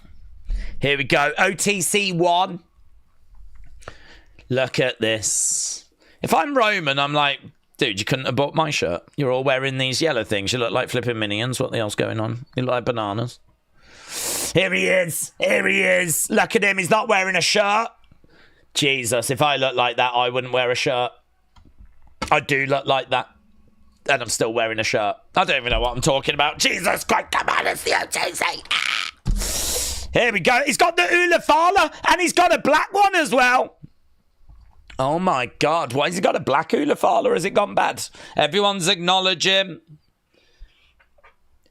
Acknowledge. I mean, you don't have to. Some of you don't want to. That's okay.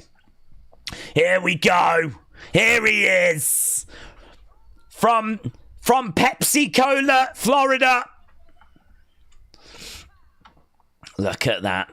He's double Ula Farlet. He is double Ula Farlets. Mate, street fight coming up. Flipping street fight. Yeah, Roman. Looking right at us. Looking at our souls. Making his way down. Roman Reigns.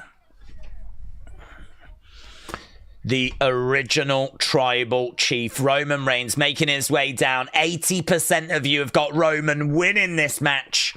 80% of you. Wrestle Features said a solid 50% of the crowd are wearing John Cena shirts.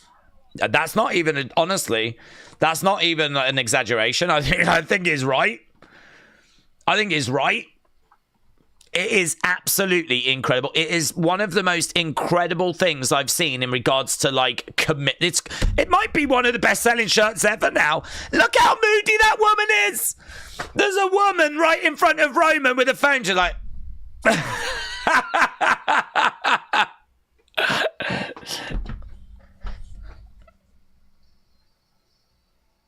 He's right there.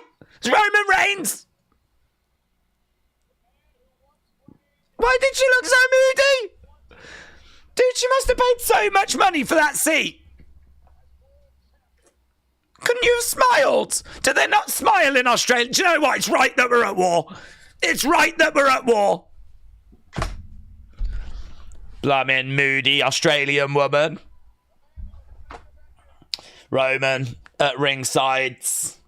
Trinidad flag guy. Is he there? No green shirt guy. Are you seeing now? Yeah?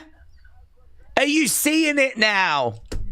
Oh, green shirt guy, green shirt guy, great. Where is he? Yeah? Where is your spiritual leader? Yeah? Green shirt guy, green shirt guy. Where? All I see is yellow shirt guys. That's all I see. Are you telling me Trinidad flag guy's there? Roman in the... I hope this cooks. Big down under sign. That's probably about a penis. Johnny said last time they did that wide shots, someone threw a middle finger. Perhaps they just got it wrong. It can be quite confusing. Roman Reigns, chance breakout. Roman Reigns. Mate, WWE have got to be looking at the amount of shirts they've sold, and they've just got to be creaming their pants. Green shirt guy might be wearing yellow. Trinidad flag guy is there. You are so right. Oh, my God. Unbelievable. The GOAT. The GOAT. Trinidad flag guy is in the crowd. Anyone seen green shirt guy? Anyone seen green shirt guy around? Where are you, green shirt guy? The leader of the WWE universe, apparently, that everyone freaks out about. Where is he? I tell you, the real leaders, they're Trinidad flag guys there. Here we go, Roman. Here we go. Underway shot coming in there by Roman. Throwing in some shots. Bronson goes back to the corner. Roman with Bronson. Bang! Straight into that turnbuckle. Whoa. There we go. Over that side as well. Roman Reigns with Big Bronson Reeds. We got Cricket 5G as a sponsor. Slim Jim as a sponsor. V Better as a sponsor. I think everything's sponsored the ring. I don't think there's a logo that isn't in the ring. Shots coming in by Roman. Crowd counting along. Listen, you can say what you want about the Australians, but they can find their way to 10. Clothesline. Big Bronson Reed to the outside. It's all Roman Reigns in the early exchanges. Crowd get up on their feet. Trinidad flag guys up. Look at that sea of yellow. Absolutely unbelievable. It's like a sunflower. There is Heyman getting out the way. Roman coming round. Roman Reigns said, Connor, green shirt guy is a fellow American. They wouldn't let him in, said Tyler. Oh my God, you are so right. That's how much they hate Americans. I'm amazed they let Roman in. Here we go. We're in the crowd. Someone's dressed as the Macho Man. Oh, my God. Dig it. Oh, he's throwing prime bottles at him. Don't do that. Don't do that. Don't do that. Here we go. We're in the crowd. Shot coming in there by Roman. I'd imagine the first thing he's going to say when he gets to the back is, dude, the amount of yellow shirts I've just seen. Shots coming in there by Roman. And again, Bronson goes back. No home advantage. No home advantage for Big Bronson Reed as we're fighting in the crowds. Shot coming in there by Big Bronson. That's why Australia just don't get a lot of gold medals, said Suzanne. I think they do quite well in swimming, don't they? Daze, they'll get used to the number 10 in the Ashes when they get bowled out by Archer. Let's go. Jesus Christ, love it. I'm here for that. I have seen more yellow shirts in Dortmund, says Lanzengotz. Yeah. I mean, there's only 15,000 people in this arena, I believe. So, Dortmund playing yellow, that will hold more people than this. No one said it's a competition. Shot coming in there by Roman. Oh, hello, cricket bat. A cricket bat. Okay. And an Aussie rules ball. He throws that over at Paul Heyman. We got another one as well. Throws that over at... he's having a good time, isn't he? He's chucking prime around. He's chucking balls around. Right now, we have got a cricket bat. Listen, look at that, James. You was just talking about the Ashes. Here we go, look, Roman with a cricket bat. Okay, we've not got a bad little stand there. Yeah, here we go. Boom! Lovely straight drive. That's a lovely straight drive. It's a boundary. Look at that. Just got himself a 4, maybe even a 6. Lovely work there by Roman. Yeah. Hit OTC, OTC, OTC. He's chucking what around? Balls, David. Balls. He's chucking his balls around. He just chucked his balls at Paul Heyman. Roman Reigns goes down. Bronson Reed with a headbutt. How's that? Said Trace Buster. Lovely shot coming in. Did Roman play cricket in a past life? He was very good. Very good. I'll tell you one thing about Roman Reigns. He's got a lovely stroke. Shot coming in there by Big Bronson. What's Crown Jewel on? It's on Netflix and ESPN, depending where you live. Kendo stick. Oh, missed there by Big Bronson Reed. Into the ring posts. When will Bron Breakker come out, says Connor. Another kendo stick shot coming in there by Roman. Roman has got big Bronson Reed in his sights. Another big shot coming in. Roman Reigns in control. Using that kendo stick. We're on the outside. We're over by the commentary table. Look at this. He's twirling it round. He's like Fred Astaire. Bang! Another shot. Yeah, let's go. The energy. Smile on the face of Roman. I think he's having a lot of fun. A lot of fun. I wonder what WWE will be like in 2026, said Epic Z. I think probably largely the same as 2025. Just hopefully a bit better. A bit more creative. Roman with a microphone. Got a microphone. He's going to sing. And now the end is near. If you want tables, yeah, acknowledge me. If you want tables, and all the hands go up. If you want tables, acknowledge me. If you want to be my lover, you gotta get with my friend. Make it last forever. Yeah, mate, if he'd have broke into some Spice Girls. Imagine if he had dropped some Pussycat Dolls. Oh, look at that. We got a ball. Oh, bounced off the ropes. Botch by Roman. Mate, he just got a ball. He got his balls and he chucked him against the ropes. Table being brought in the ring there by Roman Reigns. Big Bronson Reed comes round. He attacks Roman into the ring steps. Into the ring steps. Okay, things getting serious now. There's no Pussycat Dolls. Okay, here's Big Bronson Reed. I think frustrated at the lack of support that he's receiving. F.U. Bronson is the chant. F.U. Bronson. F.U. Bronson. F.U. Bronson. Okay, that table got put straight back under the ring. Goes over to Roman Daze. How do you feel about in-match mic breaks? Not a huge fan, to be honest. I think it's just it's just a fun opening it. I mean, there's been a little bit of silliness with him chucking prime bottles, chucking balls, using a cricket bat. If you want me to use a table, acknowledge me. Also, it is closing time at the bars, ladies and gentlemen. Please get your last drinks in. Roman goes over to the barricades.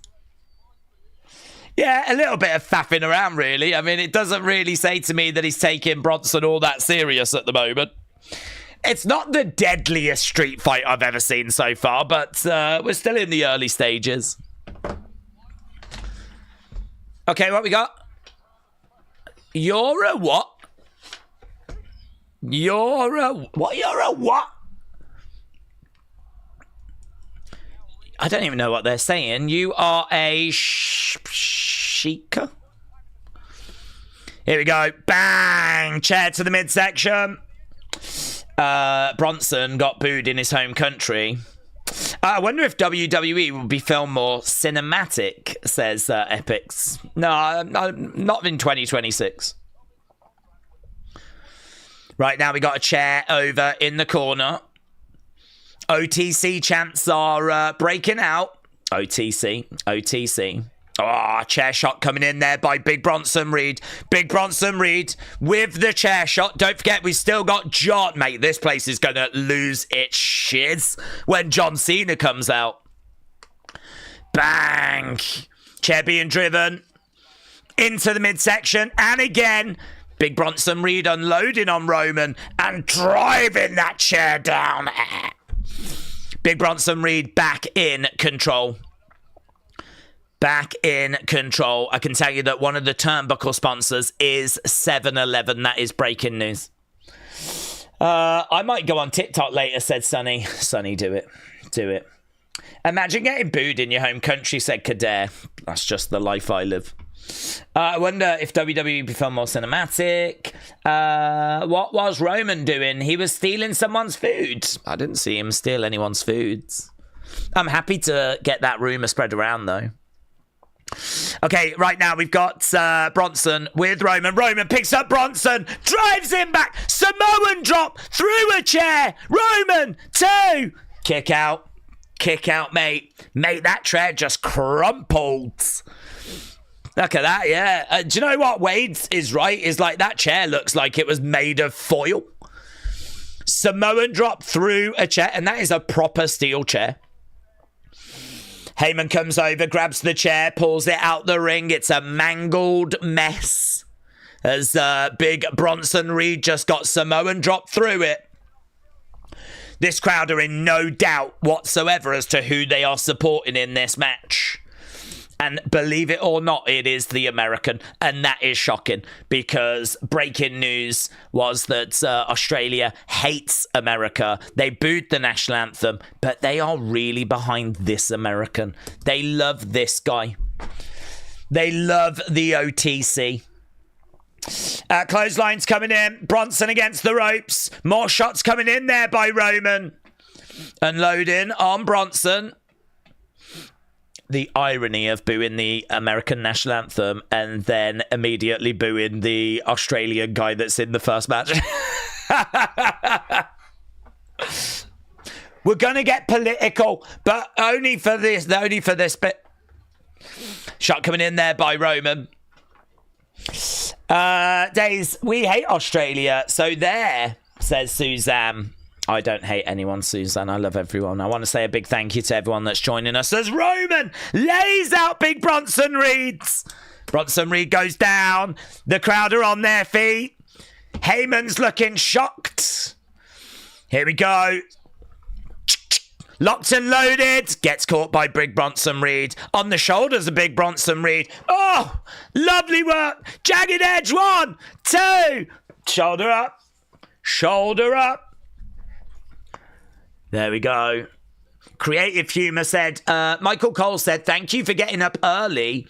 That sounds like a man that did not spend his Saturday mornings getting up early to watch wrestling. It's true. Wrestling used to be on quite early on a Saturday. But very unusual for a pay-per-view or a PLE to be on at this time, of course. Oh my God, we got a stop sign in there. Look at this. It's flipping like Mick Foley. Bang! Stop sign. And again by big Bronson Reeds. Jason said, I miss Vince. Well, Jason, shout out to you. I respect your honesty. Read the sign. Read the sign. Read the sign. Here we go. Ooh, elbow coming in by Roman. Epic said 2026 could be interesting for WWE. Lennon said, where's green shirt guy? It's not there, mate.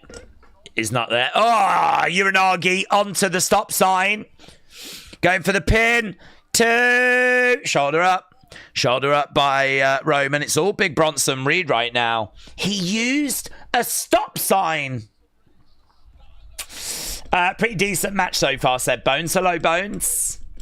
We need more Aussie-themed weapons, said Johnny. Like what, Johnny? Like what? Bang! Went for a big senton. Roman moves. Bronson Reed crashes into the stop sign. Most of you have got no idea. There were 6 channels on TV when I was a kid, said Jason. I saw lots of stop signs in the 90s. Hardcore matches, says Tony. Lanzengott said, we need a boomerang. We do need a boomerang. That's very true. Bronson into a chair. In the corner. Here's Roman. Bang! Yes! Superman! 1, 2. Shoulder up. Superman connects. Superman connects. Roman Reigns. Lovely. Set looks really good, actually, with this setup. Like, with the way they've got the lighting and everything, the set actually it works. It looks nicer than it did for SmackDown. It's the same set, but it looks better. Okay, right now we got Roman backing over into the corner. We got big Bronson Reed trying to get back up to his feet. Roman, get him ready. Oh! Bronson gets out the ring. Bronson out the ring. Bronson out the ring. Roman Reigns, I think he's going to get outside the ring. Joe said they should use koala bears. Just chuck them like that. Yes. Yes. Joe, that makes sense, buds. Okay, Roman on the out. Look at that Trinidad flag guy right there. Acknowledge him, Roman. Ooh, Roman on the outsides. Charge him rounds. Run him rounds. Here we go. Oh, there's Braun. There's Braun Breaker. Braun Breaker murks Roman Reigns. Roman Reigns goes down. Oh dear, oh dear, oh dear. How the tables turn. Well, is Jay going to come down? We do have the fans yeeting. Are we going to see Jay? Here we go. Jason said, have they got a cricket bat? They've used it. Cricket bat has been used. Yeah, good shout. Here we go. Bronson with Roman. Through the table, mate. Through the commentary table. Commentary table. And there's Bronson. Mate, they're mocking him. What's Heyman doing? Heyman's doing some of this. I don't know. I don't know what that is. That's some kind of oracle stuff in it. That's some sort of weird oracle stuff. Okay, right now we've got Roman down. We got Braun Breaker standing over Roman. Roman wins, but at the end, when he's giving his shoes away, Braun's going to come and spear him. Well, Braun's there now, buds. Braun is there now. Okay, we got a table being set up in the ring. Table being set up. We've got Bronson in the ring. Right now we got, here we go, here's Jay. Here's Jay. Jay's coming down with Jimmy, Big Jim as well. They're coming out to Jay's music. Here's the Usos. Usos coming down. We got Bronson in the ring. Usos making their way down. Okay, Bron goes over. Double super kick. Bron goes down. Here come the Usos. Yeets. Better late than never, said Jennifer. Okay, going over in the ring. Shot coming in there by the Usos. Shots coming in. Usos down. Usos evening up the odds. This is going to swing things back into Roman's favour. Bronson back. Okay, Jay goes over. Big splash there. Jay, double super kick. Bronson goes down in the corner. Here's Braun. He gets super kicked. Oh, whoa. Bang. He goes down. Okay. Big cheer for the crowds. 33 minutes into the show so far. 33 minutes in. Super kick party, says Wahoo. It is a super kick party. Collision there by Jay and Jimmy. Everyone is on their feet right now. Everyone is on their feet. Okay, Braun up, lovely. 1D. 1D. Big cheer. Are we going to get another twist and turn here? How's this going? How's this playing? 83% of you think that Roman gets the win in this. Okay, both there going up. There's Bronson. Bronson back in. Bronson back in. Braun Breaker coming in. Usos have been caught. Look at Braun Breaker. Look at the strength. Double knees. Right to the midsection. Bang. Braun Breaker is back.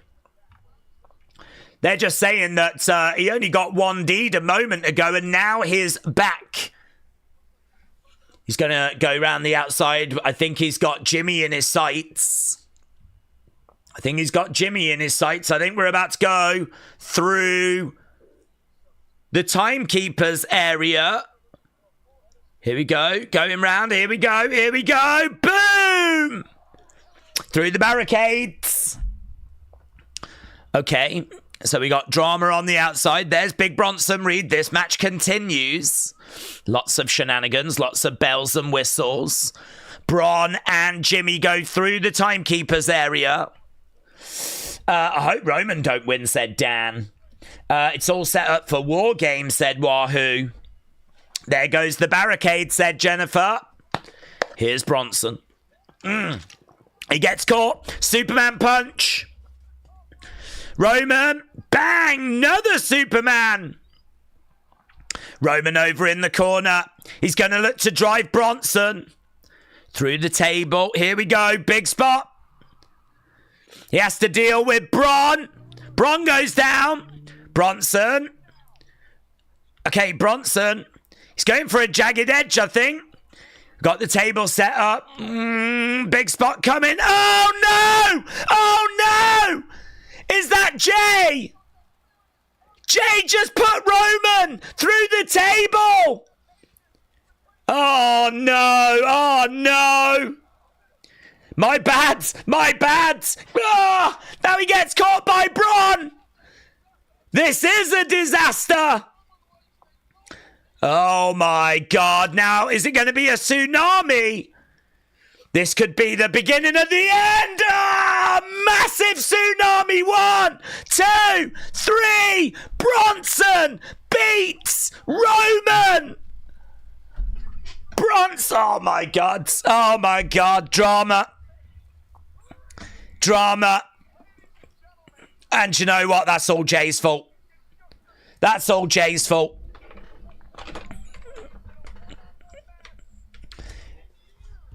Wow, I'm so pleased that they've had Bronson win. I think it's the right call. Yeah, that's a big win. That's a big win for Bronson. That's a big win. Guys, are you shocked? Wow, people are shocked. People are shocked. I'm shocked. I wanted him to do it. I like Roman, but we gotta build up Bronson. We've gotta make these heels. What do you think about the match? That is our first of 5 matches. Guys, that is a shock. That is a shock. People are gonna be shocked. I'm shocked. This is to build the vision, said Stephen. Bring on War Games, said Liam. Wowzers, said Dort Knight. Predictable. 1 tsunami later. And it was such a good tsunami. That tsunami is so good.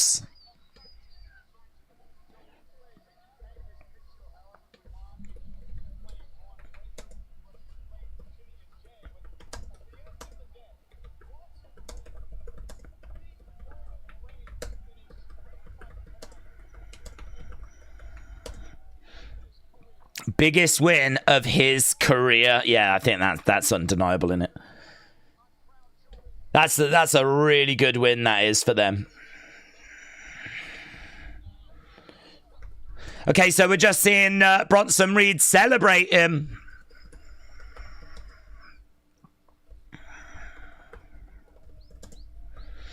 Can hear a few people whistling and cheering, and a lot of people are still shocked, to be honest.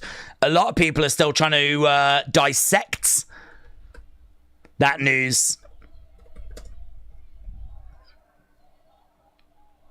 Okay, you effed up is the chant. What's this? The whole world thinks I can't do stuff on my own. No, they don't. No one thinks that.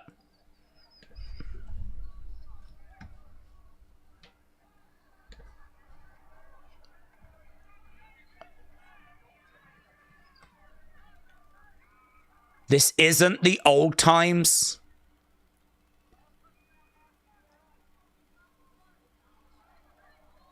This only works one way.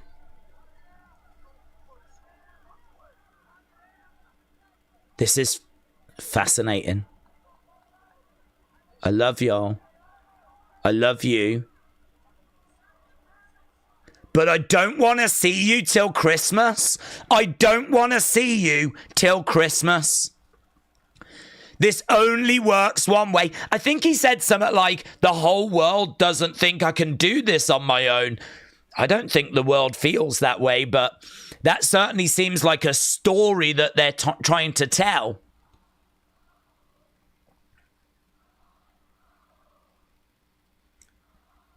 Someone's in trouble. Is that what they're chanting?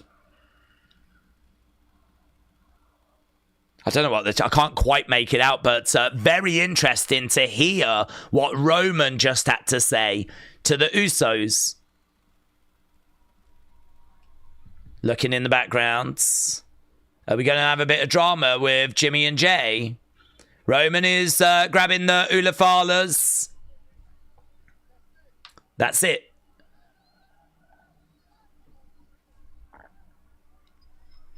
Okay, Roman is walking. Fascinating.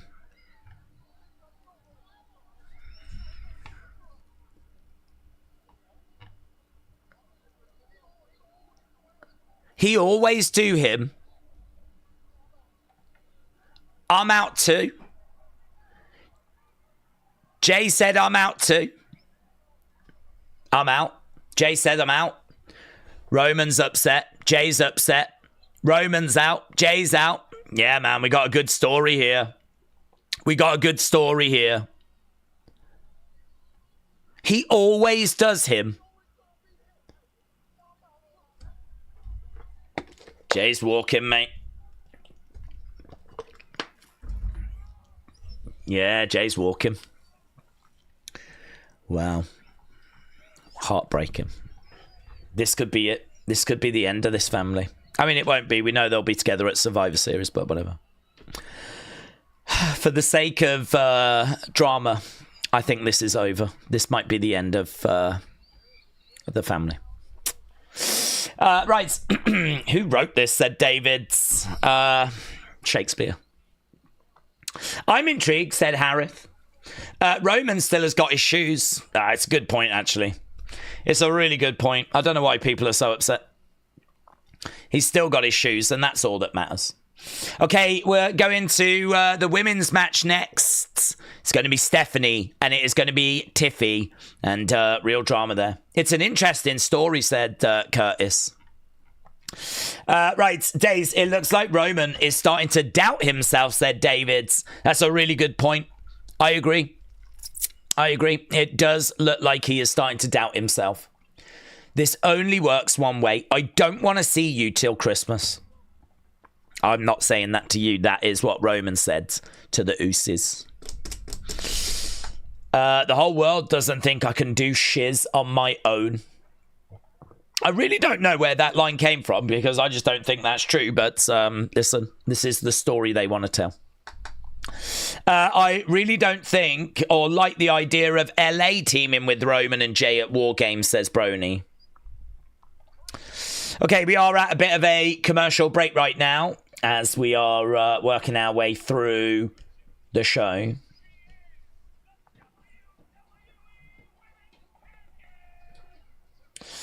Lovely. Let's get that. Okay, video package for Tiffy. Daze, is it true that everyone's always complaining about Roman but not being able to win matches without help? I don't believe so. I mean, I think that was maybe true when he was champion, but since he's turned face, I've not heard that complaint. So since WrestleMania 40, I've not really heard that. I think that was a complaint when the Bloodline was up and running and he always used to have the Usos helping him and all of that.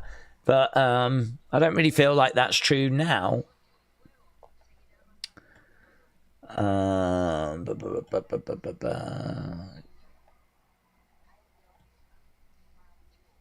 Okay, Stephanie said, I will become Crown Jewel champion.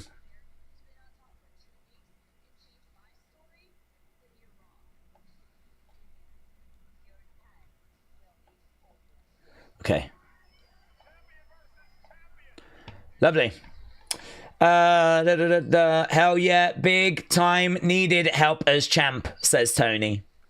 Daze, if you're talking about now, then it is different. But during the title run, everyone was complaining. I think that's why Roman mentioned it. Yeah, maybe he's got a hang-up from that. Perhaps he's not kind of, forgotten people said that. I mean, it is true people said that when he was champ. So maybe there is a bit of a hang-up. I don't mind it. Okay, we are at commercial break right now. Get your thoughts in. Eric said, I feel bad. You don't have to watch all these awesome adverts. I know, dudes. I know. Sucks. I'll just suffer. I'll suffer without them. Okay, super chats. Let's get to some of these. I think we had a couple. Liam Costa said, I don't like it. Roman is my favourite, but it did need to happen. It was the right call. How are you, Daze? I'm doing good, thank you. I'm doing good. I agree. I think that it needed to happen. I think this is more interesting. I think Roman beating it gives something for the Vision to brag about. I think that, you know, this is drama with Jimmy J and Roman. That's more interesting as well. It's just a much more interesting story going this direction. So I know the Roman fans might struggle with it, but this feels right to me. So, yeah, I am not down on this. Joe said, Daze, I don't want to see you until I come back from the bathroom in a few minutes. Joe, I just wish I could go with you. That's all. Thank you. Roman saying Christmas tells us it's movie time. Taker 1990 said, Daze, I like Steph and Tiffy. Therefore, it doesn't matter who wins. I am still on the Mountain Dew, said Keegan. Roman saying, I don't want to see you till Christmas. Does that make sense when he'll be at War Games? Well, it's just part of the story, isn't it? I mean, what if it's a case that, you know, he needs them? What if he's like, I'm going to do this on my own, but it turns out the numbers, he can't. He just can't. And then, like, he has to go back to the Usos. I mean, this is going to be a story, isn't it? So, yeah, listen, I'm here for it. Who's your favourite wrestler, male or female? Female right now, EO. Male, Sami Zayn. Connor said, Daze, you know if we're getting Seth Punk on November for the World Heavyweight Championship, do we think that Seth is still favourite? Yes. I don't think they will put the belt on Punk. I think now is the time to invest in the Vision. Like, just keep going, keep building. So, having Seth lose the title, that would be a little strange. So, yeah, I'd say keep going. Keep doing what we're doing. Green Day are the band. So, there we go. I think it was Mayor Pete, wasn't it? Said this sounds like Green Day. It is Green Day. Nailed it. Dusty would have been 80 today, said Metal Mama. Okay. Stephanie versus Tiffany. Let's go. Let's flip in. Go. Okay. There are 3,200 precious stones in a belt that we never see.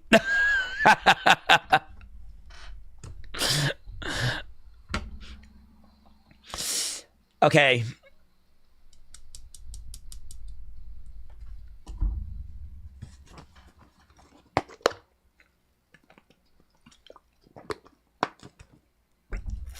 Okay, here is Stephanie.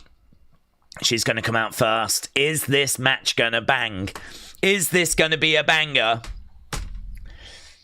We need to end the poll because I want to ask you guys who's going to win. Can you add a don't care option, says Leanne. Come on, Leanne. You do. This is the match we've all been waiting for. Right. Don't forget, we still got John Cena coming up. And this is going to be like flipping wrestling in Boston. I mean, there are so many Cena shirts. Okay, who wins? Who wins? Who wins?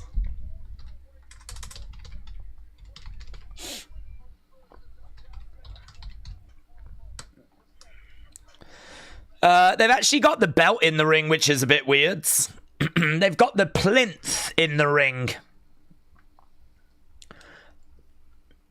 I mean, it's not that crazy, but it means they are going to have to take it out. The only two wrestlers that have pinned Roman in singles matches this decade are Cody Rhodes and Big Bronson Reed. Wow. Crazy stat. That is a crazy stat. Okay, so we've got the belt and we've got a plinth in the ring right now. It's Tiffy time. Brony said, I was expecting it to happen. I'm not mad about it, says Brony. John Cena is the last champ, said Dak. What happened at the end of the Roman Bronson match, said JJ. Jay accidentally speared Roman through a table and Bronson got the win. So that's what happens. Roman didn't seem upset with Jay, particularly after. He was kind of more upset with the Usos collectively. He was kind of more upset that they'd just got involved at all. So he was kind of talking to both of them, really.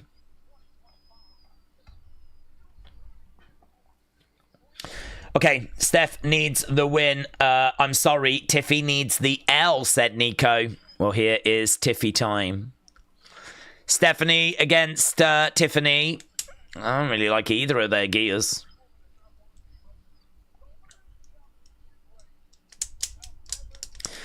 Okay, they're both in the ring. We got the belt in the ring as well.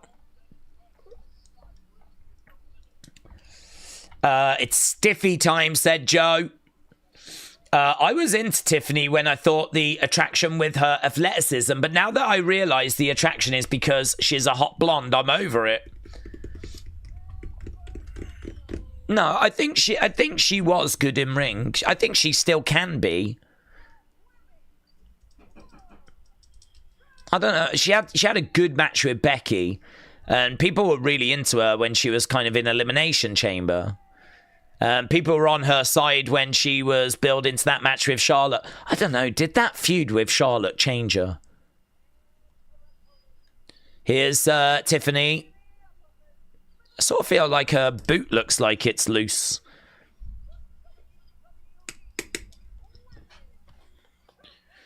Tiffany has got a smile on her face. Let's have a look. Let's see what she's going to do. There's a nice cheer for her.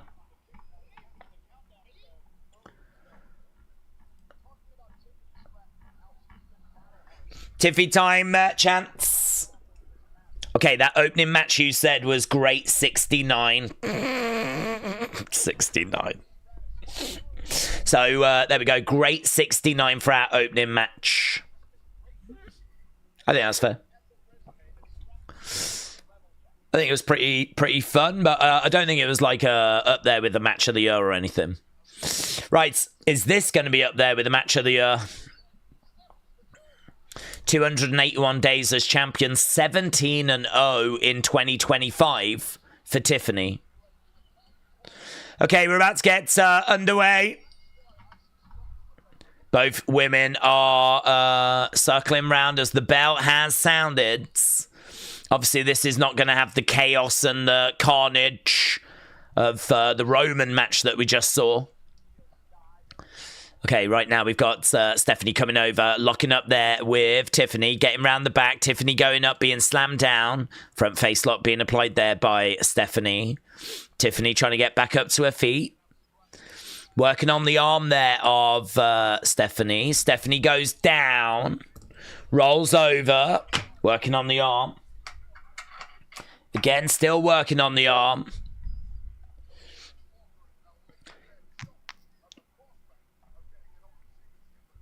The women's locker room are licking their lips at getting a chance to get in there with Stephanie. Why? I don't understand that. Are they say? Is he saying that she's like a really great talent?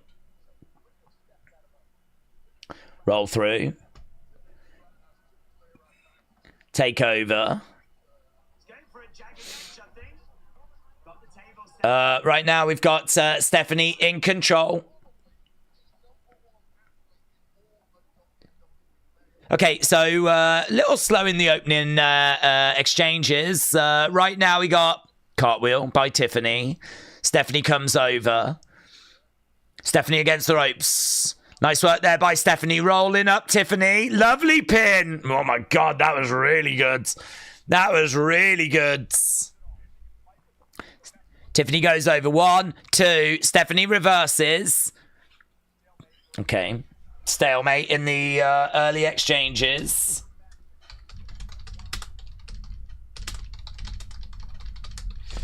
Okay, the Vision has singles talent, so being a team is a bit soggy, said Inspector Tragic. That's interesting. The Crown Jewel titles are meaningless, said Brian. It's just an excuse for a champion to lose, but still keep their belts. Okay, Tiffany has got her hand stretched out. She wanted to shake hands.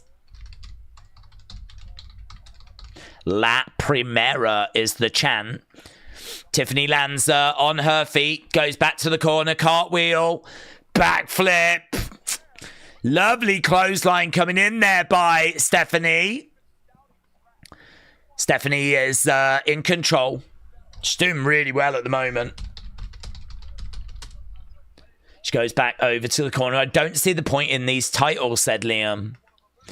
Tiffany to the outsides. Stephanie charges over. Crowd a little bit quiet for this. You can tell that it's just gone down a level. Shots coming in there by Stephanie. You lot have got Stephanie winning by 71%. You're feeling pretty good that Stephanie should get the job done. Tiffany against the ropes. Kick coming in there by Stephanie. Tiffany goes down. Stephanie over looking for the pin. We're nearly done with an hour of the show.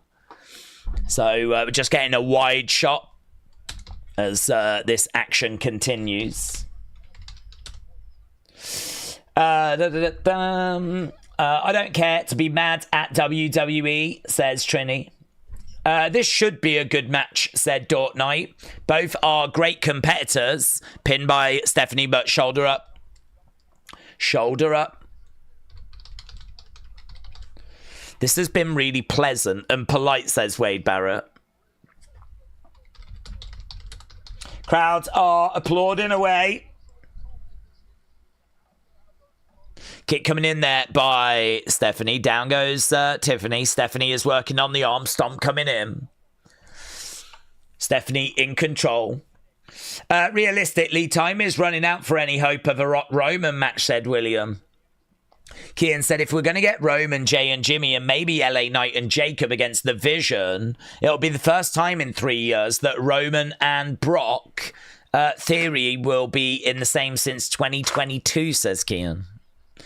Lovely submission hold being applied here by Stephanie. Shots coming in there by Tiffany. Shot coming in there by Tiffany again. Dig to the midsection there by Stephanie. Tiffany lands on her feet.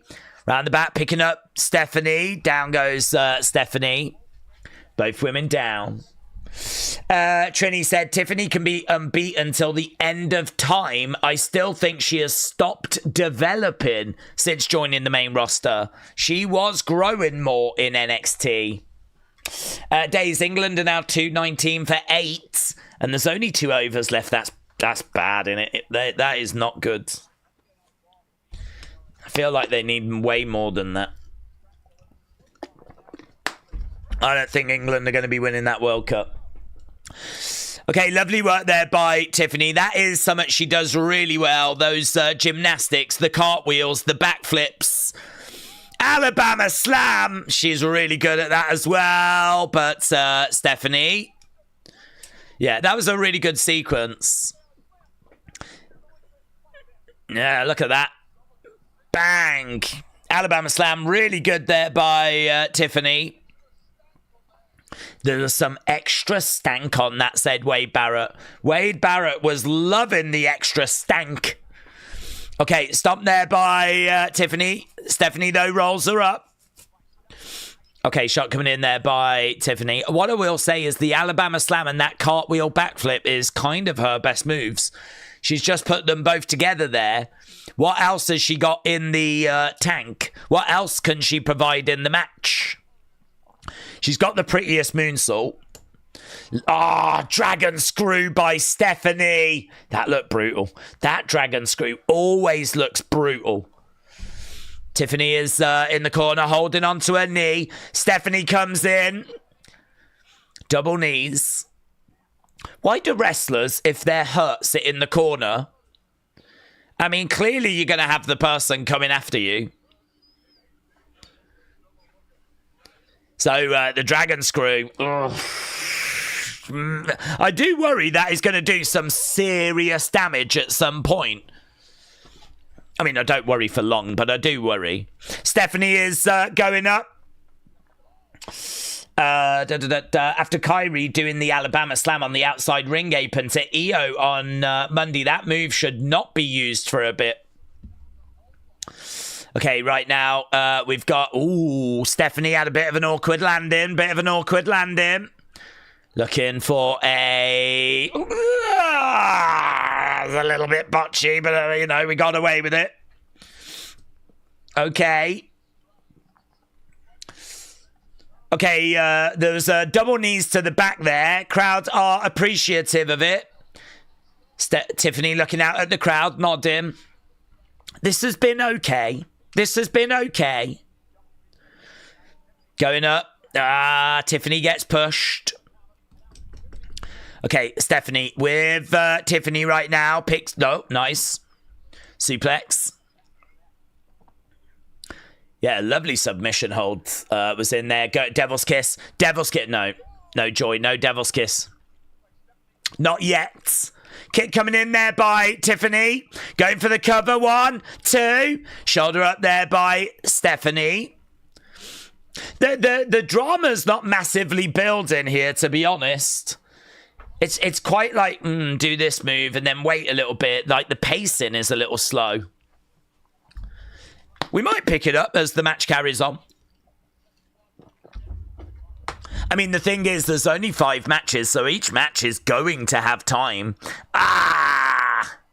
Blimey now. Swanton, but knees up there by Stephanie. Here's Devil's Kiss. Here we go.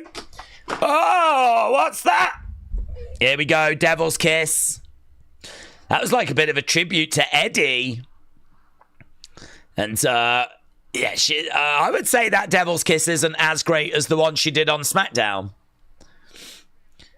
But there we go. The Devil's Kiss is a bang. Here we go. That used to be a finisher. Sucks. 1, 2. Kick out there by Tiffany. Devil's Kiss.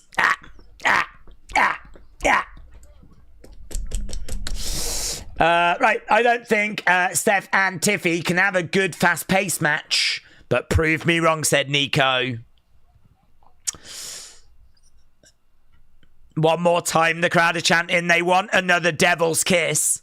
Knee coming in there by Tiffy. Stephanie rolling through, just going over to the corner, going up. Moonsault. Stephanie moves.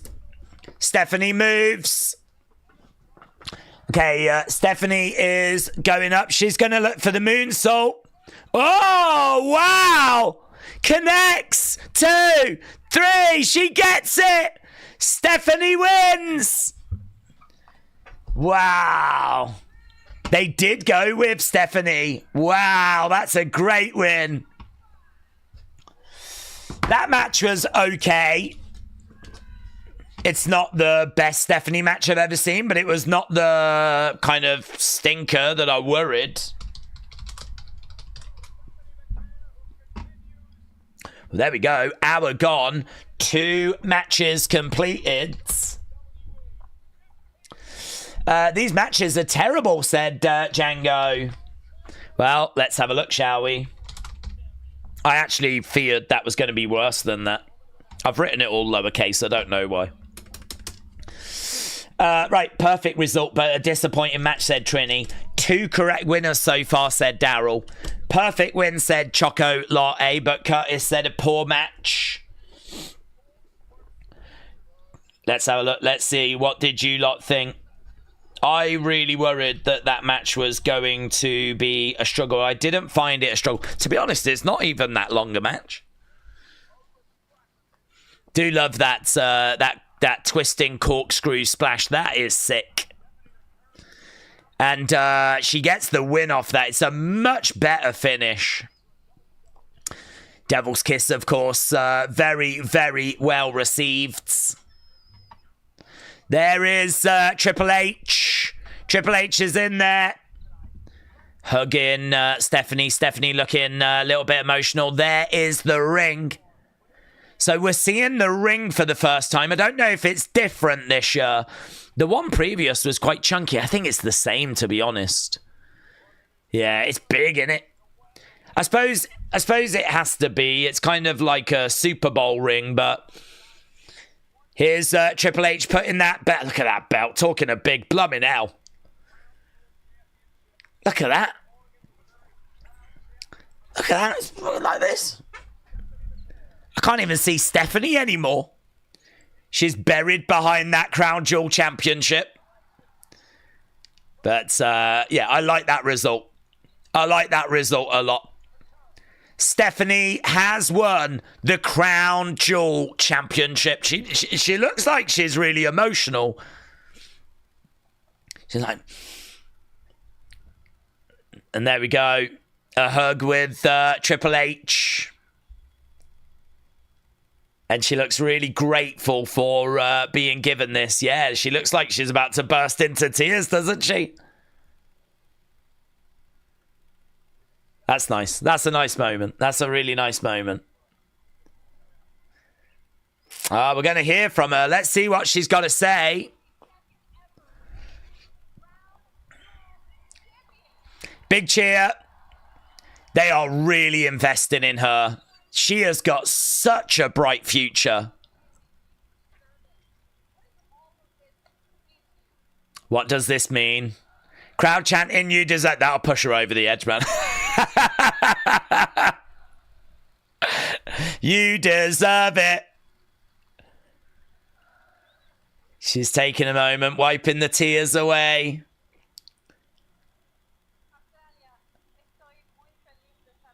Oh, I don't know what she's saying anymore.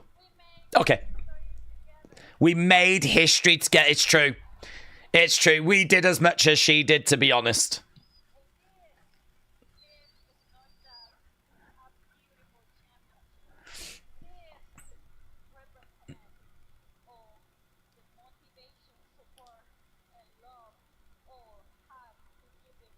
Right. Nice. This represents all the love, all the motivation that you have given me.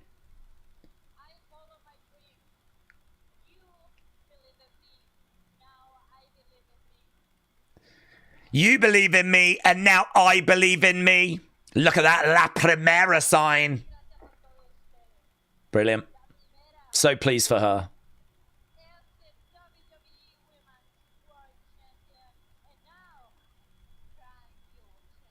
Yeah. Let's go. Great reaction. You deserve it.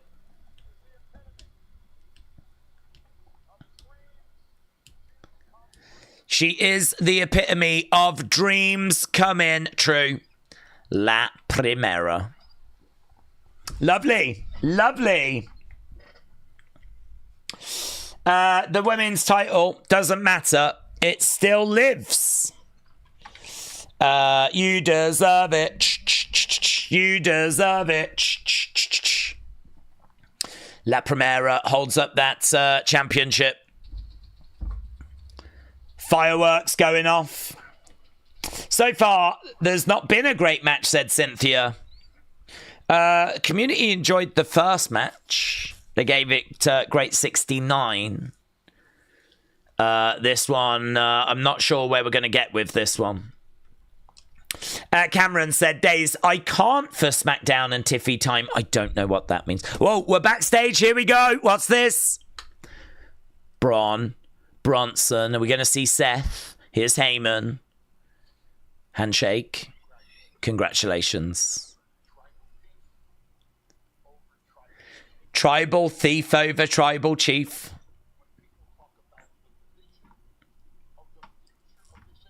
Yeah.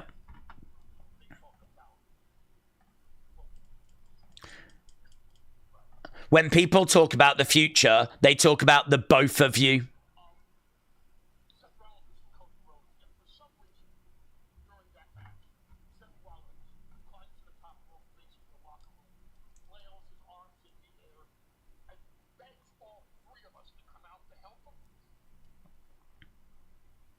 No. Heyman says no.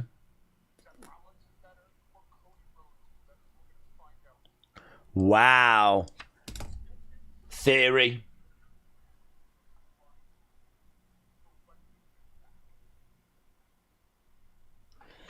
Heyman says if Seth Rollins waves his arms to the back wanting us to go out, we do not go out. Bronson says we have to.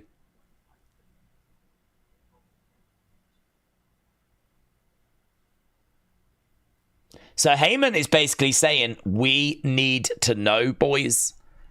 Is it Cody or is it Seth? If we are following Seth's vision, we need to know it's the right vision. He can wave his arms all he wants. We do not go out. Wow.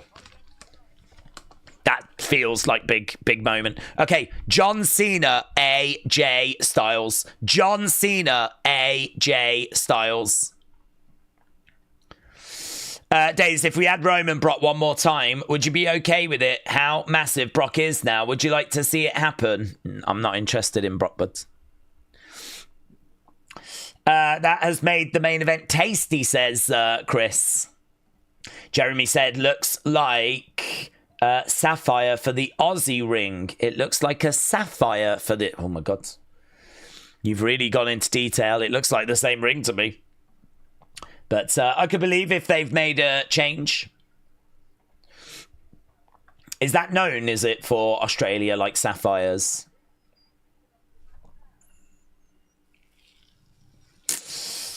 Right, yeah, what do you think, guys? What do you think? Austin Theory.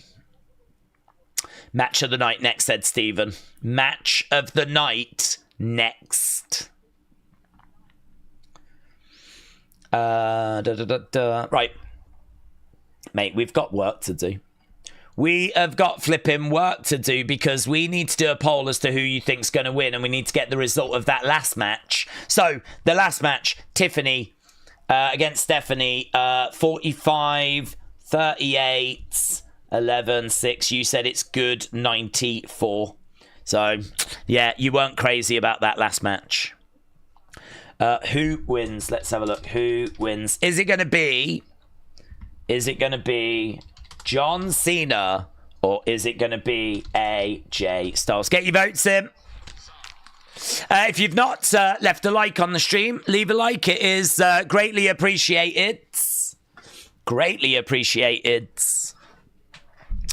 Okay, Sally said, for story purposes, Seth has got to lose. He gets kicked out of the division. Roman and Seth struggle alone for a while. Then they reform a new version of the Shields. Word of Wrestling, hello. Said, I hate how WWE have fumbled John's last run. We're still wondering what's happening with The Rock.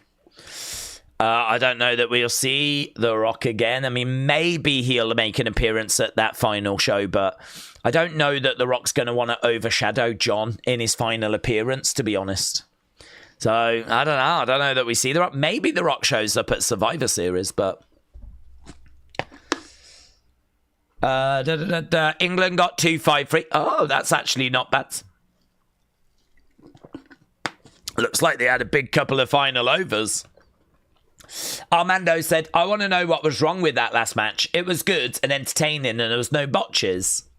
I think the pace of it was a bit slow.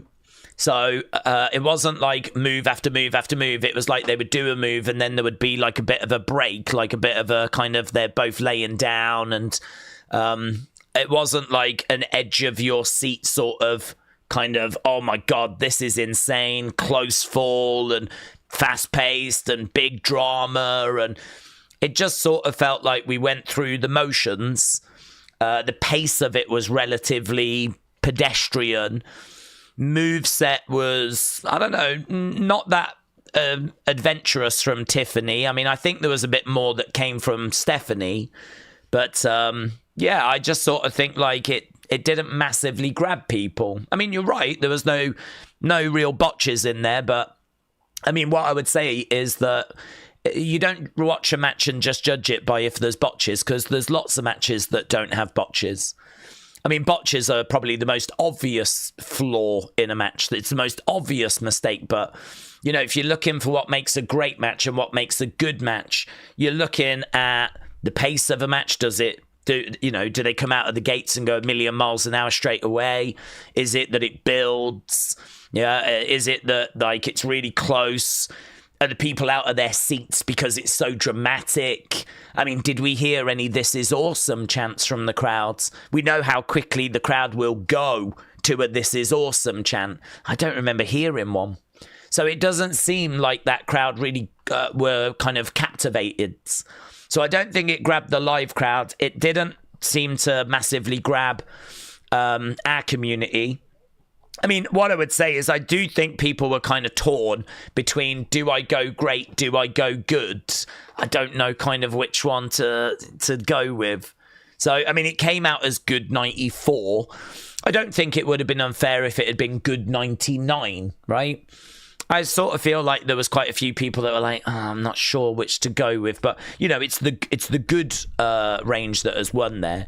I think that is going to get out of 5. 3.5375. I think it's that range. I don't feel like that was a 4-star range match. I wouldn't give that match 4 stars.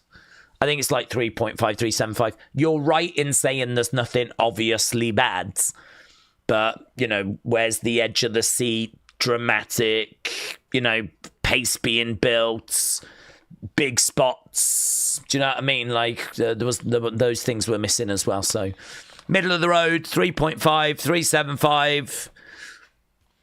Better than I thought it was going to be, to be honest. Here's AJ.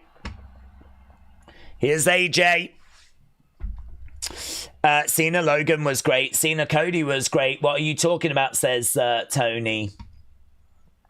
I think Tony's having a conversation with someone. Daze, if Cena wins the Intercontinental Championship at Survivor Series, does that mean that Gunther beats Cena to win the title? I don't think he will win the IC title. I certainly don't think Gunther needs it. AJ's wearing different attire. What's this? Is this a callback to something? I don't think he's wore this in WWE. Is this TNA? It's a different... where's that AJ Styles stands? It's a TNA fit, said Steven.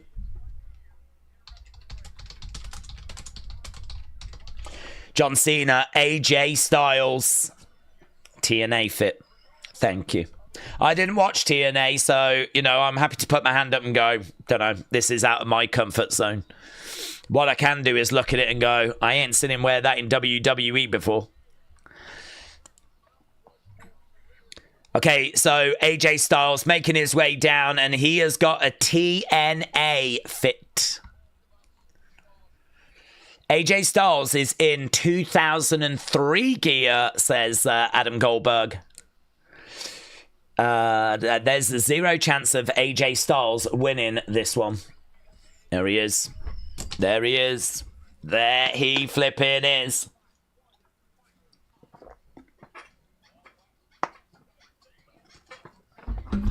One last chance to beat up John Cena. This is AJ Styles bringing TNA AJ Styles to a WWE ring. Mate, this place is going to lose its shiz. It's going to absolutely flipping lose its shiz when John Cena comes out. This might be one of the loudest reactions we've ever heard. Jeremy said it's a bit of a flat crowd for AJ. I don't think they're against AJ, but they are very pro-Cena. I don't think AJ's getting boos, but this crowd have got absolutely no doubt who they are siding with. Cena chance breakout. Cena chance breakout. This is going to be special. AJ in the ring. Retro gear. Look at all those yellow shirts. Look at that. Wow. It's a great pop. Look at that! There he is! I tell you what, John might not have ever seen a crowd wearing this many Cena shirts. Look at this. It's special. It is special. Australia is here for John Cena.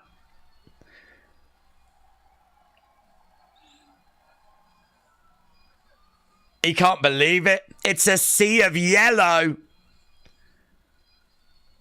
Mate, it's hitting harder, isn't it? Every time we see him, it's one less time. I think there's only 4 appearances after this. I think we've got Saturday night's main event, Survivor Series, and 2 Raws, and that is it for John. That is it. You look at these scenes, mate. Look at all those yellow shirts. Yeah, this is special. This is special. This is something really special. John Cena is something really special. Soak it in. Counting tonight, there's only 5. Wow. Honestly, that's a moment. I know, like, an entrance is a weird thing to say as a moment, but you can see how many yellow shirts are in the crowd. That's a moment. Final overseas, said Ninja. Yeah, final overseas. There we go. There's a trivia question for the future. Where was John Cena's final overseas appearance? It was Perth, Australia. I think all the rest are in America, aren't they?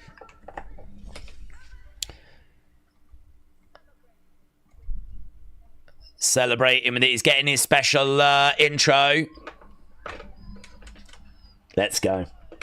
The crowd outside the US, not including Saudi, just hits different. Can I show John? I've got some... There we go. There he is. There's matey boy. John Cena then in the ring. Okay, he's gonna... What's this? He's gonna have them... he's gonna have read something else.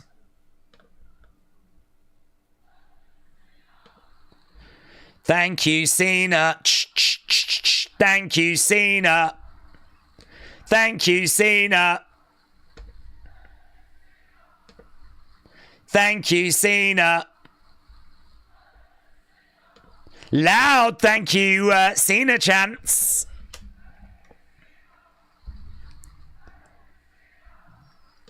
Thank you, Cena. Here we go.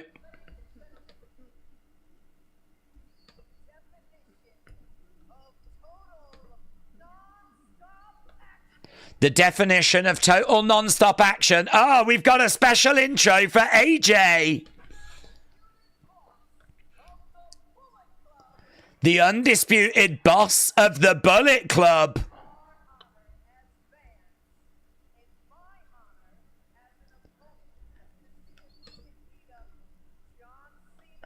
Oh, I don't think AJ knew this was coming.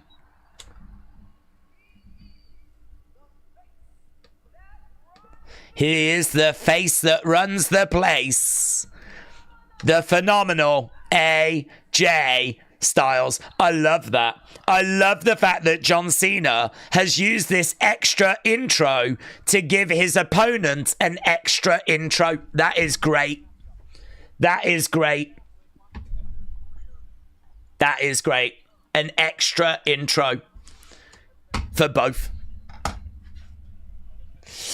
What an incredible introduction, says James. We don't have many more of these moments left, says Michael Cole.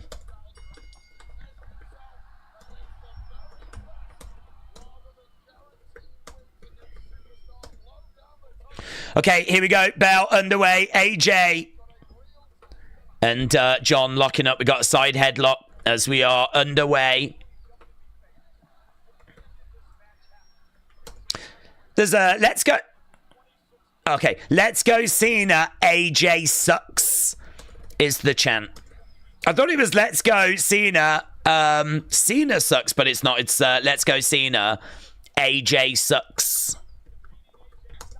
Okay, over the top. AJ Styles. Leapfrog there by John. Ah, lovely. Grabbing hold of the ropes.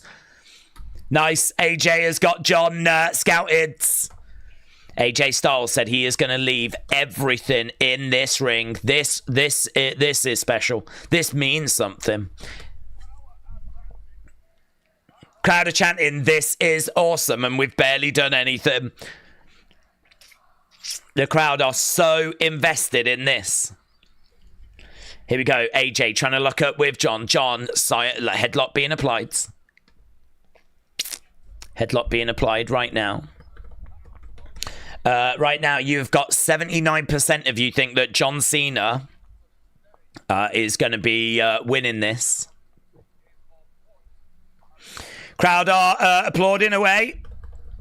Keeping it quite slow in the early stages as AJ is got John against the ropes. Leapfrog there by AJ. Down he goes. John over the other side. Lovely arm drag. John gets up. Drop kick there by AJ. Cena goes back to the corner. Early stages. Feeling out process. Nice. Good. Daze, do we think John Cena, AJ might shake hands after the match? Yeah. Corey said, this is awesome. Got a TNA chant.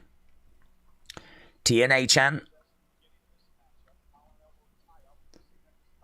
Okay, they locked up and they go back in the corner. Cena with his arm in the air.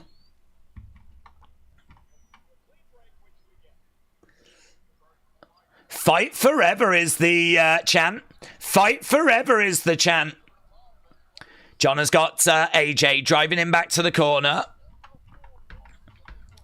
Fight forever. Cena is in control. You know they're going to give this match as much time as it needs. You know this match is going to get whatever it needs. Whatever it needs. AJ goes into the center. John is in there waiting to lock up.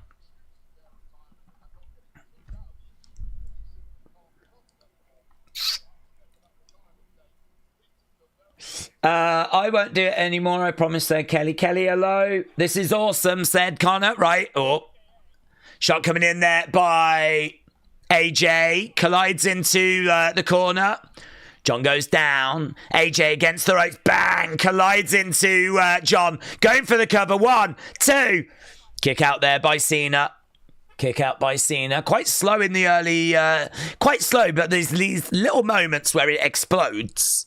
I feel like we're in for quite a bit of time here. Charging in. AJ collides into John. Cena goes over. AJ against the ropes. Nice. Flying across. Cena down. Referee coming in for the count. Shoulder up there by Cena. That was a great intro. There was just total respect, said Daryl. Tommy, hello. My girlfriend is going to see the picture of me kissing William Hensey, and instead of getting mad at cheating, she will respect my game. Tommy, hello. Hope you're well. Hope you're enjoying Crown Jewel. AJ Styles, John Cena going for the cover. Shoulder up there by Cena. Daze, you have been live 5 hours, says Connor. That's nothing, is it? That is nothing, mate. That is a flipping walk in the park as John Cena rolls over against the ropes. Right now, Cena slowly getting up, taking his time. AJ watching as he gets up, charging in. Big clothesline by John. Down goes AJ. Referee is over, checking on both guys. Cena down, AJ down.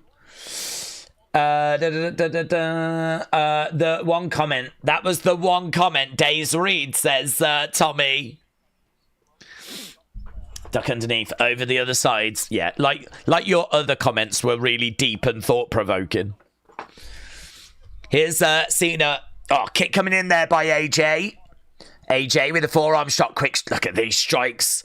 Back fist goes for the clothesline. No joy. Cena, bang! Here we go! Here we go! It's coming in! Wade Barrett said this might be too soon, and he might be right, you know. Flipping was right. Bang! Look at that lovely kick. No 5-knuckle shuffle. The crowd were really into that then. Over in the corner, Cena moves. Looking to pick him up. Drive him down, going for it again. Here we go. Here we go. Oh, he's taking his time. You can't see me. Against the ropes. Boom. Lovely. Vintage. Vintage. Upon the shoulders. Cena looking for the AA. Gets it. 1, 2. Shoulder up. Shoulder up. You, if there is this much Cena shots now, imagine what the final match will be like. Blimey now. Blimey, they have to start making them shirts now. Are they going to be able to make 20,000 shirts in time for that show? Days are some clips I am working on from last night's stream, said Nico. Nico, shout out to you. You're doing God's work. You can't see me, said Nico. Okay, here we go. Up on the shoulders. Oh, hello. Oh, lovely. Net breaker. Knee to the back of Cena's neck. Cena down. AJ grabbing his leg as well. Hope he's okay. He might have actually got a little bit of an injury off that. Please don't be injured. Please don't be injured. I think he's okay. He's going over against the ropes. AJ getting up. We've got a lovely drone shot right now. Lovely drone shot right now. Styles clash, no joy. Cena round the back. He's going for a skull crushing. Scotty won't get it with the skull crushing, but a lovely little tribute to The Miz. Skull crushing finale. Look at that. Bang. Oh, man. Cena doing other people's moves is really fun. That's really fun. I do love that addition to this farewell tour. AJ just dropped some insane WWE gameplay videos, said Cypher Plays. But Zach said National Sausage Pizza Day, said Zach. Corgus said, after Cena retires, I'll always remember him as Vince's shovel. Okay, here we go. We got AJ up. We got Cena over in the corner. Tony said, everyone is obsessed with Edge and Cena, but Edge left WWE. Deal with it. Okay, up on the shoulders. AJ. Oh, look at this, like a torture rack. Lovely. 1, 2.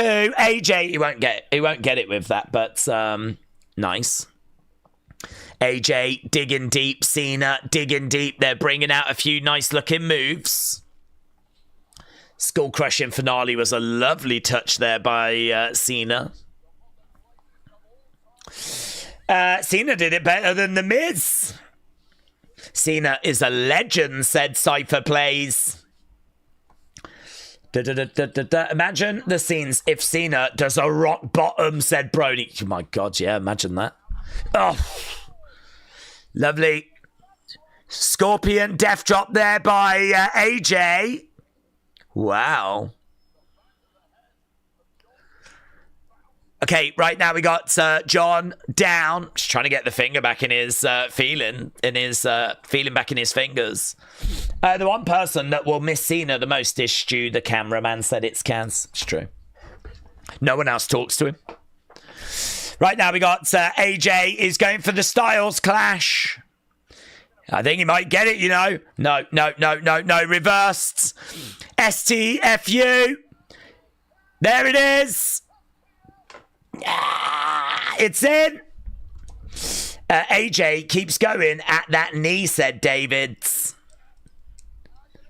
Right now, we've got this move in. I don't think he's going to get the finish with this. This is a banger, said Connor. Crossface being applied there by AJ. Crossface being applied. Cena.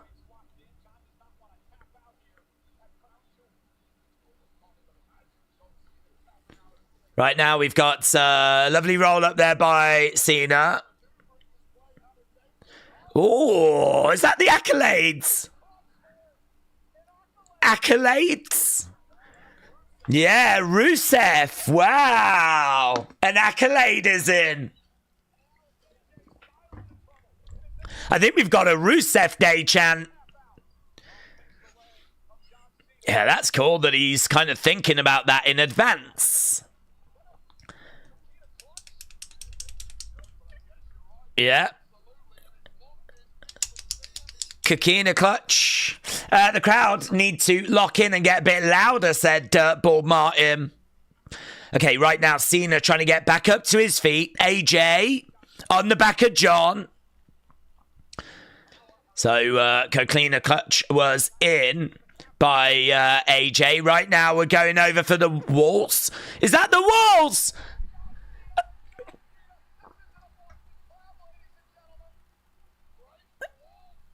Break the walls down. I wondered if he was going to say it.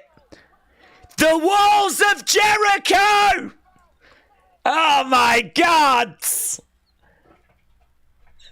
Mate, everyone's going to get so excited about that. Is Jericho coming back? Is Jericho coming back? Calf crusher. Calf crusher. The walls of Jericho. And it got mentioned. Oh my God. This is the best. Crowd are chanting, this is awesome. You are getting the greatest hits of professional wrestling. Okay. STF is back in here by Cena. I mean, what I will say is that it's not a fast-paced back and forth, like mind-blowing banger. There's a lot of joy being found in tribute moves, but they are still really good. The pace of this, of course, can pick up a bit now. Styles Clash, he gets it. Connects. Connects. 1, 2. No joy. No joy. Styles Clash on Cena. Great match so far, said Tracy.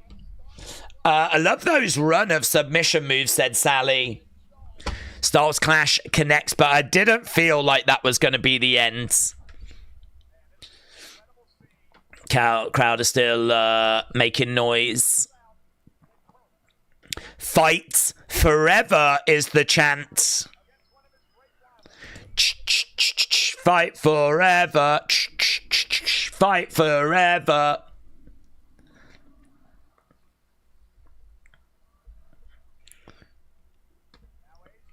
AJ on the outside. AJ is calling for Cena. Gets caught. What? Oh my God! Oh my God! Bang, Sister Abigail! And I love the little smile by John. John hits Sister Abigail. Pays tribute to the late, great Bray Wyatt. And that is going to be a moment that is going to resonate with so many people. That's great, isn't it? Look at that. Oh my God. And now the Fireflies are out. Oh my God. What a moment. What a moment. The Fireflies are out. Oh my God. So good. And look at that. Look at, and he looks, oh my God. Cena looks up and he looks so touched. He just kind of gave a little look up to the heavens. Wow. I mean, that just took this match to a whole new level, didn't it? Oh.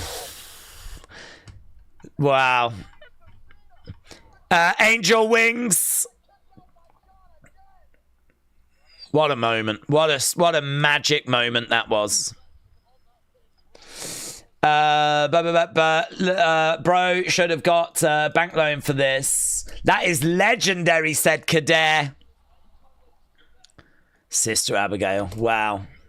I mean, that is such a talking point. That is such a special moment.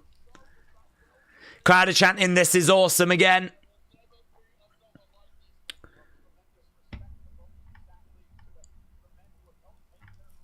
Magic. People online saying that was magic. Kick coming in there by Cena. This is going to save the show, said Nico. Some incredible moves so far, says Connor. Ninja said, so emotional, this match. Shot coming in there by AJ.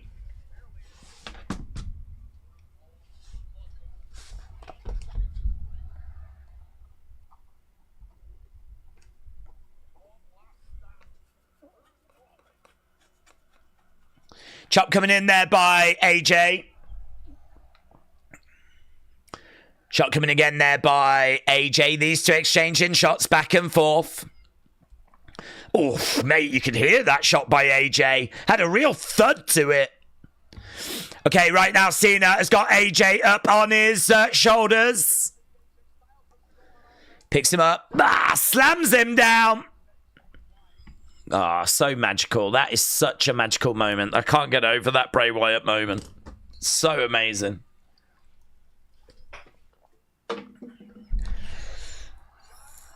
Okay, what's he going for?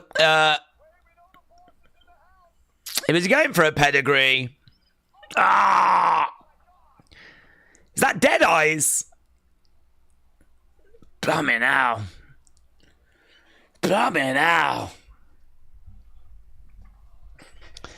We are seeing some real special stuff in here. The crowd are chanting, holy shiz. Deadeye.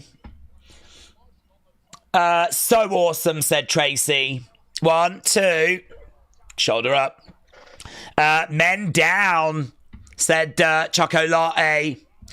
Dead Eyes from Styles there, said Kieran. Mind blown. Deadeye, it's a hangman move, said James. Adam said, how are you watching Crown Jewel? I'm watching it on Netflix, buds.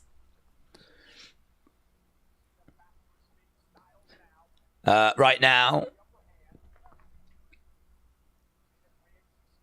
To the outsides. Okay, wow, he's paying tribute to Randy now. He's got AJ draping DDT. Gets it. Mate, someone needs to make a flipping little short video where they just get all of the different tributes. I'm sure someone will. Mate, look, mate, if he hits an RKO, this place is going to erupt. He's going for the RKO. He's going for it. Is he going to get it? AJ turns around. Is he going to get it? Oh, he did! He did! RKO! Mate! John Cena hits an RKO!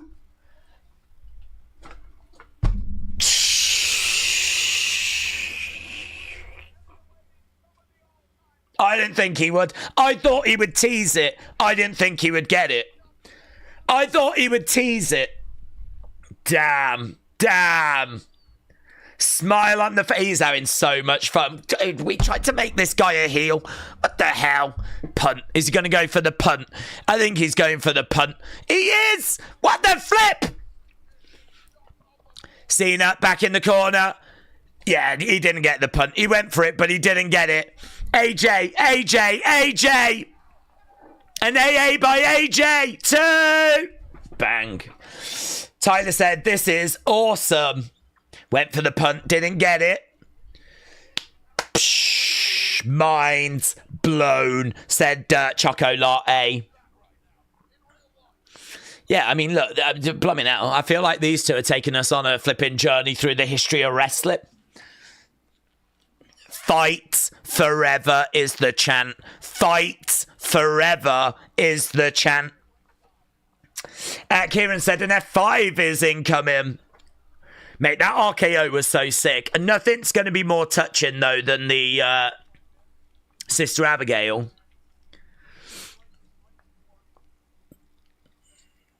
Cena down. AJ going over.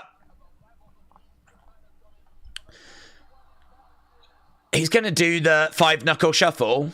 Oh, my God. He's going to go Undertaker, is he? Bang! Choke slam! 1, 2. Oh, my God. Oh, my God. Oh, my God.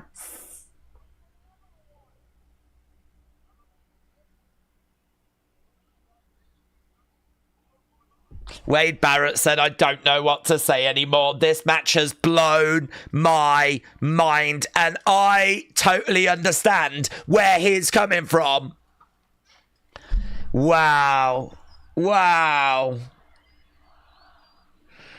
Crowd are chanting 619. The crowd want a 619 out of old man Cena. 619, 619, 619.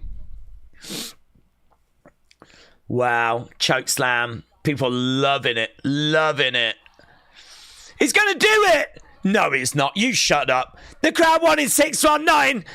He's going to go for it. Oh, God. That would have been so good. The crowd were chanting for the 619. He went for it. Up on the shoulders. Yeah. Do you reckon they'll do it? Oh my God. I love that it was teased. I love that because I don't think he would have prepared for it, but it's about giving the crowd what they want. Look at, oh my God, AJ's just winding back the clock. What the flip? Knees connect. We need a tombstone, said Q3. Shall we just watch this match for the rest of the show and we'll just get them to do different moves? Holy ship.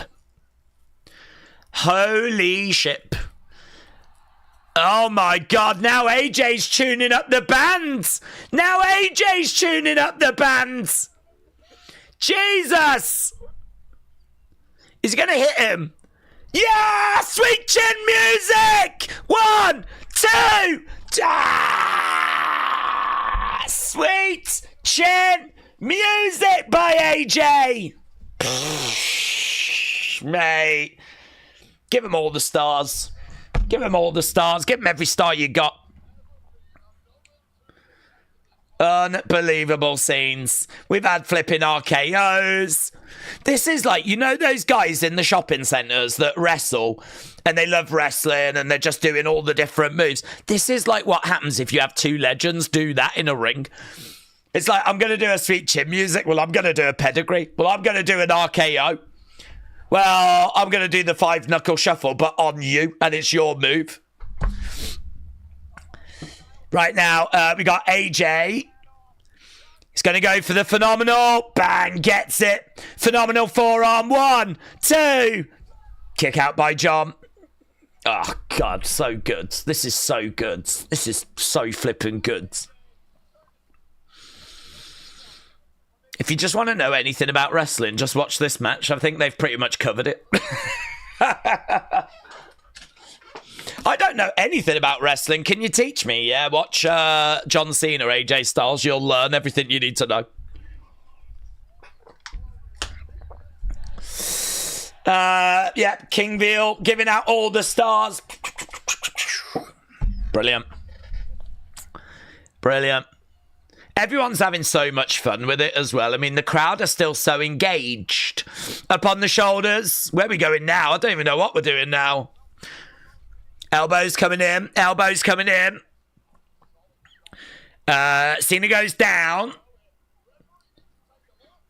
Right now. Back up. AA gets it. Gets it. 1, 2. Oh, mate. Mates. Mates. I thought that was it. This is just ridiculous. This is going to be hard to follow, said Plum Girl. Ever? We might as well cancel wrestling. I think this is the final stage of wrestling. I think this is where wrestling kind of comes together in one match and we just go, well, that was it. That's what wrestling built towards. This is what we built towards with wrestling. Two absolute goats, both at the end of their careers, just giving us everything and giving us every move we could ever want to see. Jesus, the crowd even chanted 619. We almost got it. Amazing. Amazing. Brilliant. Wonderful. Magical. A match of the year. Special. You can't really do this on a regular basis because a lot of people will be like, they're just spamming moves. But when you know that Cena's only got a few more appearances left and you know that he's doing it to pay tribute to those people because of the history, you know, it just carries so much more weight. Crossbody there, roll through. Cena's going to get up. Cena gets up. Big match, John. Oh my God, Tombstone! Tombstone! Tombstone! Gets it! Cena gets it! Tombstone into the AA! John! What a match! What a finish! What a man! Oh my God! All the stars! I don't know that I've got any stars left. I'm out of stars! Amazing. Amazing. Amazing. A match of the year. A match of the year. Quote me. He's done the tombstone, said James. Look at that. He looks up. I wonder if he's looking up thinking of Bray. I don't know what he's thinking about. He's probably thinking, have I just had one of the best matches of my career? And everyone's going to turn around and go, yep. Young man, you have. There's only one option. Just put all time in the poll. That's true, innit? Blimey now. Do we even need to do a poll? I think it came out all time 100%. Do we even need to do one? Blimey now. Mate. Mate. Oh, God. Should we turn it off? I don't even know if we stick around. I don't know what we do. What do we do with wrestling now? Guys, what do we do? We've got a problem. We've just ruined wrestling. So good. They could have kept going and I would have flipping loved it.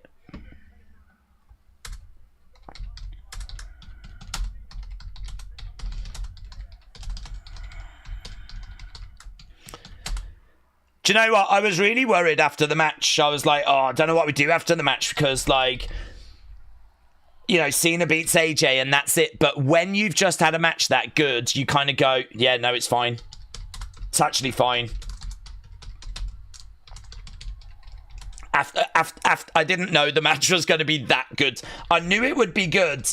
I didn't know it was going to be that good. Enjoy it whilst you can. Mate, I need WWE Unreal to show me the reaction behind the scenes because that was flipping. Well, it's beyond phenomenal, wasn't it? I know AJ's catchphrase is phenomenal. I don't know what's beyond phenomenal. It was just beyond. An all-time match, said Harith. Awesome, said Tracy. Awesome, said 21. All-time for sure, said Caden. There's his wife. There's his wife. Amazing. She should be so proud. Yeah. It's one of his greatest matches. Imagine having the ability at this stage in your career to go out there and deliver a performance like that. It's incredible. He's incredible. He is special. I'm so sad. I'm so sad. We've got someone that's got the ability to give us matches like that. And he's going. Even at this stage in his life. Wow. I just don't care about this show anymore. This show's gonna suck now. How are we meant to care about anything? The tag matches last. I don't think so. Cody and Seth should be good. Daze, I just woke up in time for that match. What else have I missed? Doesn't matter, does it? As long as you saw that match. Stephanie won, and Roman lost because of Jay by a mistake. Oh, here we go. Michael is giving a standing ovation.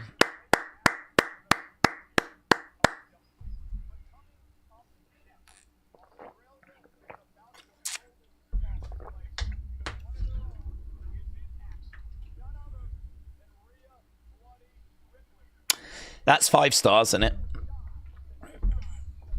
If that match isn't 5 stars, what do you give 5 stars to?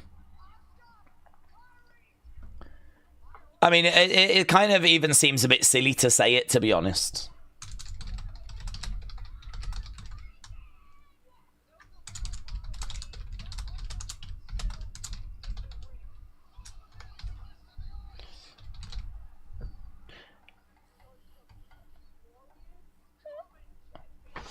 Dave Meltzer will give it 4.25. No one's going to care. No one will care.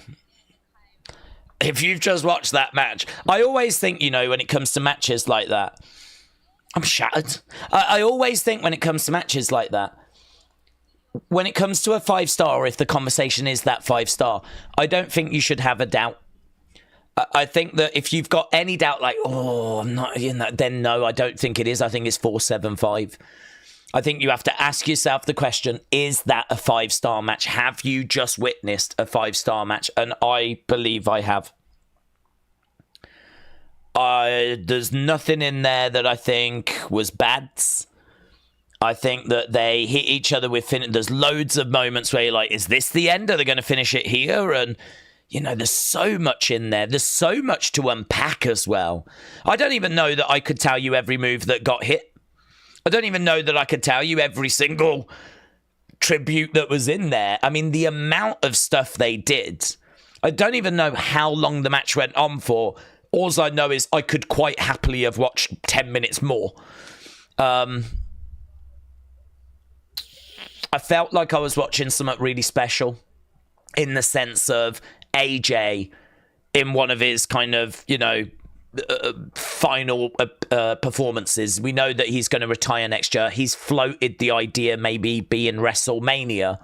So, I mean, I don't know how much more we get of AJ Styles at PLEs. I mean, AJ's not been making that many PLEs, so I don't know. Do we get him at Survivor Series? I don't believe he's scheduled to be in any of the teams. I don't know that he's scheduled to be at Saturday night's main event. So, how many more AJ Styles PLE appearances are we going to get? So you're watching AJ, and we don't know how many more PLE appearances we're getting out of him. We know that there's only 4 John Cena appearances left. They're doing all these tributes to people from their past. I mean, the flipping. This match went to a different level when he just did Sister Abigail. Forget anything else. But when he did Sister Abigail, we went to a different level. Him looking up to the heavens. You know, wrestling, when it connects and it makes you feel something and you really care and you're really invested, it's just magical. And that was just magical. It was just magical. I could watch that over a TV show. I could watch that match over a film. I could watch that over an album.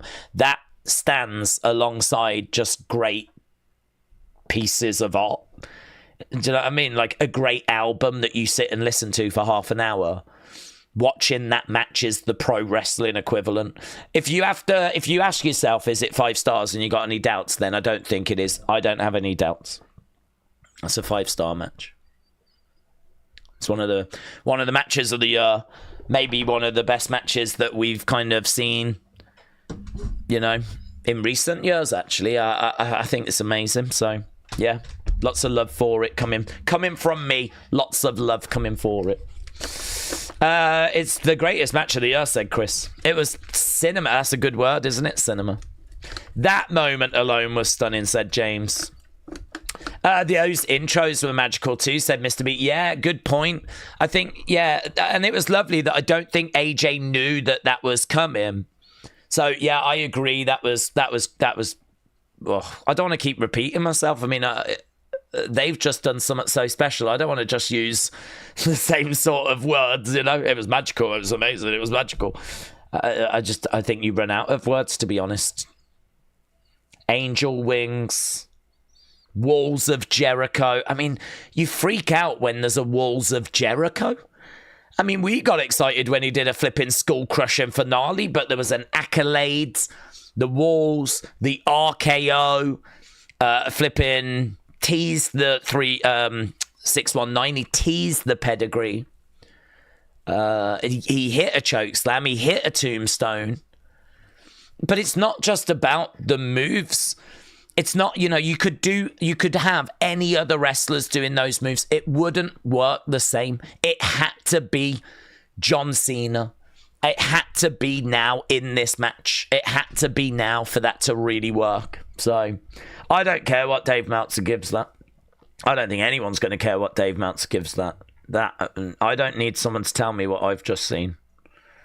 We had a sweet chin music from AJ Styles. We had a sweet chin music. I didn't even realise, but I'm seeing now the crowd were giving yes chants as well during that. I think that you could watch that back and you will see stuff you might not have caught. I will watch that back and see stuff I might not have caught first time round. I mean, look at what I'm looking at here. There's just AJ with sweet chin music, right? You've got a springboard 450. You got the crowd asking for the 619, and he almost did it. He almost did it. This is so much fun. Sweet chin music. I mean, just a tribute to The Undertaker. AJ Styles hits Frankie Kazarian's fade to black. I mean, I didn't pick up on that. I don't watch TNA, so I didn't pick up on that. The choke slam that was in there, the RKO that was in there. They're just spamming finishers, and I don't give a... This effing rules. Crowd chanting 619. Crowd were chanting yes. There was the choke slam. There was the skull crushing finale. The dead man cometh. So special. What vintage Orton as well, draping DDT. So good. That's why we wanted that match. It doesn't get better than that, said Curtis. Dave said no rock bottom, no Brett move. Yeah, but he's still got 4 matches, hasn't he? If he did everything in this match, then he wouldn't have anything left for his last match. He wouldn't have anything left for the other matches to come. I mean, there's still plenty that think of all the opponents that John has faced over the years. And seemingly just because they're in AEW doesn't mean he's not going to pay tribute. He's paid tribute to Edge. He's paid tribute to Jericho. I mean, it'd be a fun thing to sit down and go, who would we like to see him pay tribute to? You know, who would we like to see him pay tribute to? What other moves can he do? As you said, you know, there's loads he can break out. Absolutely loads. Okay, Kabuki Warriors coming out. In the words of Cammy, that was unbelievable, Jeff. Well, I hope you all enjoyed it. I hope it came across. I mean, I know not everyone's watching it at the moment. I know some people have struggled with like getting ESPN and whatever, but yeah, I can't really say much more than I've said. It was absolutely magical. It deserves all of the plaudits.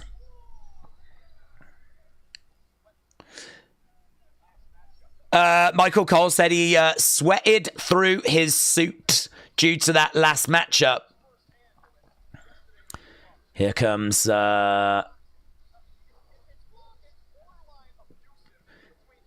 it's toxic. It's borderline abusive.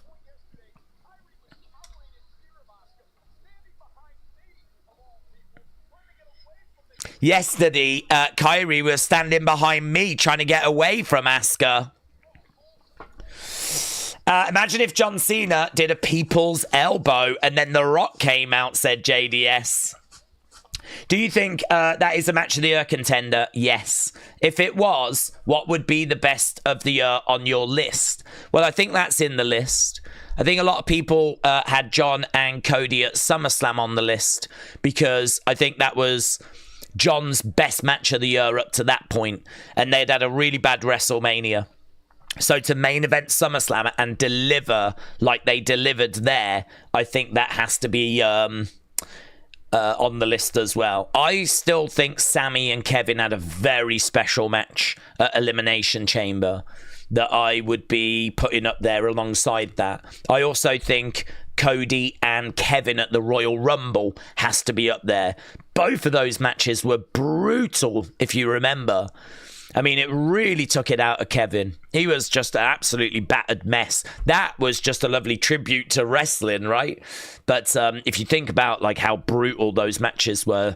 And then I think there was a lot of love for that TLC match on SmackDown with all the tag teams.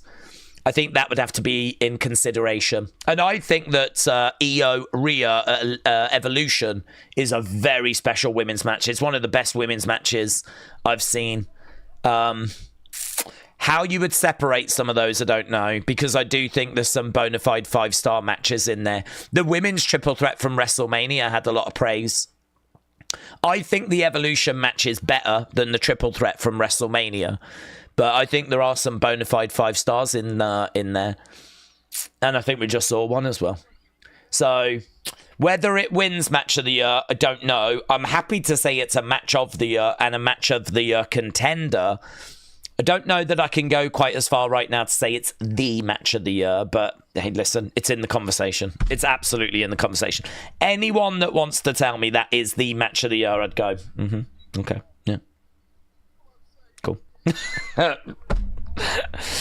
mean, yeah. It's fantastic. Wrestling Russ, shout out to you. Said they entertained us like you had just never seen. That should have been the main event. It's match of the year for me. It's going to be hard to sit through the next 2 matches after that. That is a love letter to pro wrestling, said Wrestling Russ. Wrestling Russ, shout out to you. I think you've worded that so well. I agree. I think that is a love letter to pro wrestling. I think that's a really great way of wording it. Okay, we're waiting for Rhea to come out now. Mommy chants. Mommy Jesus. Do you know what? That actually might be the highest scoring match we've ever had. I'd have to double check. But all-time 81 is insane. It's insane to see all-time winning, but to see it getting 81... 2% said it was a bad match. That's interesting, isn't it? 2% of people thought it was actually a bad match. 4% thought it was good or okay. 13% thought it was great, and 81% thought it was all time. Wow.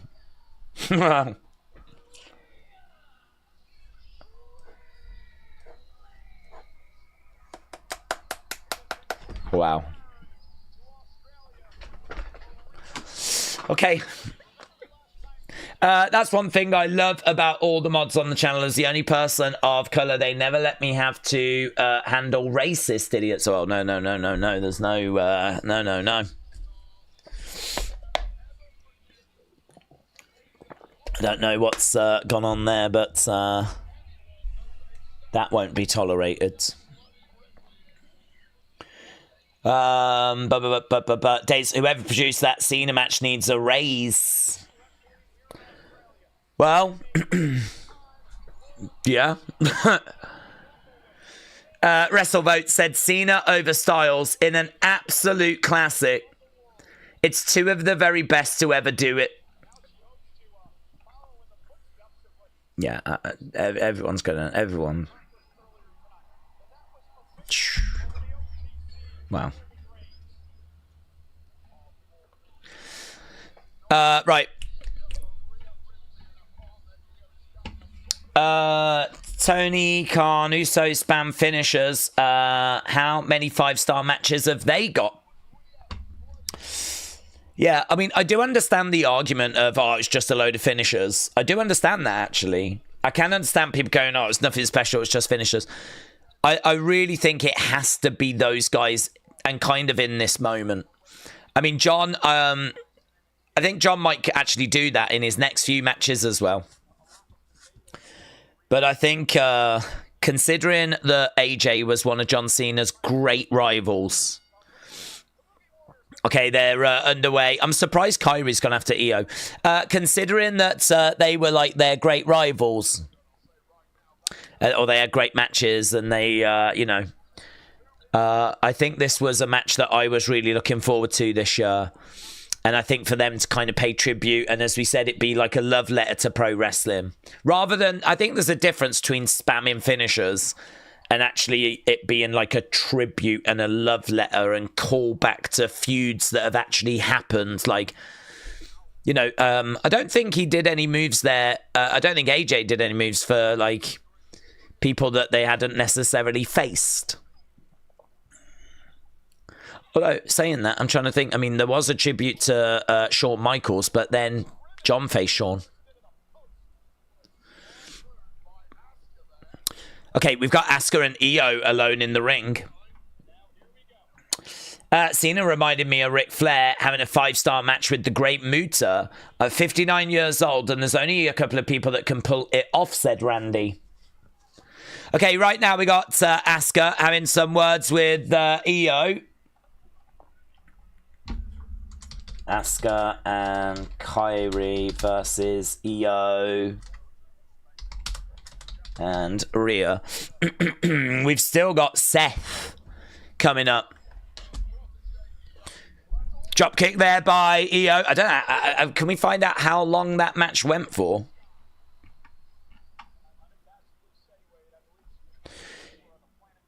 I believe she's the greatest wrestler on the planet today, says...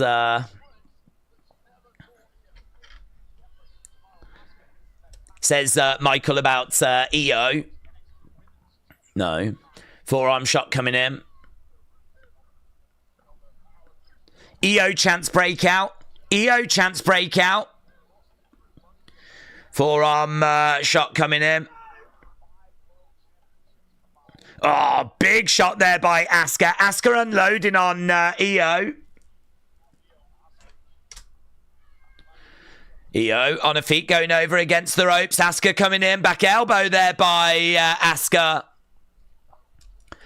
Asuka going over the other side as Io delivers a drop kick. Asuka goes down. Asuka over against the ropes. Kicks coming in there by Io. Stomping away on Asuka. Right now we got Asuka over against the ropes. Chop coming in there by Io. We've got an Io Sky Champ breaking out as Asuka rolls out the ring. Asuka goes to the outsides.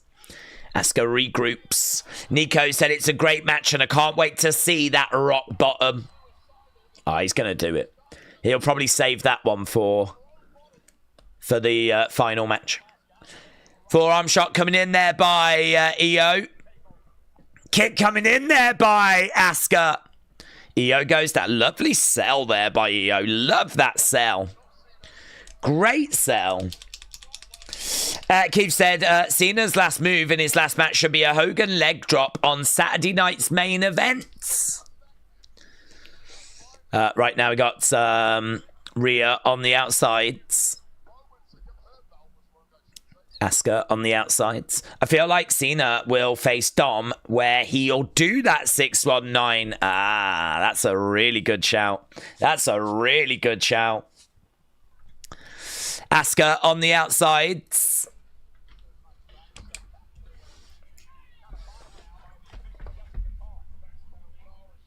Okay, right now we have got Jessica Carr counting away.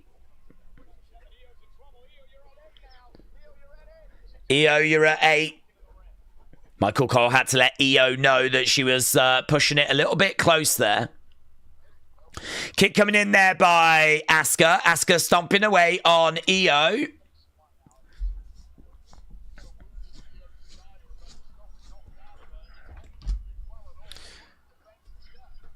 Okay, big boot coming in there by Kairi. So right now we got the Kabuki Warriors in control. This is going to feel like a bit of a come down, but I feel like we need a bit of a come down because we've still got a really big main event coming up. We've still got a really big main event coming up, so it's one of those where we do really need to grab our breath. Shot coming in there by Kairi.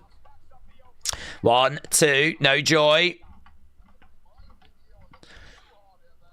EO grabbing Kairi.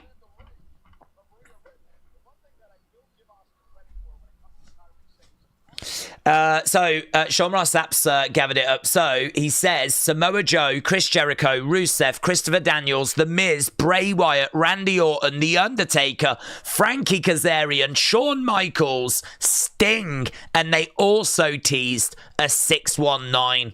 So that's a brilliant tweet by Sean to kind of round all of that stuff up. I mean, there was so much stuff in there. It is genuinely hard to get everything in and know that everything has been mentioned. Asuka comes over. Standing on the back of the head there of EO.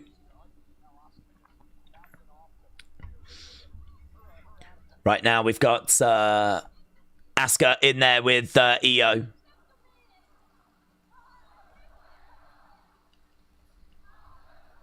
Asuka's wanker, which I don't know if that works, to be honest, but sure thing. She might be. Can you have lady wankers? I don't know. I've never called a lady a wanker. Maybe she is. Kick coming in there by Asuka.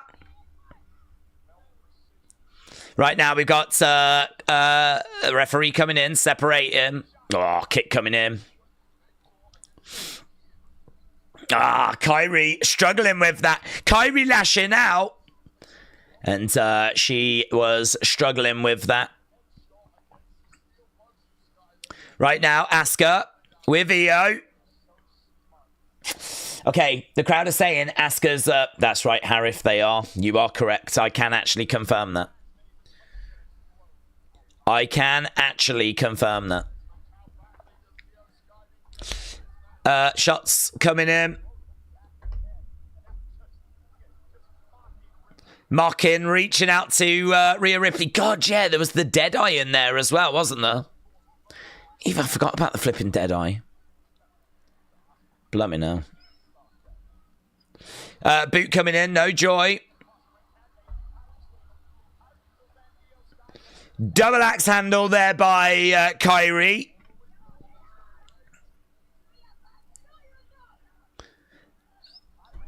Okay, Kairi just said to EO, we are your family, and Rhea shouted, no, you're not. No, you're not. EO goes down. Charging over, shot coming in. EO and Rhea's face in the word Rio, and their shoes have Japanese flags on. Well, right now they're beating up on EO right now. Dragging her over back into the corner. Asuka with a big smile on her face. Asuka's coming in. Very much the Kabuki Warriors in control. Asuka going over to Rhea. Mocking Rhea. EO trying to fight back. Shot coming in there by EO. Another forearm shot coming in. Big boot coming in there by Io. Io unload him. Ah, spinning back fists. Big spinning back fists. How is Io still standing, says Wade. Io going over to the corner. Right now we got a trio woe. Kyrie has got Io in that tree of woe. Ah, gets it. Gets it. Gets it. Cover. 2. Kick out. Shoulder up. God, it's so hard, isn't it, to get into this match? I mean, they're doing perfectly fine work, and Kyrie keeps screaming out at Io. Every time she hits her, she's like, Io! Io! Tag being made. Asuka with a sick smile on her face. Asuka's just like walking over, just loving it. She's just absolutely loving life right now. Okay, kick coming in. I reckon Cena will keep that 619 for Dom, says Kian. I agree. Another kick coming in there by Asuka. Another big kick coming in there by Asuka. Io trying to fight back. Oh, wow. Io getting right in the face of Asuka. I'm here for Io Asuka as a singles match. I really want this as a singles match. Io pushing back at Asuka. Asuka slapping Io. Hitting her hard. Bang. Kick to the midsection. Asuka coming in. Wade Barrett said, I'm so glad I'm retired. Oh. Bang. Asuka down. Mate, so good.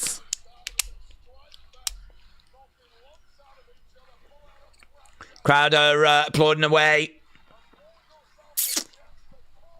Io going to make the tag. This place going to go crazy when Mommy's in and she's in. Mommy goes off on Kyrie. Bang, big boot. Nice knee coming into the midsection. Bang. Drop kick by Mommy.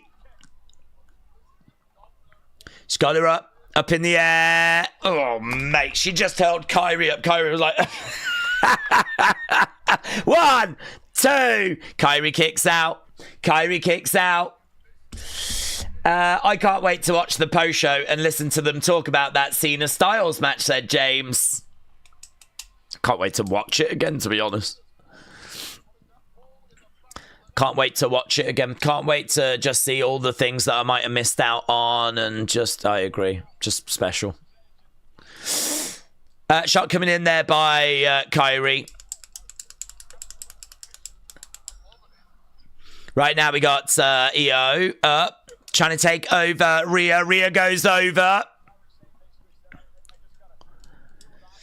Sam Roberts said nothing is better than wrestling after that amazing match. So many people online. I mean, do you know what? Yes, that's a really good point.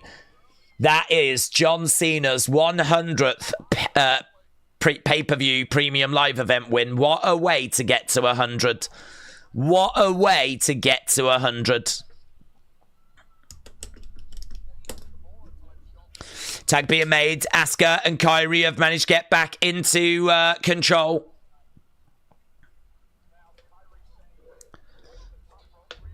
Okay, right now, Kyrie up top jumps. No one home. Big boot coming in there by Rhea. Big boot.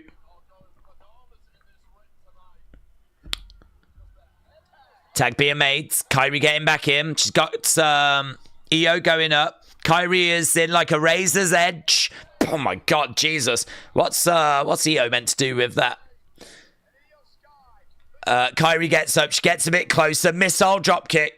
Yeah, I'm glad she got up there. She was a long way away. Creative Humor just said, I'm pretty sure you've just witnessed the season finale of WWE because we are not topping that. Yeah, lovely missile drop kick. Rhea has got a Japanese flag on the back of one of her boots, said Gamer Bro. It's probably just in solidarity with Io. Io looking over to Asuka. Right now, Io picking up Kairi. No joy.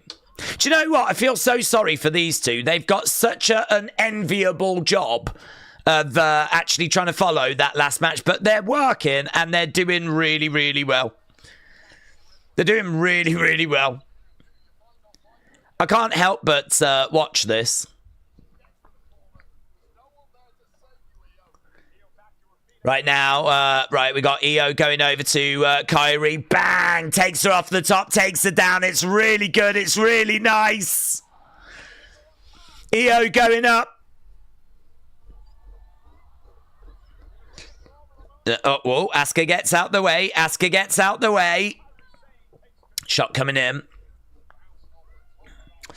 That is a good point, Daze. Did you know that Io and Rhea's face has the word Rio and their shoes have a Japanese flag and Australian flag? Wrestling Void, thank you. Okay, right now we have got Asuka with Rhea into the ring steps.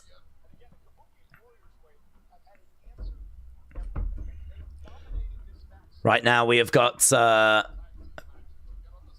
Okay, they're on the outside, and right now the Kabuki Warriors are in control. Io is going up, looking for a springboard moonsault. She lands on the Kabuki Warriors. Nico said, this has been a fun-paced match. Okay, right now we've got Kairi going back into the ring. Io Sky Chance. Io Sky Chance. Io charges over. Double knees into Kairi. Kairi coming into the middle. Here we go. Going up again. Looking for a... Bang! Moonsault. 1, 2. And there's Asuka making the save. Shout out to you. Oh, Rhea. Okay, right now Rhea is calling Io over. Tag being made. Tag being made. Io. Asuka's getting up. I don't know which way this is going. We never had a chance to do... 1, 2. Oh, never had a chance to do a pole, did we? Headbutt. Okay, going for the Riptides. Going for the Riptides. Kairi goes over. Tags mates. Here's spinning back fists. Rhea is down. Kick coming in there by Asuka. Here we go, inverted DDT, but we've got Kairi going up. She's going to deliver the elbow. Bang, connects. Asuka going over for the cover. 1, 2. Io makes the save. Io makes the save. Both teams just a millisecond away. This, of course, our co-main event. We've been live for 2.5 hours. Kick coming in there by Kairi. Crowd are chanting, this is awesome. They like it. They like it. Rhea goes down. Oh, springboard drop kick there. Asuka goes down. It's good. Rhea, Io win, Seth win, says her. This match is overstaying its welcome, said Big Time. Oh, I don't know, to be honest with you. Crowd are chanting, this is awesome, and I feel like we all need to just kind of catch our breath, maybe make a cup of tea. I don't want to say that this match is here for that reason, but I sort of feel like we need to kind of, you know, compose ourselves after the flipping Cena match that we've seen. Just get us into a better headspace for that. And plus, whilst they're out there putting on great action, like, I think it's fine. Forearm shot coming in there by Rhea. Backslide. 1, 2. Rhea comes up. Asuka with a kick. Boot coming in there by Rhea. It's fast-paced action. Back elbow coming in there by Rhea. Super kick. Asuka goes back to the corner. Right now, we've got Asuka up on face first into the corner. Asuka goes down. Crowd are really invested because Rhea's in there, of course. The roof came off the place when Mommy got her intro. Okay, right now we have got Rhea over in the corner. Headbutt coming in there by Rhea. She's got Asuka up in the corner. She is going to go for an avalanche riptides. Avalanche riptides. Oh, mate, Kairi just took that bullet for Asuka. Yeah, that is great, Lorty. She moves Asuka out the way. And she takes that big boot. Here's the riptides. This might be the beginning of the end. Kairi planted. She looks over. Tag made. Tag made. Io going up. Looking for that moonsault. Gets it. 1, 2, 3. And it is a win for Io and Asuka. Okay, that is our co-main event done. Let's get the match scores in, shall we? William said, Daze, I could really get into these morning streams. It is kind of fun that we're going to have the rest of the day, isn't it, really? So, yeah, that was a big moment, wasn't it? That was a big moment.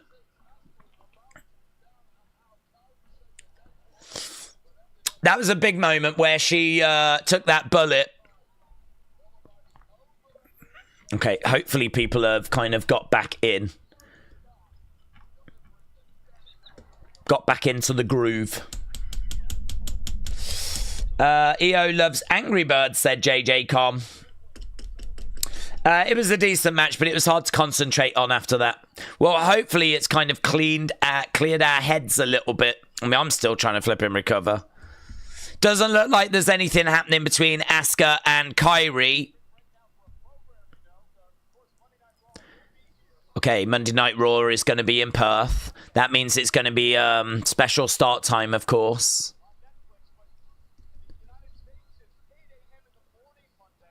8 a.m. Eastern. It's going to be a morning Raw. Dominic Penta coming up. Right. Nice win. Would have liked to have seen an EO missed, said Nico. Oh, really? EO missed him back. Bailey and Lyra are going to be taking on the Judgment Day on Monday. Bailey and Lyra against Judgment Day. Okay, there is the men's Crown Jewel Championship. One more match to go. 2.5 hours we've been watching this show. Let's have a look, see what you lot scored. That's women's tag, EO, and...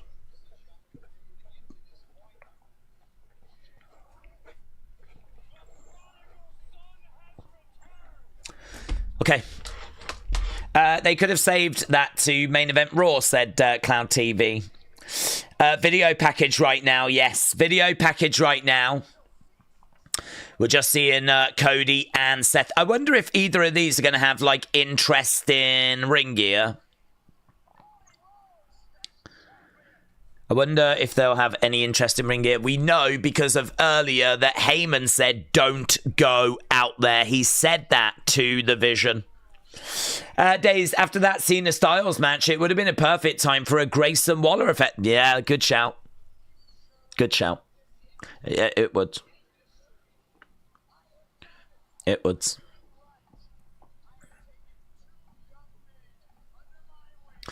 Okay, we're just seeing Seth and some of the kind of build for this match.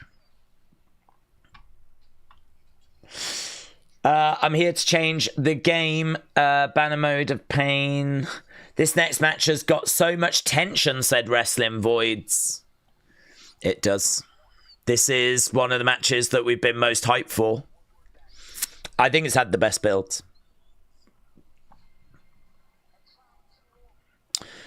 Okay.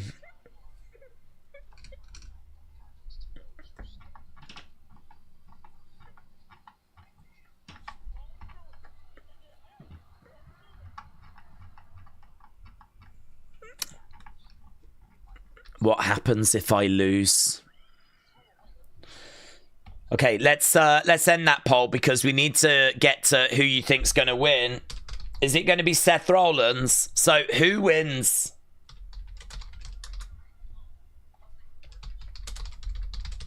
Seth Rollins or Cody Rhodes? It's time to decide. No more sitting on the fence. Oh, really close on that flipping poll, but it did come out as great. Look at that, though. 46% said it was great. 43% said it was good. But it does come out as great. Great 55. Okay, here we go then. The video package is done. Video package is done.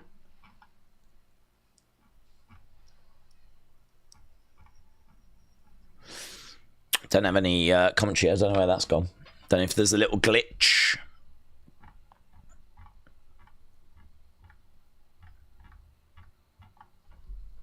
Is commentary gone? Or is that me? They're just showing a graphic. Okay, Call of Duty Mobile, little advert right now. Daze Theory appears tonight. It does feel like the table is set for that, doesn't it?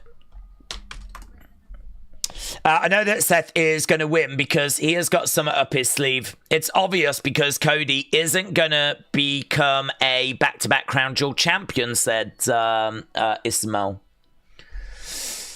Is Seth winning, said Tracy. It's because someone could come out and help. I think we are probably largely all thinking the same thing.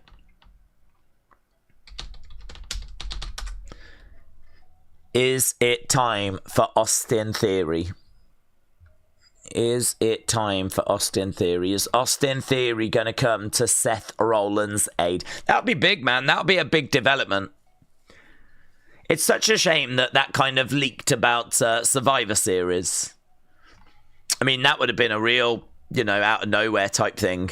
I think we would be speculating, is someone going to help Seth? And we might speculate a theory. But, I mean, it feels like Theory is going to be the person, if that is what's going to happen. The theory of theory has been going on for so long. The theory of theory. The theory. I don't think Theory is coming out. But then again, I didn't think AJ Lee was coming back. Dun dun dun dun dun dun dun.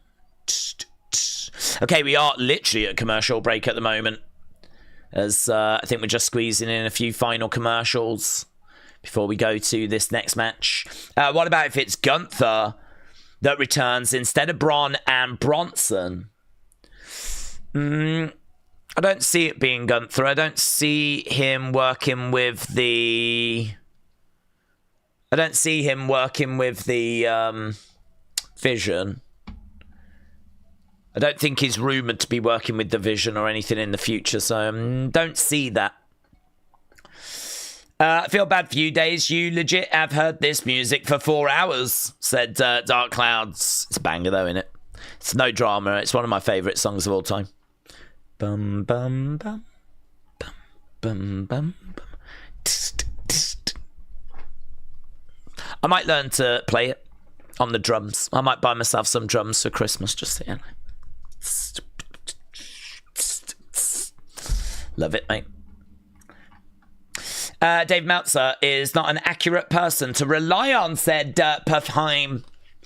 Okay, Brandy Rhodes needs to just stay out of pro wrestling, said Elizabeth. Elizabeth, thank you. I'm pleased that someone has got the balls to say that. And it's Elizabeth. Elizabeth has got those balls. Right. Curtis said, Daze, I thought Theory was injured. Yeah, well, rumours are he's at Survivor Series, and that's not that far away. Plus, also, he doesn't have to wrestle tonight, does he? He's just got to come in and just help Seth win, so... CM Punk was in the crowds during Cena Styles. CM Punk was in the crowds. There he is. That's not him. That's not him. That's not him. That's not him. That's him. There. That's him. Breaking news. CM Punk watched that great match. Kyrie is going to benefit so much from this story when Asuka probably blames her for the loss and the arguing begins. Hard to follow that last match, but they did extremely well. Sonny said, Daze, would you like to come onto my TikTok live and have an oracle reading? I can't, to be honest, buds. Because once I'm done with this, I've got to do the talking points video. I've got to do the unseen video. I've got to do the review. I've got to try and save my flipping voice, which is very slowly abandoning me. So I don't think that's a commitment I can make right now. James said, how about two big moments? Oh, yeah. Hey, I bet you say that, don't you, to all the girls? Hello. Hello, ladies. How about I give you two big moments? Ah, yeah. Yeah, I'm on to you. I've met your kind before. Yep. No, mate, listen. If that's what works for you, God bless you. Right, immediately following this, we're going to do a post-show. Not us, WWE. I bet it'll be great. God bless them. Wish them all the best. Right, we've got the belt in the ring. There it is. It's got 3,300 stones. I think that's more than the women because men are better than women. Not my words. The words of WWE. The fact that it was John Cena's final appearance at Survivor Series means that he needs to be in a singles match. Streets are saying that he will be in a singles match. Okay, here we go. Here we burn it down. Seth is coming out. Oh, mate. It's been a bit of a... How long have we been streaming? Oh, not that long. Okay, here we are. No, he looks all right. I don't know what he's channeling. We've got zebra arms. Zebra arms. Zebra. Was John Cena AJ better than Cena Cody is a question that's on my timeline. I'd be shocked if Seth lost. Okay, damn, the crowd is quiet. They're probably a bit burnt out. We might have burnt them out.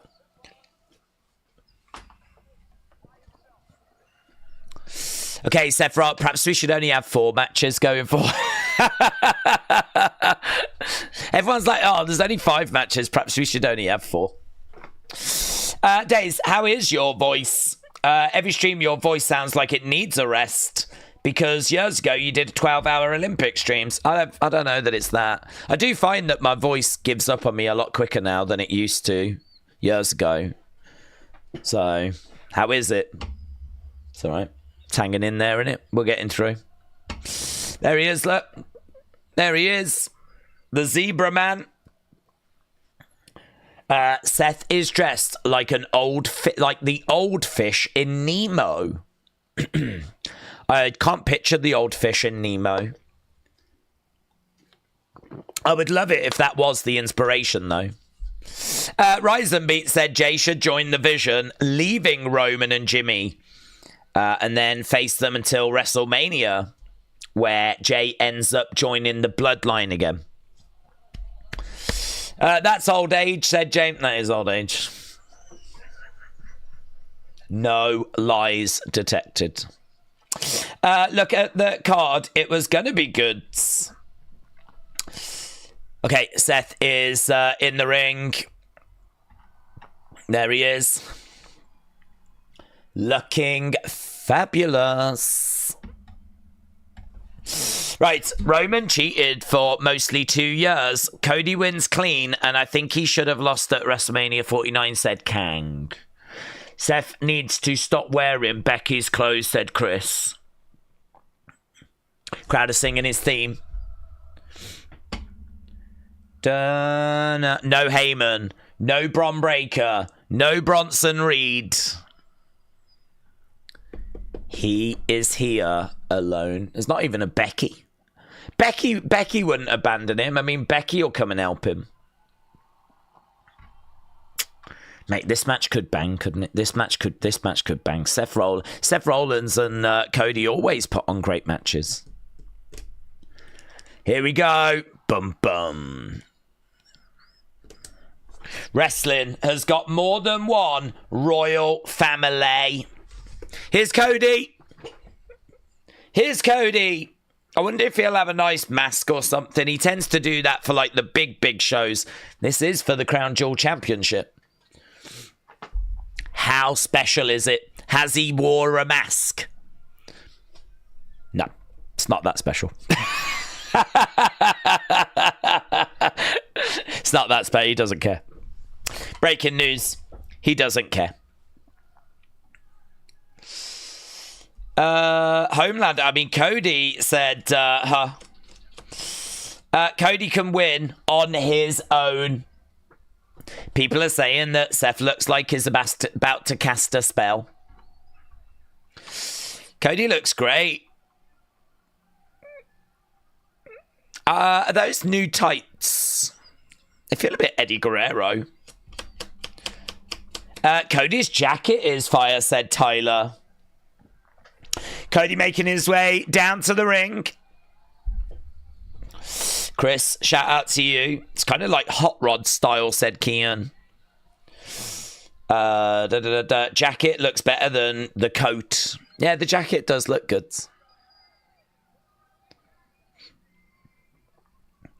Okay, Cody has got the ring on. Surely he's got to take that. He can't wrestle with it. So he's still got that ring from last year. Cody would love to have another one. So Seth has made his way down. What if Becky turns on Seth, says JJ's Spuds. That would certainly cause problems for their marriage.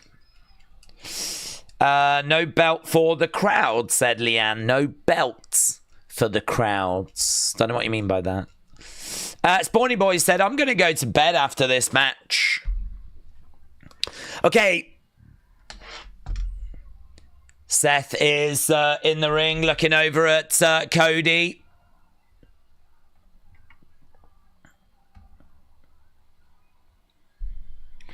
Dun, dun, dun, dun, dun, dun, dun.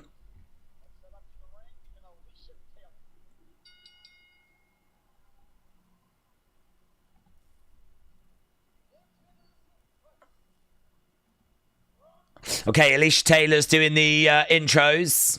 What if they just watch instead of coming up with crazy things, says Tony. Ismail said, I remember the entrance at 41 with Cody, and he had those motorbikes and the gold mask. He's had one of those masks where it's like, it like proper opens and everything. He's had some really sick masks. Creative Humour said, oh, you'll boo the national anthem. God, that seems so long ago now. You'll boo the national anthem, but you'll cheer Cody Rhodes. There he is. There's his jacket. He does look good, doesn't he? He does look good. Cody is a good champion. They just book him horribly, said Cloud TV. I agree. I agree. Okay, both guys getting their intro. We're about to get underway with this, and at the moment, you lot are 64% thinking that Cody is going to get the victory here.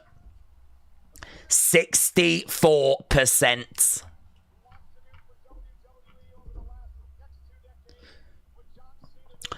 God, look at the size of that belt. It's about the same size as the flipping referee. Cody Rhodes chants breaking out.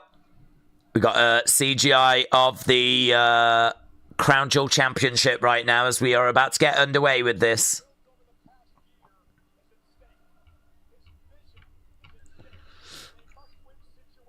A must-win situation.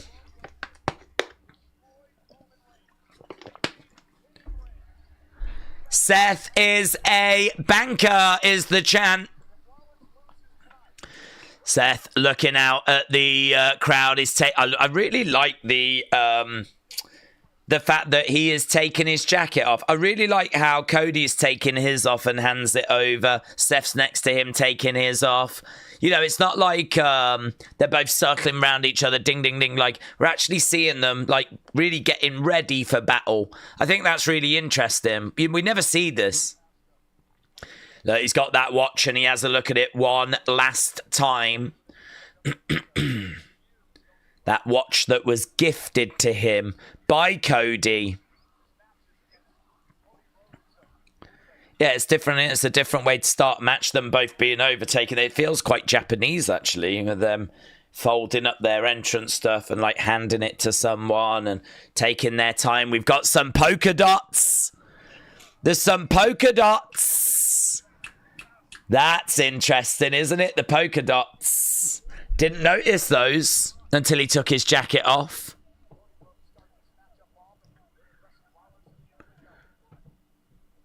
I wonder what the psychology is there. Obviously, it connects to Dusty. But he wore polka dots. He wore polka dots when he faced him at in that Hell in a Cell match, and it didn't help him.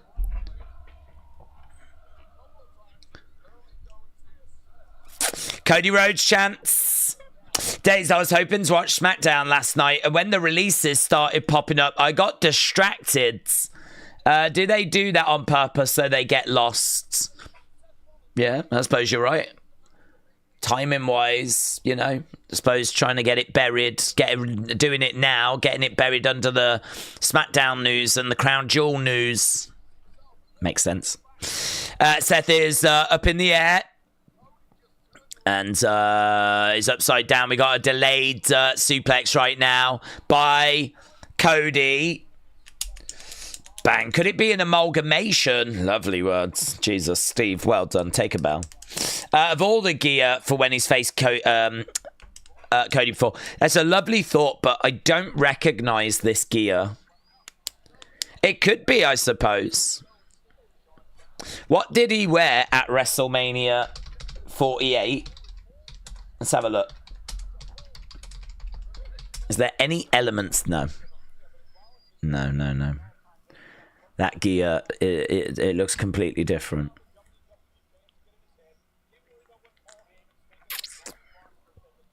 Lovely idea, lovely thought. SmackDown was up on another level last night with Shinsuke returning and the old music and Tamatonga. We got banker chants right now, and Seth is livid on the outside of the ring. Macho Man's giving it to him as well.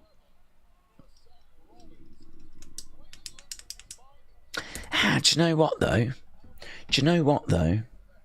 Steve, that was the gear he wore at WrestleMania. That was the gear. I wonder if this is the gear for number 4. I wonder if he wore that, and that. I wonder if that strip is an amalgamation, because that was his gear from WrestleMania. That was his gear from Hell in a Cell. Is that his gear from, I don't know, was it Backlash?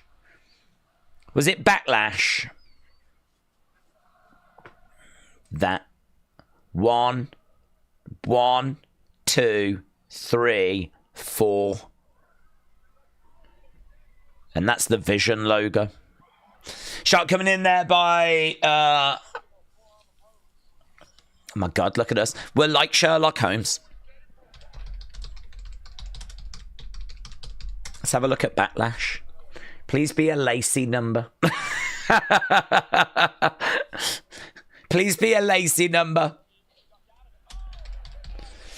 Over against the ropes. Oh, clothesline to the outside. It is a Lacey number. It is a Lacey number.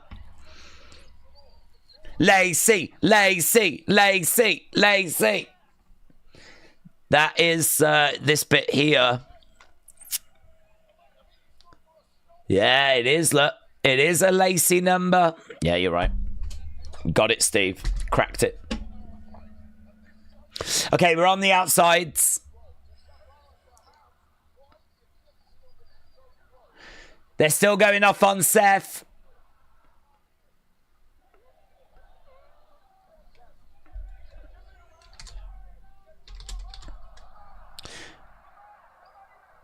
Okay, right now, we've got Seth going over, causing trouble with Michael.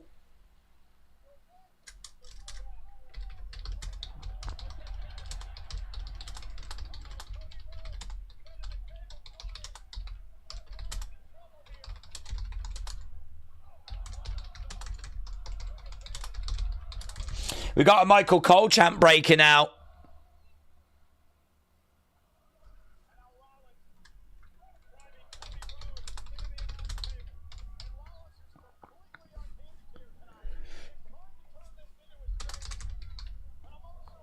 Right, Seth was just wearing white pants for the 41 gear, but a white jacket for his entrance. Right, here we go. We got Seth.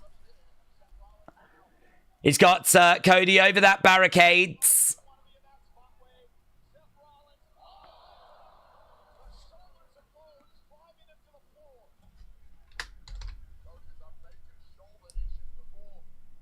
Into the ring goes Cody. Daze, the more entertaining story is Seth losing, but I can't see him losing, says Macarice. Seth is in control. Michael Cole said that Seth is acting desperate. Kick out by Cody. Okay, right now we have got Seth down.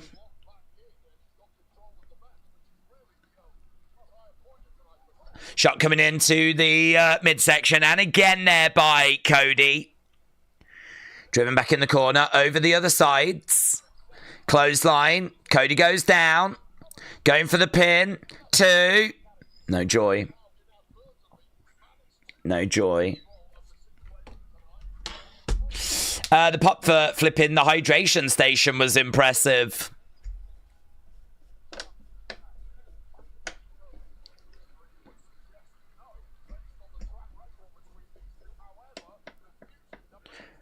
Okay, here we go. Cody is up. Kick coming into the midsection.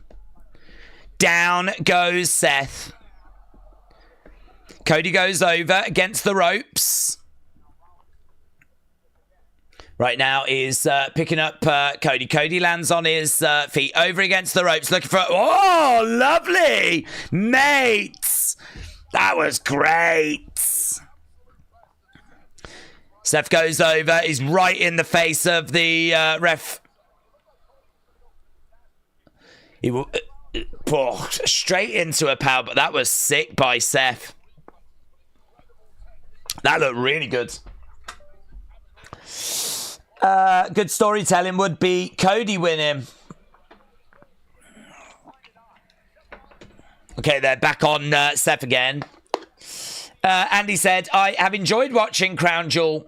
My favourite match was WrestleMania 3. Andy, thank you. Okay, right now we got Cody in the ring with Seth. Seth working on the arm of Cody.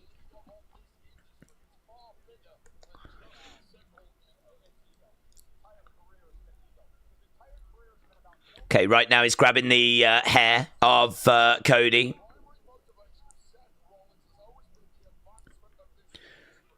Working on the arm here. This is our main event. We know how important this is. I think they're going to give this time, of course. Actually, I wanted to have a look and see how long the that John Cena match was. Because I feel like it had time. I feel like it had time, but I just can't. I don't know how much time. Wow. So the opening match went 21 minutes. Second match went 10 minutes. Cena, AJ, 27 minutes. Do you know what, though?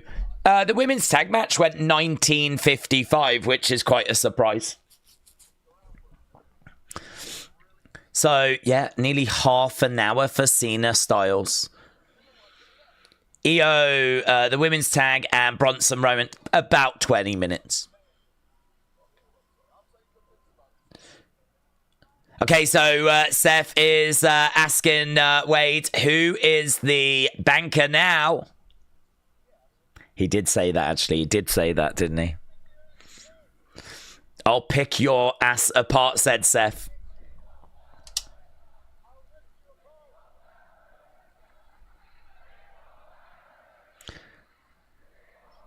Is it We Want Barrett?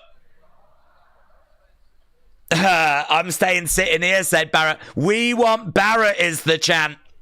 Bloody now, the Australians are now cheering for him, an Englishman. Wow. Mate, they're all over the road. Absolutely all over the road. Never did I think that they would start cheering and asking for an Englishman. Cody Rhodes is down. Stardust. Seth mocks Stardust. We Want Barrett. Stardust tribute. Seth is watching Cody get up. Jab coming in. That Stardust taunt, said Harif. It was good, wasn't it? Cheeky. He had a little smile on his face when he did that. Oh, went for the bionic elbow. Went for the bionic elbow. Oh, and then Cody went for it, but he didn't get it. Seth, figure four. Lovely. Figure four by Seth. Figure four. Days, if Seth wins, that'll make my day, said Wrestling Voids. WWE definitely got the hint from ESPN with that grade C. Let's see what they give them here, said Nico. Good point. Good point. I think it's been a really strong offer for him. Really strong. I mean, it's got an absolute match of the year. I think that the tag match was fine. I think, it, really horrible spot to be in to try and follow that. But I think they did a good job. Stephanie was fine. Probably better than I was expecting, but nothing to write home about. Roman Bronson was pretty fun. Enjoyed it. I mean, it's all about Cena AJ. Definitely need some out of this match, though. This is the match that's had the biggest builds.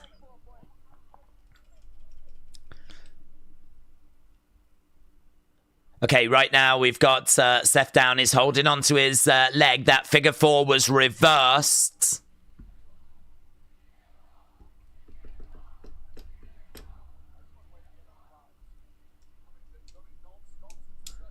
Okay, right now we got Cody on his feet. Seth on the outsides. CM Punk chants.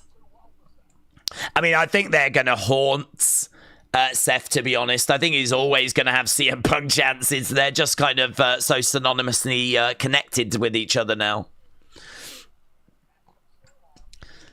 F him up, Cody. F him up. Right now we got Seth on the outside holding on. Bang. Cody goes down on that top rope. Punk chants, said erase your minds. Dave Sri Lanka, 95 for 1. That's not great, is it? That feels like they're getting a bit close. Right now, Cody has got Seth up. He looks like he's going to drop him down. Oh! Is that a vertebraker?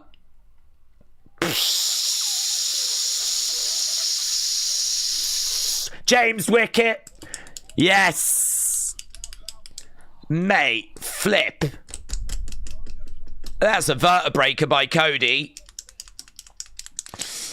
Jesus, that wasn't Jesus. That's actually Seth Rollins. A lot of people do make that mistake.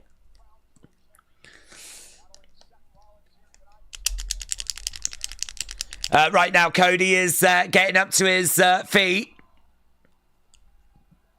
Shot coming in there by Seth. Shot coming back there by Cody. And again. Bang, down he goes. Why is that not his finisher, said Johnny. To be honest, I don't think he should really be hitting it. That move could cause so much trouble. I am shocked that they allowed the vertebraker to be used.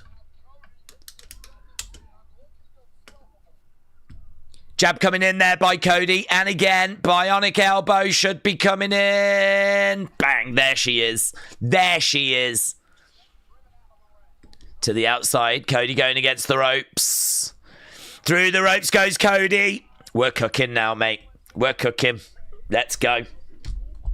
James said, as soon as I sent that first message, we got a wicket. Well, keep sending them. Bloody hell. Cody on the outsides. We are now over 3 hours into this. Between Cena, Styles, and this community, I am no longer angry at the world. Trini, that is so good. Here we go. Bang! Cody cutter 1, 2. Shoulder up. I think it's safe to say that WWE are getting spicy with the moves tonight. Real spicy. Real spicy. We're bringing out all the big moves. It's like William Hensey at the local discotheque. All the big spicy moves are coming out. Yeah, all of that. You've seen William down there. That was PG, trust me. The tombstone was wild, said Belinda. Crossroads, no joy. Puff say, I love the spicy. William's like, oh my God, Daze. TJF's now in love with me. Oh, love that for you. Here we go. Disaster kick, no joy. Double underhooks. Pedigree. Seth, 1, 2. Cody kicks out. Spicy duel, said Nico. Moopy days. Little bit of the moobs. Triple H went, so you hate the shows and the PLEs.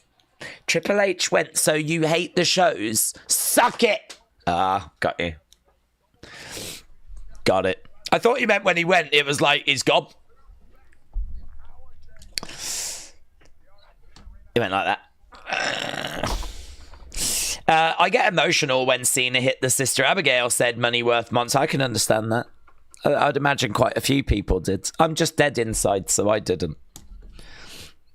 I don't have any joy, or I don't have a soul. So here we go. If I did, though, I also would have got upset. Here we go. Crossroads. No joy. Reversed. Reversed. 1, 2. Seth. Kick out. Kick out. Kick out. To be fair, I would still dump Triple H. One swallow does not make us some... I didn't know where that was going. I didn't know where that was going, Dork Knight. Okay, men's Crown Jewel Championship is still underway. Green shirt guy must be gutted he didn't get... Yeah, you missed one of the greatest matches ever. We should send him that as a message. Hey, you've missed one of the greatest matches ever. I wouldn't want to miss that one. I don't know. Is that trolling? Would that make me a bully? Seth's going up. Seth's going up. Here we go, looking for a moonsault. No, twisted, lands on the feet. Cody, duck underneath, over the other side. Bang, bang, Cody cutter. Jeez, no one home. Wow, pedigree again. Gets it. Looking for the curb. Gets it. Here we go. 1, 2. Nah, mate. Nah. Nah. I thought the Bray tribute was a bit cringe from Cena, but it turned into comedy, so it was okay. You thought it was cringe? You thought the Bray tribute was cringe? Really? Really? I really didn't think anyone would have a problem with that. Right now we got Rollins having a word with the ref. Nico said the kickouts after every finisher are bad. Triple H is going to say he is Cena's final opponent. Nah, not with his bad heart. Seth's having a look at that belt. He's looking out at the timekeeper's area. Where's he going? What's he getting? He is going over to the bell, to the watch, to the watch. He's got the watch. It's an expensive watch. Yeah, he's going to use it. He's put it over his fit. He's going to punch him, isn't he? Surely the referee has just seen that, though. Has the ref not just watched him go like... No, he's like... He goes over. Kick coming in there by Cody. Cody going over. Cody cut up. Gets it. Gets it. Gets it. Crossroads. Gets it. Oh, my God. 1, 2... Mate, a Cody cutter and a Crossroads. Mate, Dave Meltzer's trending. I don't know why. I still don't know why. Don't care what Meltzer will say. This match was 5 stars. People are like Meltzer. God, it's so funny. It's so funny how everyone's like, oh, don't care about Meltzer. Don't care about Meltzer. Who cares what Meltzer? And people, Meltzer's trending because people are like, Dave, did you see that? That was 5 stars. Leave him alone. If you don't care, leave him alone. Don't care. Don't care what Dave Meltzer thinks. I don't care so much. I'm going to send him a tweet. Just so you know, I don't actually care. But you better give that 5 stars. But also, remember, I don't care. Cody's going up. Seth coming over. That was close, said Roman Reigns SCM. Seth was going to use that watch, guys. He was going to use that watch. Kick coming in there by Seth. Kick coming in again. Meltzer will give it a lower score just to get the clout. Do you know what he should? He should give it 3 stars. He should give it 3 stars and just watch the IWC burn and just be like that.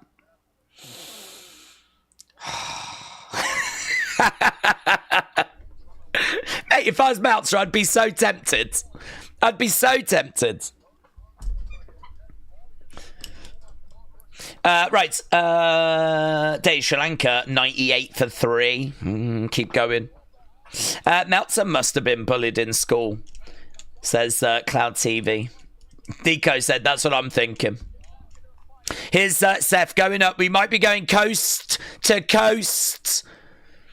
Cody is tangled up over the other side. Oh, headbutt! Headbutt by Seth! Headbutt! Wow! Blumming hell. Didn't expect that. Didn't expect that. 2. Shoulder up there by Cody. I thought we were going to go coast to coast. I didn't expect him to lead with his flipping heads. Jeez, look spicy, said Nico. Look at that. Look at that. I don't even know how I feel about it. Oh my God.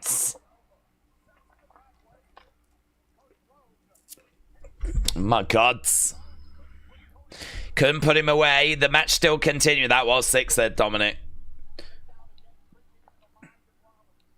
Seth Rollins is back up on his feet. It's Seth that's in control. These two have really thrown a lot at each other. Seth is grabbing Cody. It looked like he was swimming in the air. I've actually got the picture. There he is, look. Blimey now. Blimey now. Right now, Cody, up top, Seth is so good, said Prince Bowie. That was cool, said Wrestling Prouds. Corey said, hello, everyone. I can't watch this because it's on ESPN, but I am living vicariously through you all. Welcome, my friends. Welcome. Try and get a VPN and maybe get, like, the UK Netflix. I think a few people do that. Right now, we have got Seth. He goes down. Cody is standing up there. The whole show has been cooking, said Wrestling Prouds. Hell of a match, said Aubrey. Here we go. Seth's up. Seth is up with Cody. And Spanish Fly. Spanish Fly. Spanish Fly. Yeah. It was a fly of the Spanish variety. Boom. You're a Nagi. Yeah, I didn't think that was going to do it. I didn't think that would put him away.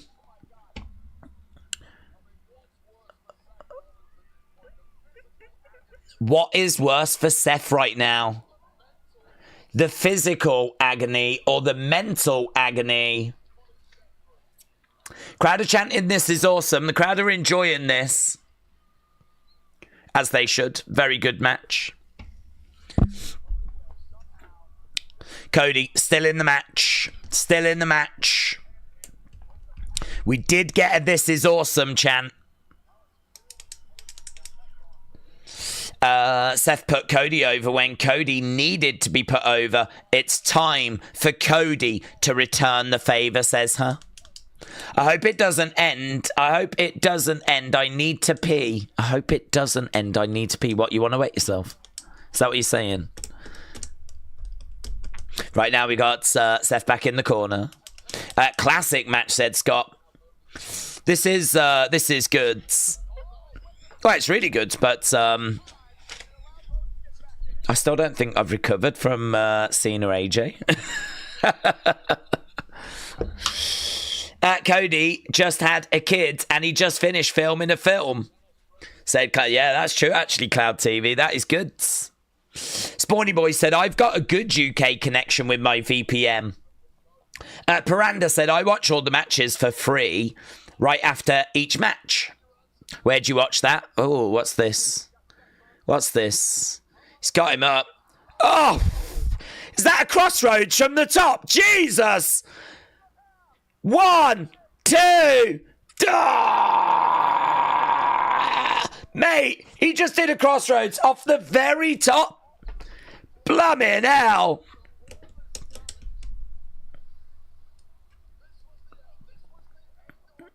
Look at that. Oh, that's a good point, actually. Yeah, that probably was a tribute to Becky. People are saying it was Spanish Fly into rock bottom, but it'll be a manhandle slam, won't it? Super Crossroads. Daze, this is one of the best matches of the Seth Cody matches, said Mr. Dow Jr. I think it's very good. I think it's very, very good. They're chanting for Cody. Right now, Cody up on his feet, coming in, big right hands. Is the match about to end? I don't think we're too far away from the finish. We can't be that far away from the finish. Cody standing over Seth. Another shot coming in there by Cody. Seth on his feet. 60% of you think that Seth's going to win. 40% of you think that Cody is going to win. Shot coming in there by Seth. And again, these two exchanging shots. Back and forth. Pop, pop, pop, pop, pop, pop, pop, pop, pop, pop. Still fighting. Still fighting away. Right now, we got little kicks coming in there by Cody. Right now, we've got Cody. No, take over there by Seth. Boot coming in. Double underhooks. Double underhooks. No joy. Goes over. Grabs the watch. He's got the watch. Is he going to use it? Back elbow. Put up a poll if we think Theory shows. We did that earlier. Joe. Referee down, looking for the crossroads. Bang, he uses it. He used the watch. Seth with the watch. He's took too long to capitalise, though. He's used the watch.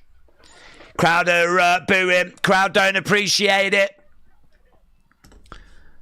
He's just punched him in the face with the watch that Cody gave him into a curb. Into a curb. Is this how he's going to get it? We're thinking that it might be that Theory gets involved, but what if he wins it this way? What if it is going to be the watch, ultimately?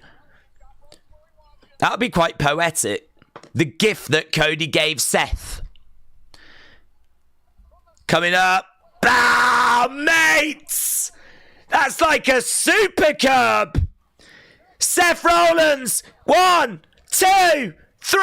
And that is how Seth wins.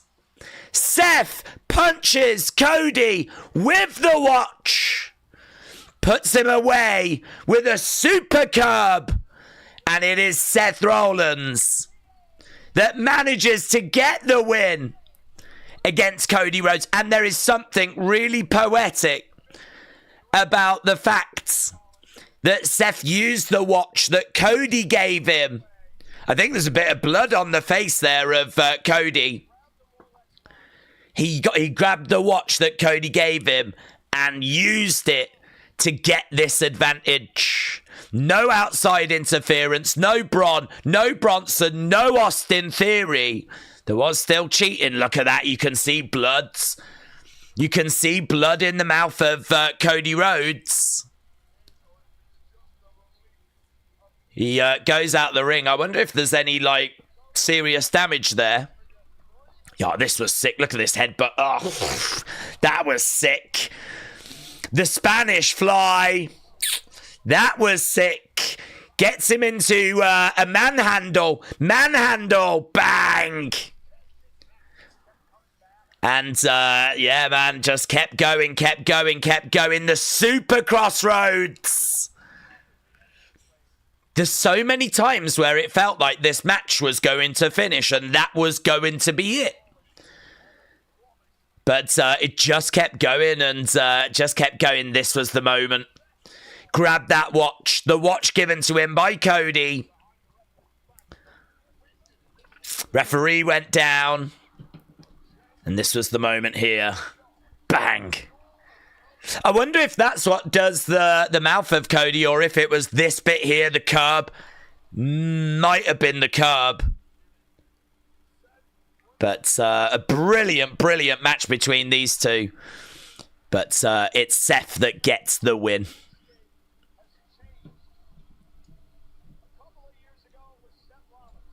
There we go. Triple H is in there. He is handing over that championship to Seth. He shakes his hands.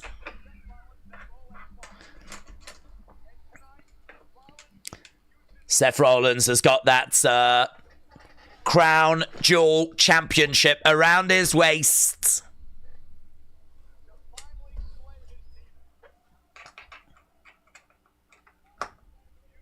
He gets one of those rings as well. It's a fantastic match.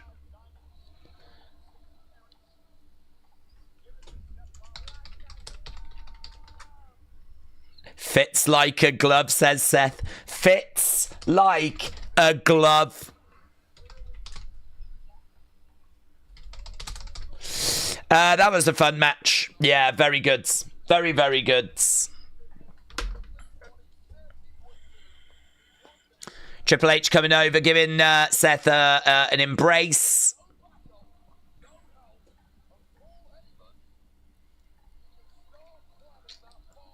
Paul Heyman, you can start planning that party, says Wade Barrett.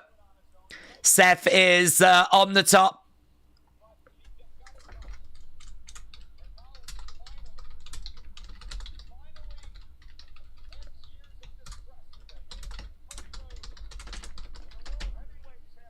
Kathy Kelly is in there. Oh, Seth just grabs the microphone. I don't need your questions, Kathy. Are we going to get anything extra here?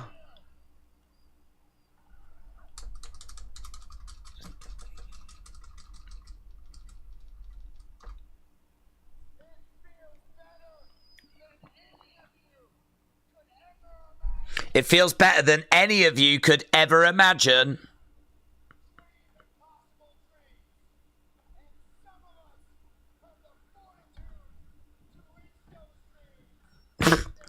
Seth's talking about reaching his dreams and everything after he just cheated to win. Long. Is someone coming out? I'm not sure.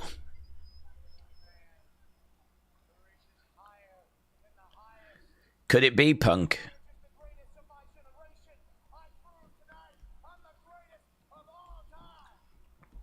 He says he's the greatest of all time.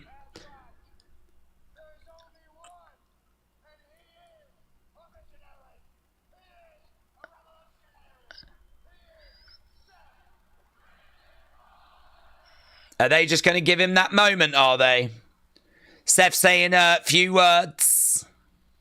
His music plays. Still no sign of Braun and Bronson and Heyman, which is a bit of a surprise. No one came out. I did wonder if CM Punk might make his presence felt.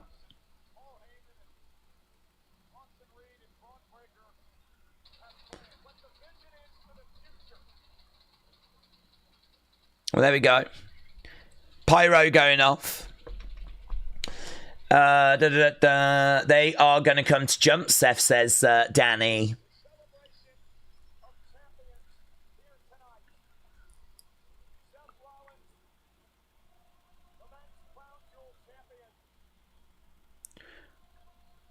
Ah, Stephanie's in there. Stephanie's got her championship. Seth has got his championship. Kind of got them the wrong way around there, haven't they? She's wearing hers and holding up the belt. He's wearing his and... There we go. I think it's going to end with those two in the ring.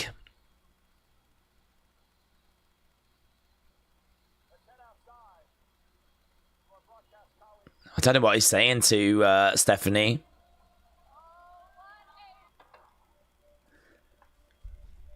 Okay, and the show does actually come to an end.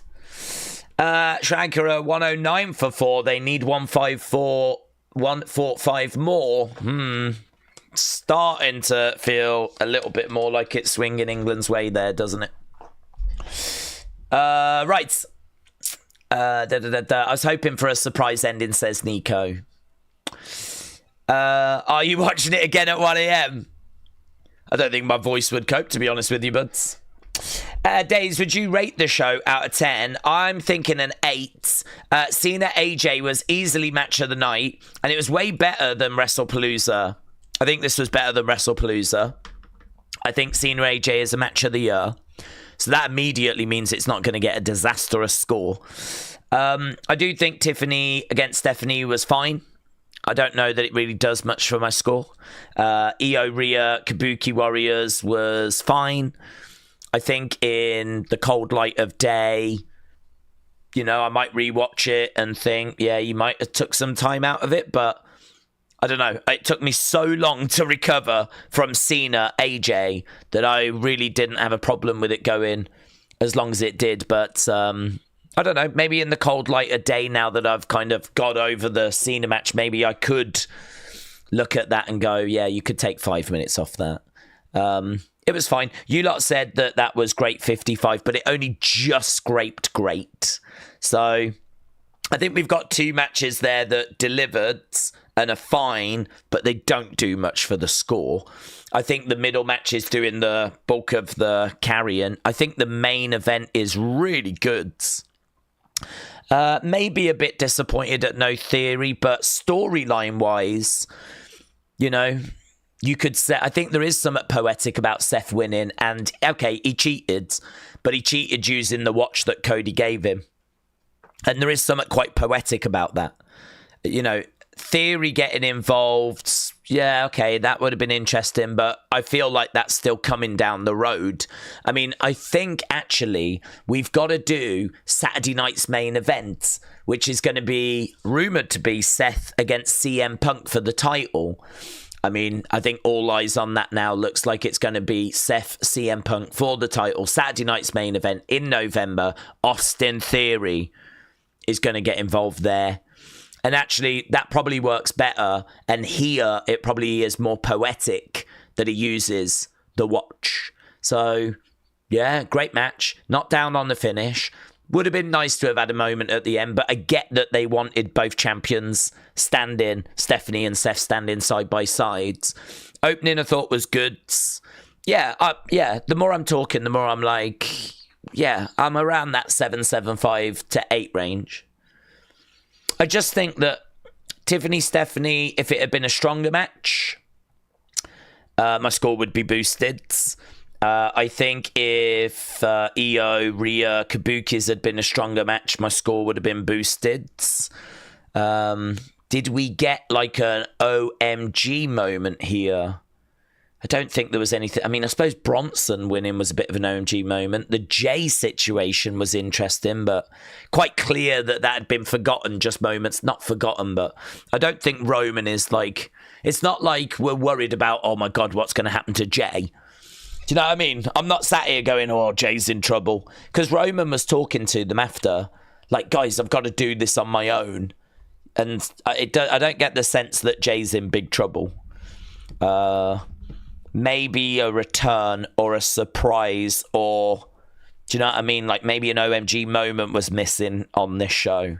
But look, I think this is definitely better than WrestlePalooza. They gave us a match of the year. I think it was a really enjoyable show. I'm really positive on it. I think it gets like a B plus rating. I think it gets a 7.75 to 8 sort of range. That's kind of what my gut is telling me. That's where I am. I mean, maybe everyone's like, well, it's 10. But, I mean, I would just say, what, Tiffany, Stephanie, I mean, you're saying that can't have been improved. The women's tag match, you're telling me that can't have been any better.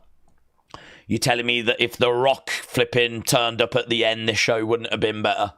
I feel like, you know, an OMG moment, those couple of matches being better, that would have boosted my score. I think maybe we do get to the 8.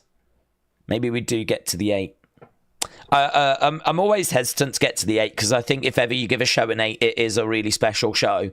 But I think considering this only had 5 matches and one of them is an absolute banger, an absolute classic, an absolute match of the year, yeah, I don't think it's unfair to see this was pretty special. So there we go. There's a few thoughts. My problem with the women's match, it could have been the matches before them had an effect, says her. Maybe. Yeah, maybe. It was a great PLE, said David. Let's enjoy the matches, says Toby. Cena posted a picture of Chris Martin from Coldplay because the arena was all yellow. Oh, that's great. That's great. Respect. I got respect for that. Posted a picture of Coldplay because the arena was all yellow. Very, very good. Yes, I mean, look, we've got loads of videos to do, loads of things to talk about. We'll be doing like a talking points video.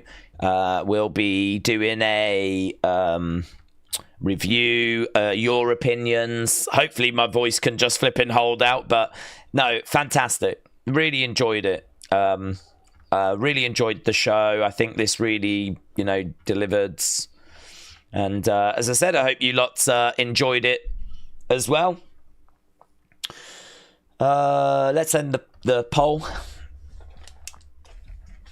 Post show is live now. Yeah, I tend to try and watch that after, to be honest. My focus is to get the talking points video done, and anything that features in the press conference, I'll just put in unseen. Unseen will be like later today, of course. Actually, Unseen won't be that late. It'll be late, but it won't be as late as usual because I think a lot of the news has probably already happened today, but I don't know, something might come out of the press conference. Bound for Glory tomorrow, said Spawny Boy. Yes, but I mean, my voice is a little bit shot. Obviously, we did 2 SmackDown streams yesterday, so my voice is a little bit shot. So yeah, I feel like yes, definitely, I'm interested in doing that. But it'll be a nice chilled stream. I'm not really looking to scream and shout and all of that, but we will be back tomorrow doing that. So yes, thank you for the reminder. James said, definitely better than WrestlePalooza. A really enjoyable show. Cena Styles had me hooked from the start. David said that Perth presser is going to cook. Oh, I don't know who's on it, to be honest. I don't know who's on the Perth presser. But, yeah, I mean, there's plenty of things that can be spoken about, of course. Sick Horror Kingman said, we didn't need theory. I'm sorry, the Vision need colour in the Vision, like Oba or Mellow. I'm tired of the same getting the spotlight. Don't you think it's time from them to do something new, said Sick Horror Kingman. Don't I think it's time for them to do something new? Well, I think they need someone in the Vision. I mean, I don't really think about like them needing a black person to go into that group. I don't really understand that. I think that what they need is they need someone that is going to take losses. That's what I think the group needs. I think the group, the problem with the group is that they struggle when it comes to like someone taking the loss, because there's a lot of matches, like tag matches or 6-man tag matches, that the Vision have to lose. Who takes the pin? Seth? Don't think so. Bronson? There's no good option for the person that's going to take the loss. And the Vision are going to lose matches. So I think you need someone in there that's going to let the team down. I think you need someone in there that is going to, be that fall guy, basically, and cause problems with the other members and ultimately get kicked out and betrayed. And that would be a long story, of course. That wouldn't happen over a few months. That would be like, I don't know, bring them in now and turn it in like 12 months' time, something like that. So, and I think someone like Theory would be great for that. I think Theory's perfect for that role. You need someone that you can turn babyface down the road. I mean, listen, if you wanted Carmelo in that role, I wouldn't be against it. I don't mind Carmelo going in. I'm not saying that it can only be Theory, but I don't mind Carmelo going in that group. But if he goes in, I'm telling you now, he's taking losses. He's taking pins. I don't want people crying if he's going to keep getting pins. And people are like, I can't believe they're jobbing him out like this. Because to me, that is what the person that's going to go into that group needs to do. That's what I would be looking for if I was booking that group. So that we can then have that person break out and then we can start doing that person against Seth. If you wanted Carmelo in that role, I'd have no problem with that. Yeah, no problem with that.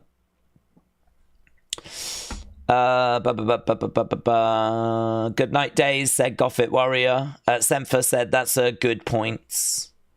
Yeah, it's something we've banged on about so long. I mean, it doesn't need to be Theory. I don't mind it being Carmelo. Just whoever it is that can take losses, that can then upset the rest of the group and then get kicked out in about 12 months' time so that they become a much bigger star, a la kind of like Sami Zayn. You're taking a leaf out of that book, you know. Right. Anyway. I'm not trying to make it about race, said Sick Horror Kingman. I just want Mello and Oba in the spotlights. Yeah, that's fine. That's absolutely fine. I think they're great talents. I think they've both got a bright future. Love both of them. I'd have no problem with Mello being that person in the Vision instead of Theory, but I would still play it the way I said. And I think Oba's going to be fine, honestly. I got no worries about Oba. I think Oba's got aura, and aura always is going to help a talent get on TV time. Look at Jacob, you know, so yeah, I got no problems, no worries or problems with either of those. And don't forget Trick Williams as well. Mate, Trick Williams is, you want to talk about aura, I flipping love that guy. Right, James said Sri Lanka 116 for 5. Brilliant. Yeah, it feels like it's swinging now, doesn't it? When do we think Liv's back? We're thinking early next year for Liv.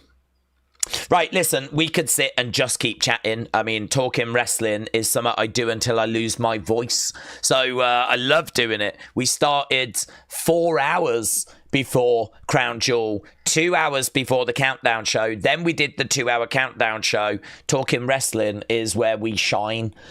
We do that all the time. 2 hours before Raw, 2 hours before NXT, 2 hours before SmackDown, every single flipping week. We're back again tomorrow, where we will start hours before Bound for Glory. So if you want to join in the conversation, we are always here for that. Except for now, where I need to run away and work on a few videos. So a big thank you to everyone that has joined us. Really do appreciate it. I know it was early. I know it's still early for many of you. But yeah, really do appreciate it. I'm just going to pull out a couple of comments like this from Tracy. She said, I was kind of disappointed on the post show that they didn't do more like they usually do. Is it ended, is it already? But I do enjoy these streams. Tracy, shout out to you. Sempher, shout out to you. Kevin said, I think the wrestling has gotten stale because every time I sit there and tune in when I have time, it seems to be women wrestling. And then the main thing with Bronson and the Vision, and that's about it. Did you see the John Cena match today though? People absolutely love that. Well, look, I mean, I think women's wrestling's fantastic. I think EO's one of the best performers of the year. And, yeah, you know, it doesn't bother me to sit down and watch women's wrestling. It's just, is it good? Is it good?